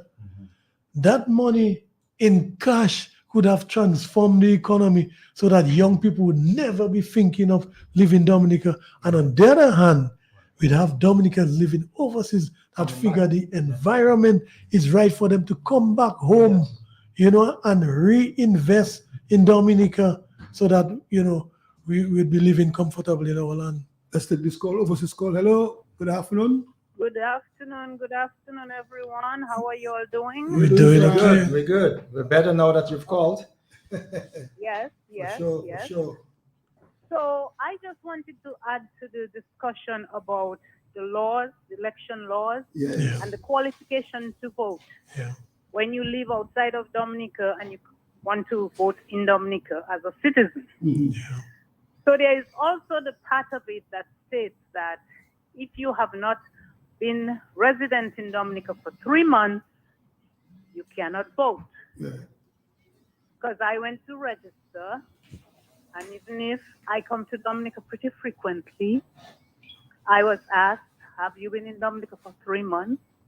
And I truthfully said no, and I couldn't register. Good. So there's that part of it too.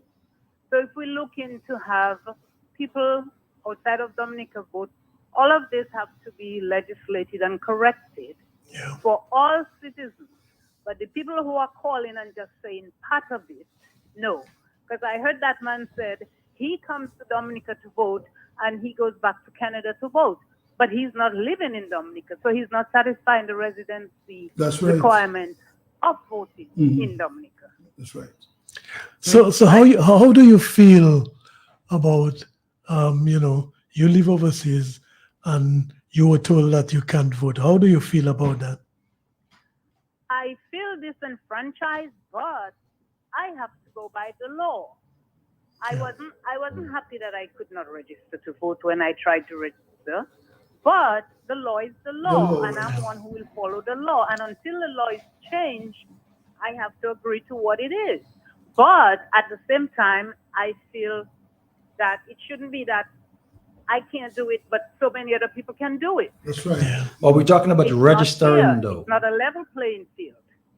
Yes, to register as a new voter, the 3-month requirement applies. But if you are already registered, then simply, being in Dominica within this 5-day period would allow you to vote. But registration, yes, you would have to have a certain residency requirement on island prior to registering to vote as a new voter. So I assume you were not prior registered. Is that correct? You have to live in the area. Yes. No, but that's not the case for a lot of voters who come in. There's a lot of voters who come in who haven't been in Dominica for over 5 years. That's right. Yes, but they may be already registered. No, but the point she's making, they out for over 5 years. I know, and that's one issue. Yeah. But I think she was specifically referring to the 3 months. Yeah. I agree with you. Yes. They should not be able to register to vote without living the 3-month period in your constituency. So if we're going to follow part of it, we have to follow all of it. I'm with you, certainly. That they have been pre-registered, they have registered before, but they have to also satisfy the other part. The 5-year requirement, absolutely, definitely. Okay, there we go. Yeah, thank you very much. Anyway, I have made my donation already. Appreciate that. Continue doing the good work, and we have to continue fighting the good fight. Thank you very much. Thank you so much. Yes. And Okay. Thank you. And in fact, in that discussion, Jamaica still discussing this thing. And one of the things that I felt that is necessary for us as a country developing is to engage our Dominicans overseas, not only for election, but in terms of investment in the country, putting resources at the bank that you can lend to people and so forth. So when you do these things, obviously you have, while you're not here, but you have created an opportunity for jobs, for the economy to expand, and there's a lot of that is happening in Jamaica, the Bahamas, this country. A lot of that is happening. And therefore, while you feel that you're not here living physically, but your business, your investment, working for you, yes, but at the same time, giving the country a hand to extend, to grow. So voting is one part. And I'm glad the young lady Colin explained that, that one has to follow the law that is there. Right. And if we decide there is no, I think Jamaica now is recommending they put it to 10 years. Instead of 5, go to 10. So if you're out for more than 10 years, uninterrupted, then you ought not to come and vote because you're breaking the law. But if you're on the list, and another thing I should ask, is treating and bribing. That means when a person pay you to vote, you're exercising a free choice. Your choice is bought. Well, you're selling your vote. You sell your vote, and therefore you may not want to even vote that person, but because they pay you, you are obliged to do it. And at the end of it, you have to live 5 years with that decision, 5 years, and so forth. And if the government then become a dictator, and they decide one-party state, you might find yourself for years until death do you part, because some people come in by the ballot in democracy and they kidnap the whole system of democracy and create their own system where they put us in a cage. And they feel if you just back or talk, the law will be on you, or their law will be on you.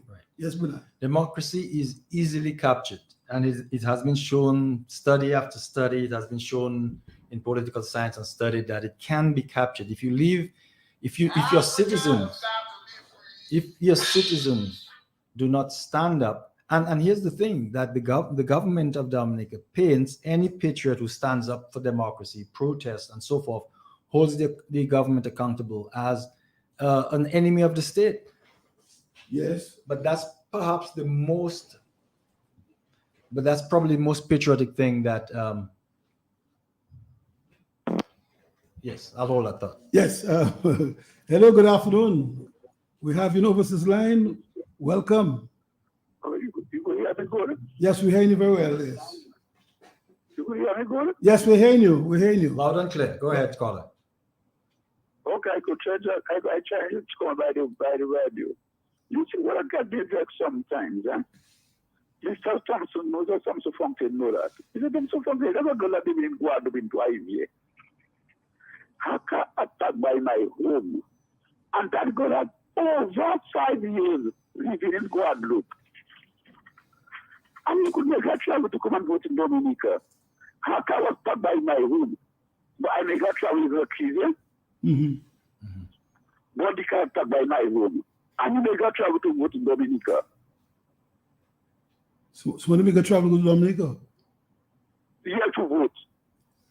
And she had traveled together with the Thomas family. And I was by my home. I make a party by my transport. And you make a travel. So that is the thing I'm finding that is wrong. Why you are doing it? And when somebody else do it, you will call it and say the same, and you are doing the same thing. Well, caller, you make this point. I mean, you have your point. We respect your point, but we do not have. And the good working is already good working in the High Court. Thompson know are very good. So what I'm saying to you, caller, what I'm saying to you, you make your point. We listen to your point. What you're saying, we do not have. I'm a Dominican. When you are. You have to listen a while. We're not fighting. We're trying to educate you and trying to educate us. So this spirit of fight and quarrel is not necessary. What we want is a spirit of discussion. So I can learn, you can learn. Any wrong that is created by whoever it created is a wrong. But we're saying to you, we have no evidence of what you're saying. We cannot enter into a discussion with you on that because we have no evidence. You made your point, we take your point, and we move on. So the calling of names and car park where we don't know about that. We have And not I seen think that. we're all in agreement that we respect the law. The law. We respect the law. And we're saying to you, if there are changes need to be made to make it better. And I just mentioned to you, Jamaica is debating whether they should move from 5 to 10. It's because as a people, I mean, I've listened to talk show all over, and people call, make their point, they listen, and they discuss. But this fighting business, I mean, this is all what we're praying to remove. Let us discuss. Different political culture. Culture, yes. We need to have a good culture. Because at the end of the day, it's not they and us, it's all of us as a country. Peter, you were saying? Yeah, we have any music lined up now? I'm trying to get some music in there. Okay. I see we had a Fight on, brothers, fight on and free your land. Fight on, sisters, fight on and free your fellow man. Put off all. Let's put them on the buttons.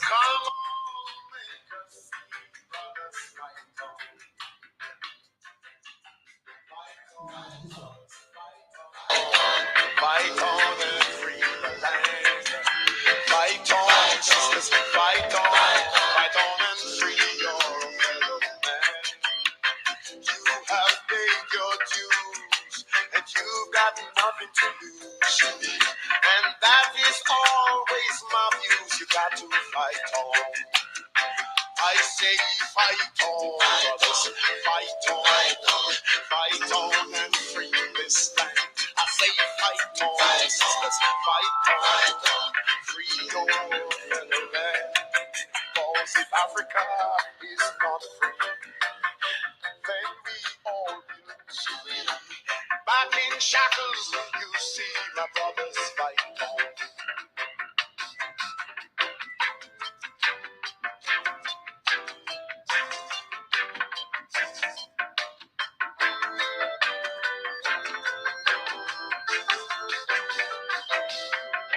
Fight on, brothers, fight on and free this land. Fight on, sisters, fight on and free your fellow man. Brothers has gone in exile for such a long while. Fascism to fight, brothers, fight on. I say fight on, brothers, fight on and free this land. I say fight on, sisters, fight on and free your fellow man. We need majority rule. Simit and Basta is too cool. Early morning to fight on. Come on, fight on, brothers, fight on and free this land. Fight on, sisters, fight on and free your fellow man. Fight on and free your slave. Fight on and free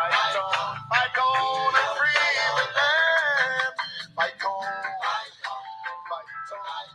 Fight on and free your fellow man. Yes, fight on, says Peter Tosh.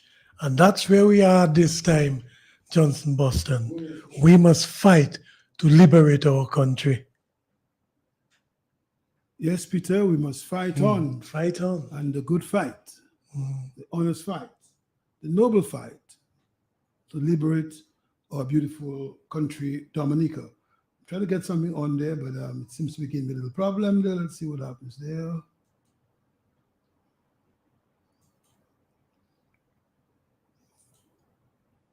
Okay, it's just not coming through.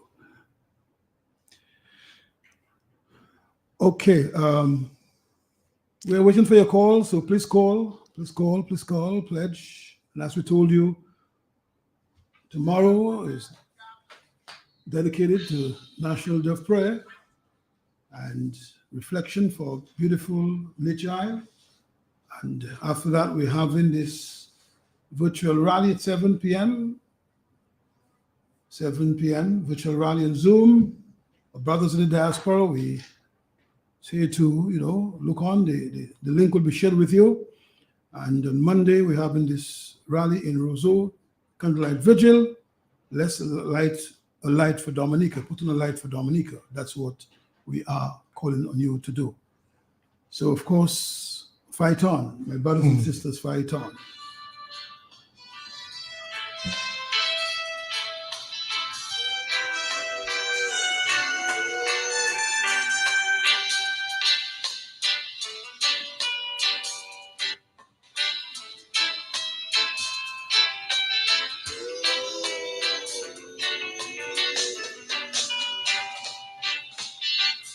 Everyone is crying out for peace. None is crying out for justice. I said, everyone is crying out for peace. I said, none is crying out for justice.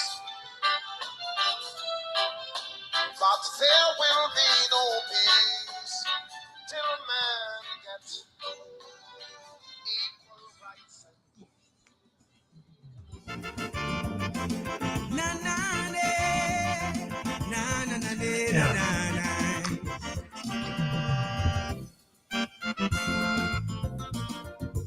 Nice again.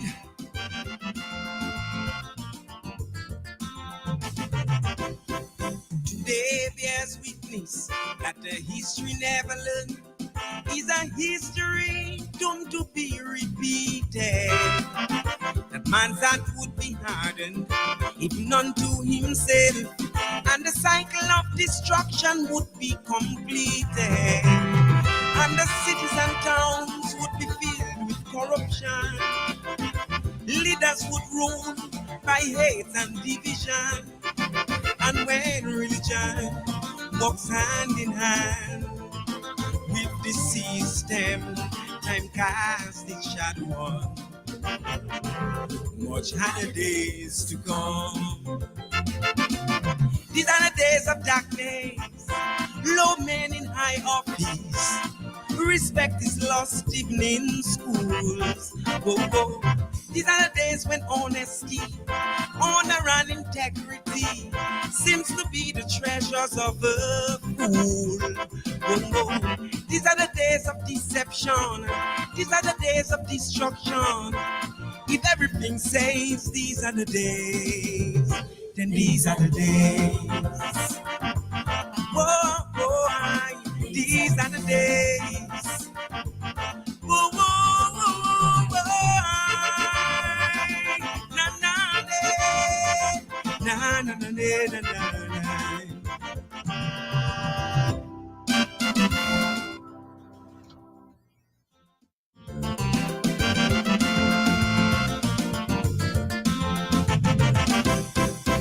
World of hunger, diseases with no cure, unrest and uprisings everywhere. Reality means nothing, image is everything. The world is in the hand of the deceiver. Man is a victim of his own intelligence, and the youth are the same children of disobedience. And just like Babylon back then, seems an unseen force wields the system on a destructive course that no one dares to stop. These are the days of numbers, great signs and wonders. Seems we are back in the biblical days. Whoa, whoa.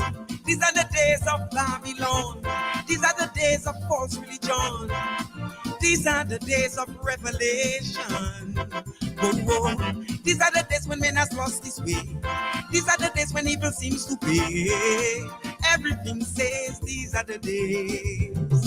And these are the days. Whoa.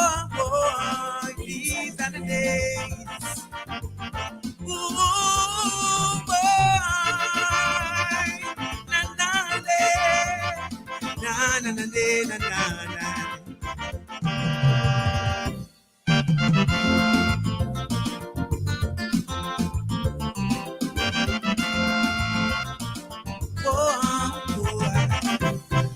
The earth is changing, it's telling everywhere. There's even less oxygen in the air. The forces of nature, like never before, showing death and destruction everywhere. And we never stop long enough to consider, are we in sync with creation or creator? But it's all been said before, it's all been done before. We're no wiser than before, and it's also clear nobody really cares. These are the days of godless men, children ruling over them. Nothing can change man and his ways. Whoa, whoa. These are the days of floods of rain, earthquakes and hurricanes. Nothing has changed, but it's not strange. Whoa, whoa.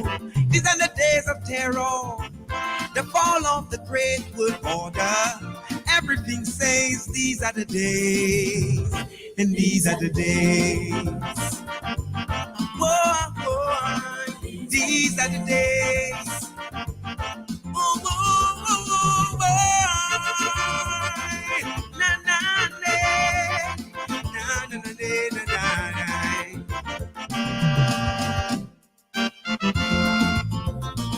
Boy, these are the days.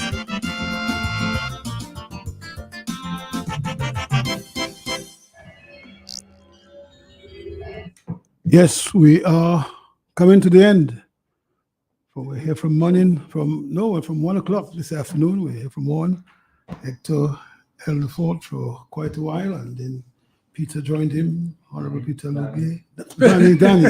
You see the thing I go mention Peter. I go mention Peter, and all of a sudden Peter is in my head. That's it, that's the point. It's politician.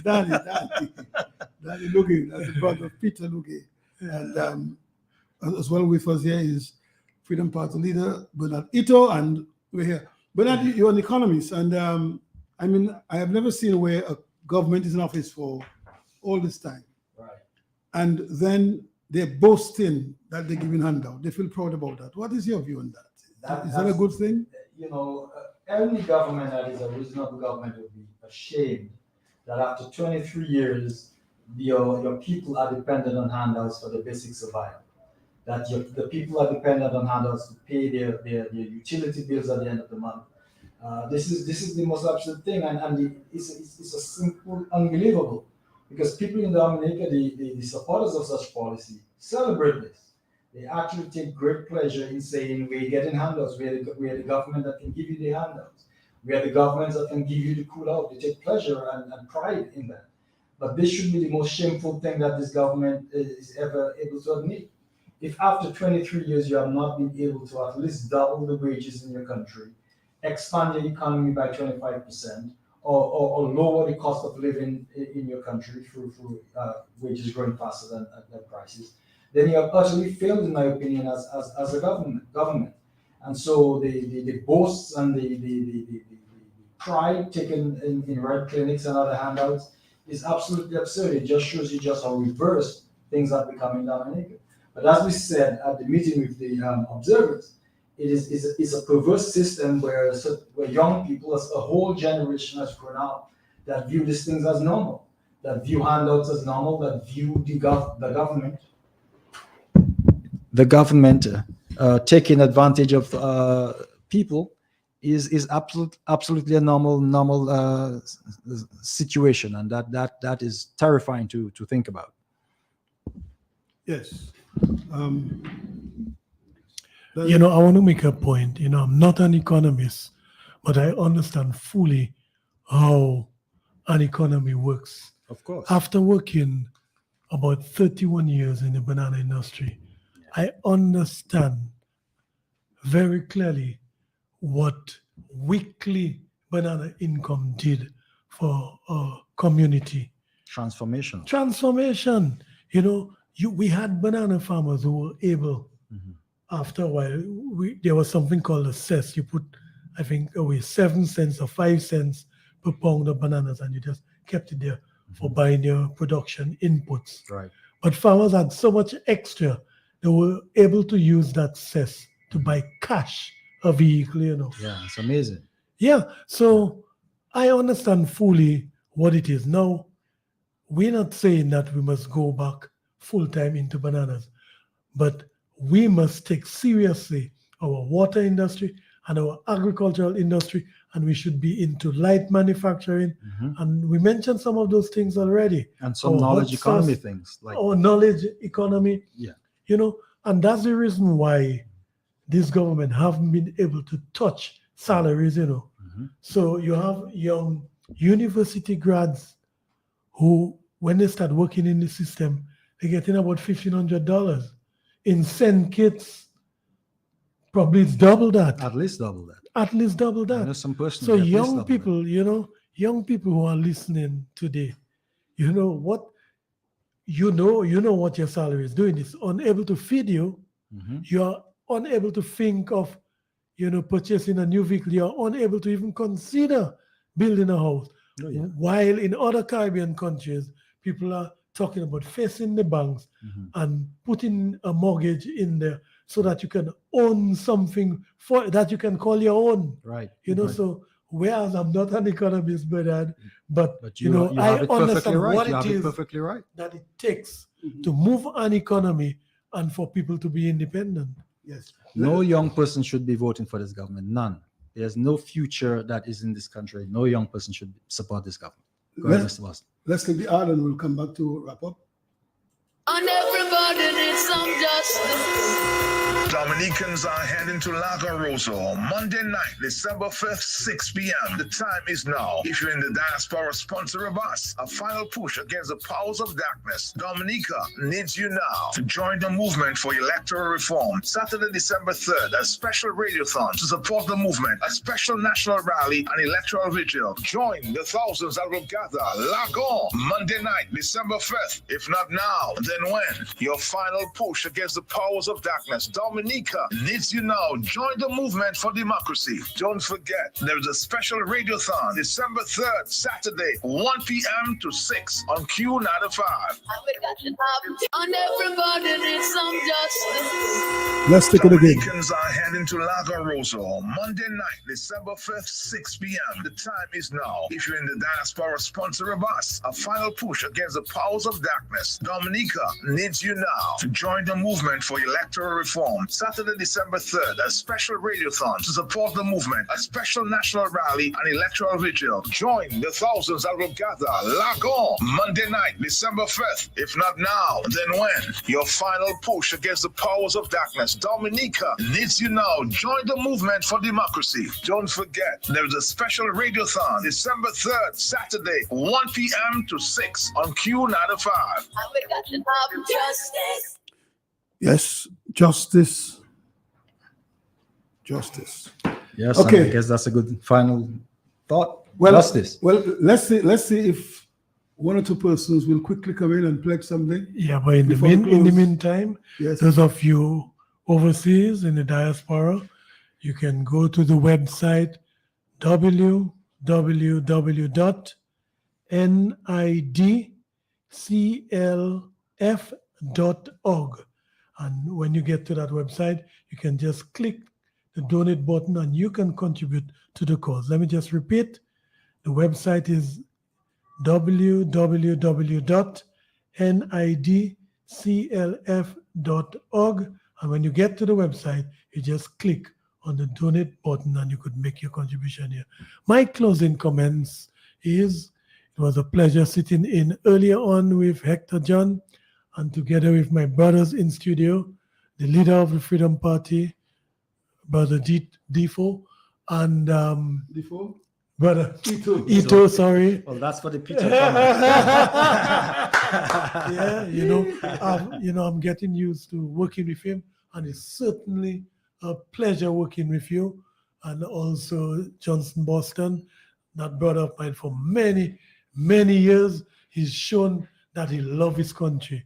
and Mr. Ito. I'm very sure that he loves his country, and that's why he's home. You know, I mean, his profession, I'm sure he could be out there, just like Thompson. You know, he just came from South Sudan. But the hearts and minds of these gentlemen are with Dominica, and we really appreciate them, and I enjoy working with you, and we have a bright future. We will continue to work together to see our country at another place. As I tell people, well, it's more so for me and Bosso, we are of retirement age, but I have children and grandchildren, and I really want to see a better future for these children and grandchildren, and also for our brothers and sisters who live in the diaspora. They must come back to a place they know as home, and they call home, and they can feel comfortable and not see when they come to Roseau and they say, who is that building? It's a Chinese who own it. Who is that one? A Jamaican. Right. You know, Dominica must be first in your country, you know, and that's why we fight. So it was a pleasure being with you. And to all those who contributed, let me say thank you. Thank you. Thank you. God bless you. Well, before you come, Bernard, let me just take a call. What's his line? Hello. That person have a pledge. Good evening, gentlemen. Same to you. I gave my contribution earlier on, but I would just like to make a comment on those people who go to Dominica to vote. There was a man, I do not remember his first name, but his name was Prosper. He was married to a woman from Decas. He was a policeman, inspector. And then when there was election, after he retired, he went to live in St. Thomas. And when there was election, I remember Mr. Prosper would always come to Vegas 3 months in advance. And he would stay the 3 months, and 3 or 4 months before, he comes to Vegas and get himself ready for election. It's only now people are just going to vote. You live in Canada, you live in America, you go down to vote and you go back. These are not principles. We have laws, and it has to be followed by the Constitution. And the idea of people just going down to vote and get out, it's not right. In Vegas, I know the last election they had, I counted over 12 people who had not been in Vegas for over 10 years. They lived in Antigua, they live in St. Martin, and their tickets were paid for them to come to Vegas to vote. Mm-hmm.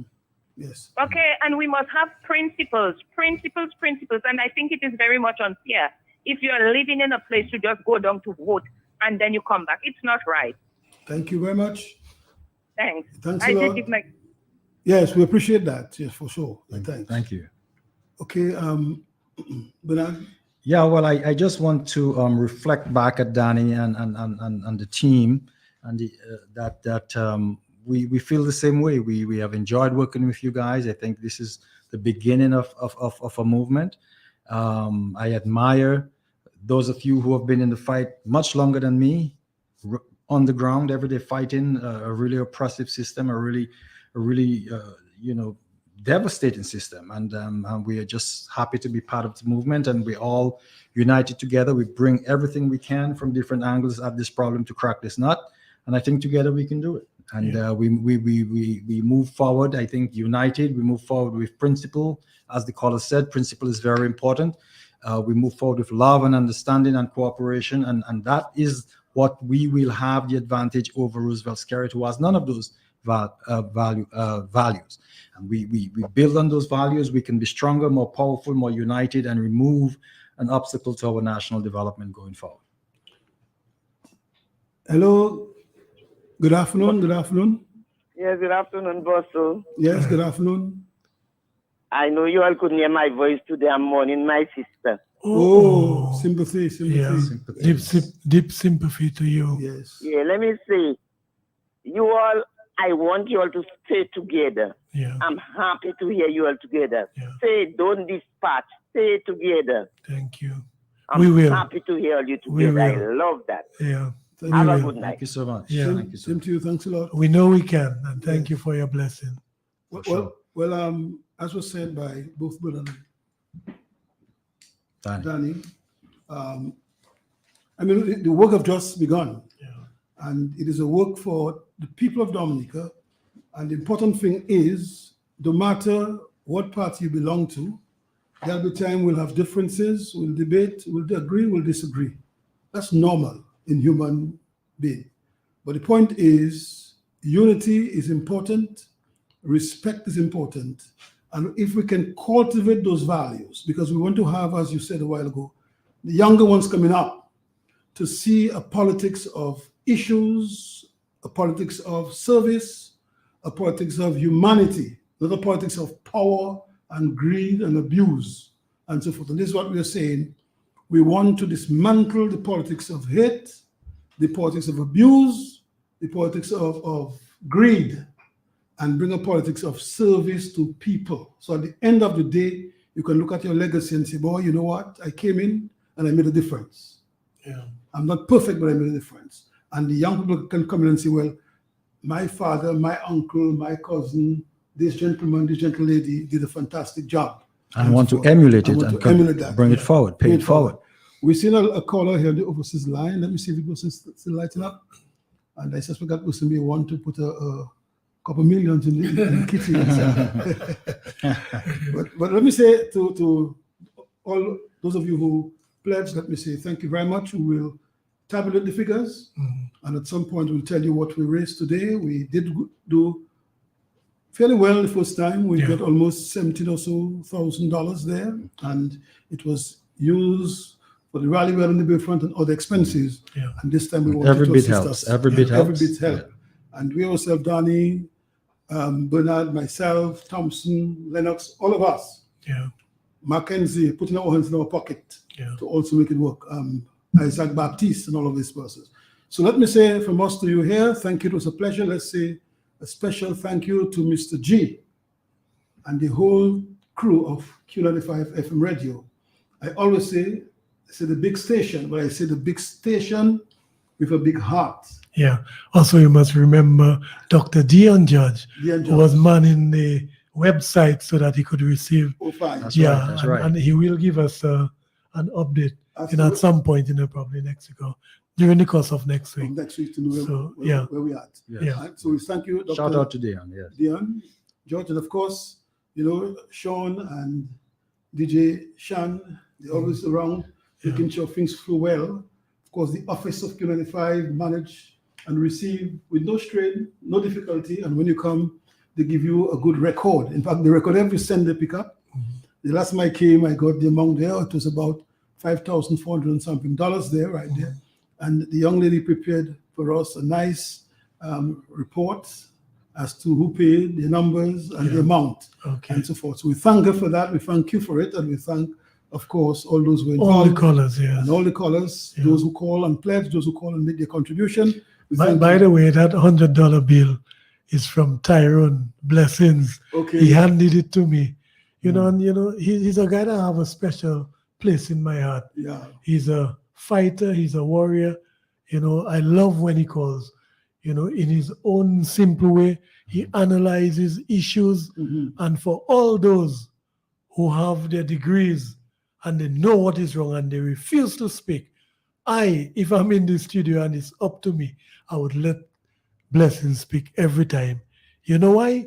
He's fearless and he gives his heart.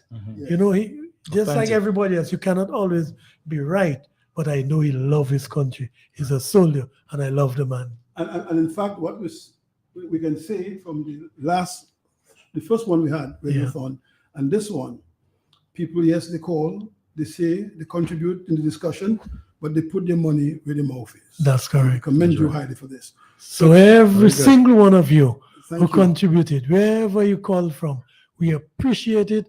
We appreciate you. We love you. Yes. We know that you love your country. Thank you. In fact, somebody asked, where is Thompson? But I should say that he went to a function. He went to a function because, since he became leader, Radio St. Lucia, Radio Jamaica, Radio St. Vincent is on.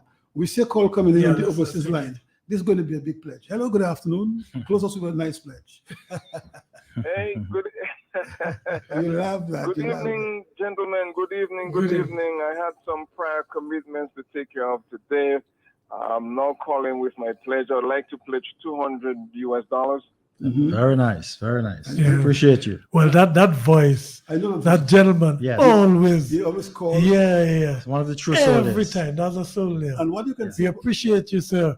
and what you can say about him, whenever he calls, even when he make a serious point, he always come across with a certain level of humility. Yeah. And that is fine in a human being. Yes. So Unassuming. and that's what we're saying. The anger that is among some people. Are you still there with us?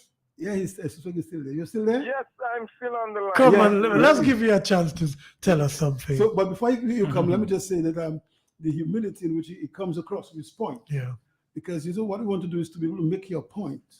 We can disagree and agree, but at the end of the day, we still remain citizens Yeah, and we friends. respect each other. And I commend this gentleman highly whenever he calls. He calls with good facts, good information, but it's Respectful. in a very respectful way. Yes. Yes, look, you're asking him. Yes, something. no, go right Go ahead. ahead, Carl. Tell us something. And do this quickly because we're in borrowed time. Yeah. Well, gentlemen, I have always been a patriot. You know, Dominica is my country. I was born in Scotland. I love my village very much, but my fellow villagers, you know, they tend to, you know, but I know where they stand. But I am for country. They say you can take the man out of the country, but you can't take the country out of the man. You know, I mean, wherever I go, my beloved Dominica, you know, and as you gentlemen said earlier on, we will have differences, you know, we will differ, you know, and politically, you know, whatever way, you know, but when it comes to country, I think every man should be man enough to stand for country. What we are seeing in Dominica, it is so degrading, it is so appalling, it is so shameful to, and as I said some time ago, I don't listen to this guy you all call the Prime Minister. There's nothing good comes from his mouth. Nothing absolutely good comes from his mouth. And it's so shameful to have a man holding the highest office in the land for him to degrade his own fellow citizens. I mean, it is something else, man. And I'm telling you, man, I mean, it is very painful, man. And it's high time we get rid of that. Yes. You know, I can recall when this guy came into office, we all showered him with love. You know, we said, give the young man a chance. And I too wanted to give the young man a chance. But this young man has lost his way. He has become greedy. He has become evil. And I think we have to put a stop to that. We have to arrest all of those negative qualities in this man and put Dominica on a better footing. You know, give the young people something to look forward to. Yes. You know, I mean, I cannot understand the Dominica whereby I'm living in a while. Yes. You know, you have so many young people, you know, leaving high school. They do not have a job. They don't have nothing to look forward to. When I left high school, I went straight into work, you know. You have your little girlfriend, you want to take her to Pee-wee for an ice cream, you want to go to Carrot Cinema, I mean, young people do not have, I mean, it is so sick. Gentlemen, you have a good night. Yeah, thank you very much. In terms of the pledge, let's settle the pledge. You pledged 200. Are you going to do it online or? I will get it. We'll give you the website. We can give you the website. Give him the website so we can. Can I give it to you? You have a pen? Hold one second. I'm far from any writing material. Let me just run quickly. Hold 1 second. Yeah, we need to. Okay, go ahead. It's www.nid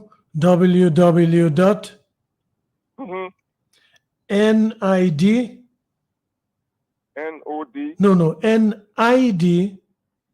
NID CLF Midcliff. Yeah, and .org. Okay. And when you go there, you will see a donate button. You just click the donate button and you'll be able to make your contribution there. Thank you. Okay, great. Thank you very much. Thanks once again. Appreciate you, brother. And let's all remain patriotic to see what we could do for our beloved Dominica, man. Yes, indeed. All right. All the best. Yes, indeed. All the best. Yeah. Goodbye. best. God bless. Okay, great. Good. Okay, good night. Yes. Right. You see that a nation without a soul is like a ship that has lost its rudder. All nation and all. Born in a land of such great expectation, over the years I watched its deterioration. Just couldn't stand by idly and say it's a shame. Someone or something in this land has to be blamed. Politics for one and politicians for the other. Make sure the good of this land don't stay together. How could some place so good turn out so bad? Where is the love in this land that we once had? Somebody thief in the soul of the nation.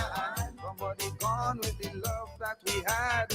Somebody thief in the soul of the nation. Somebody driving this country mad. And we, yes, you and me, we have to stop this conspiracy.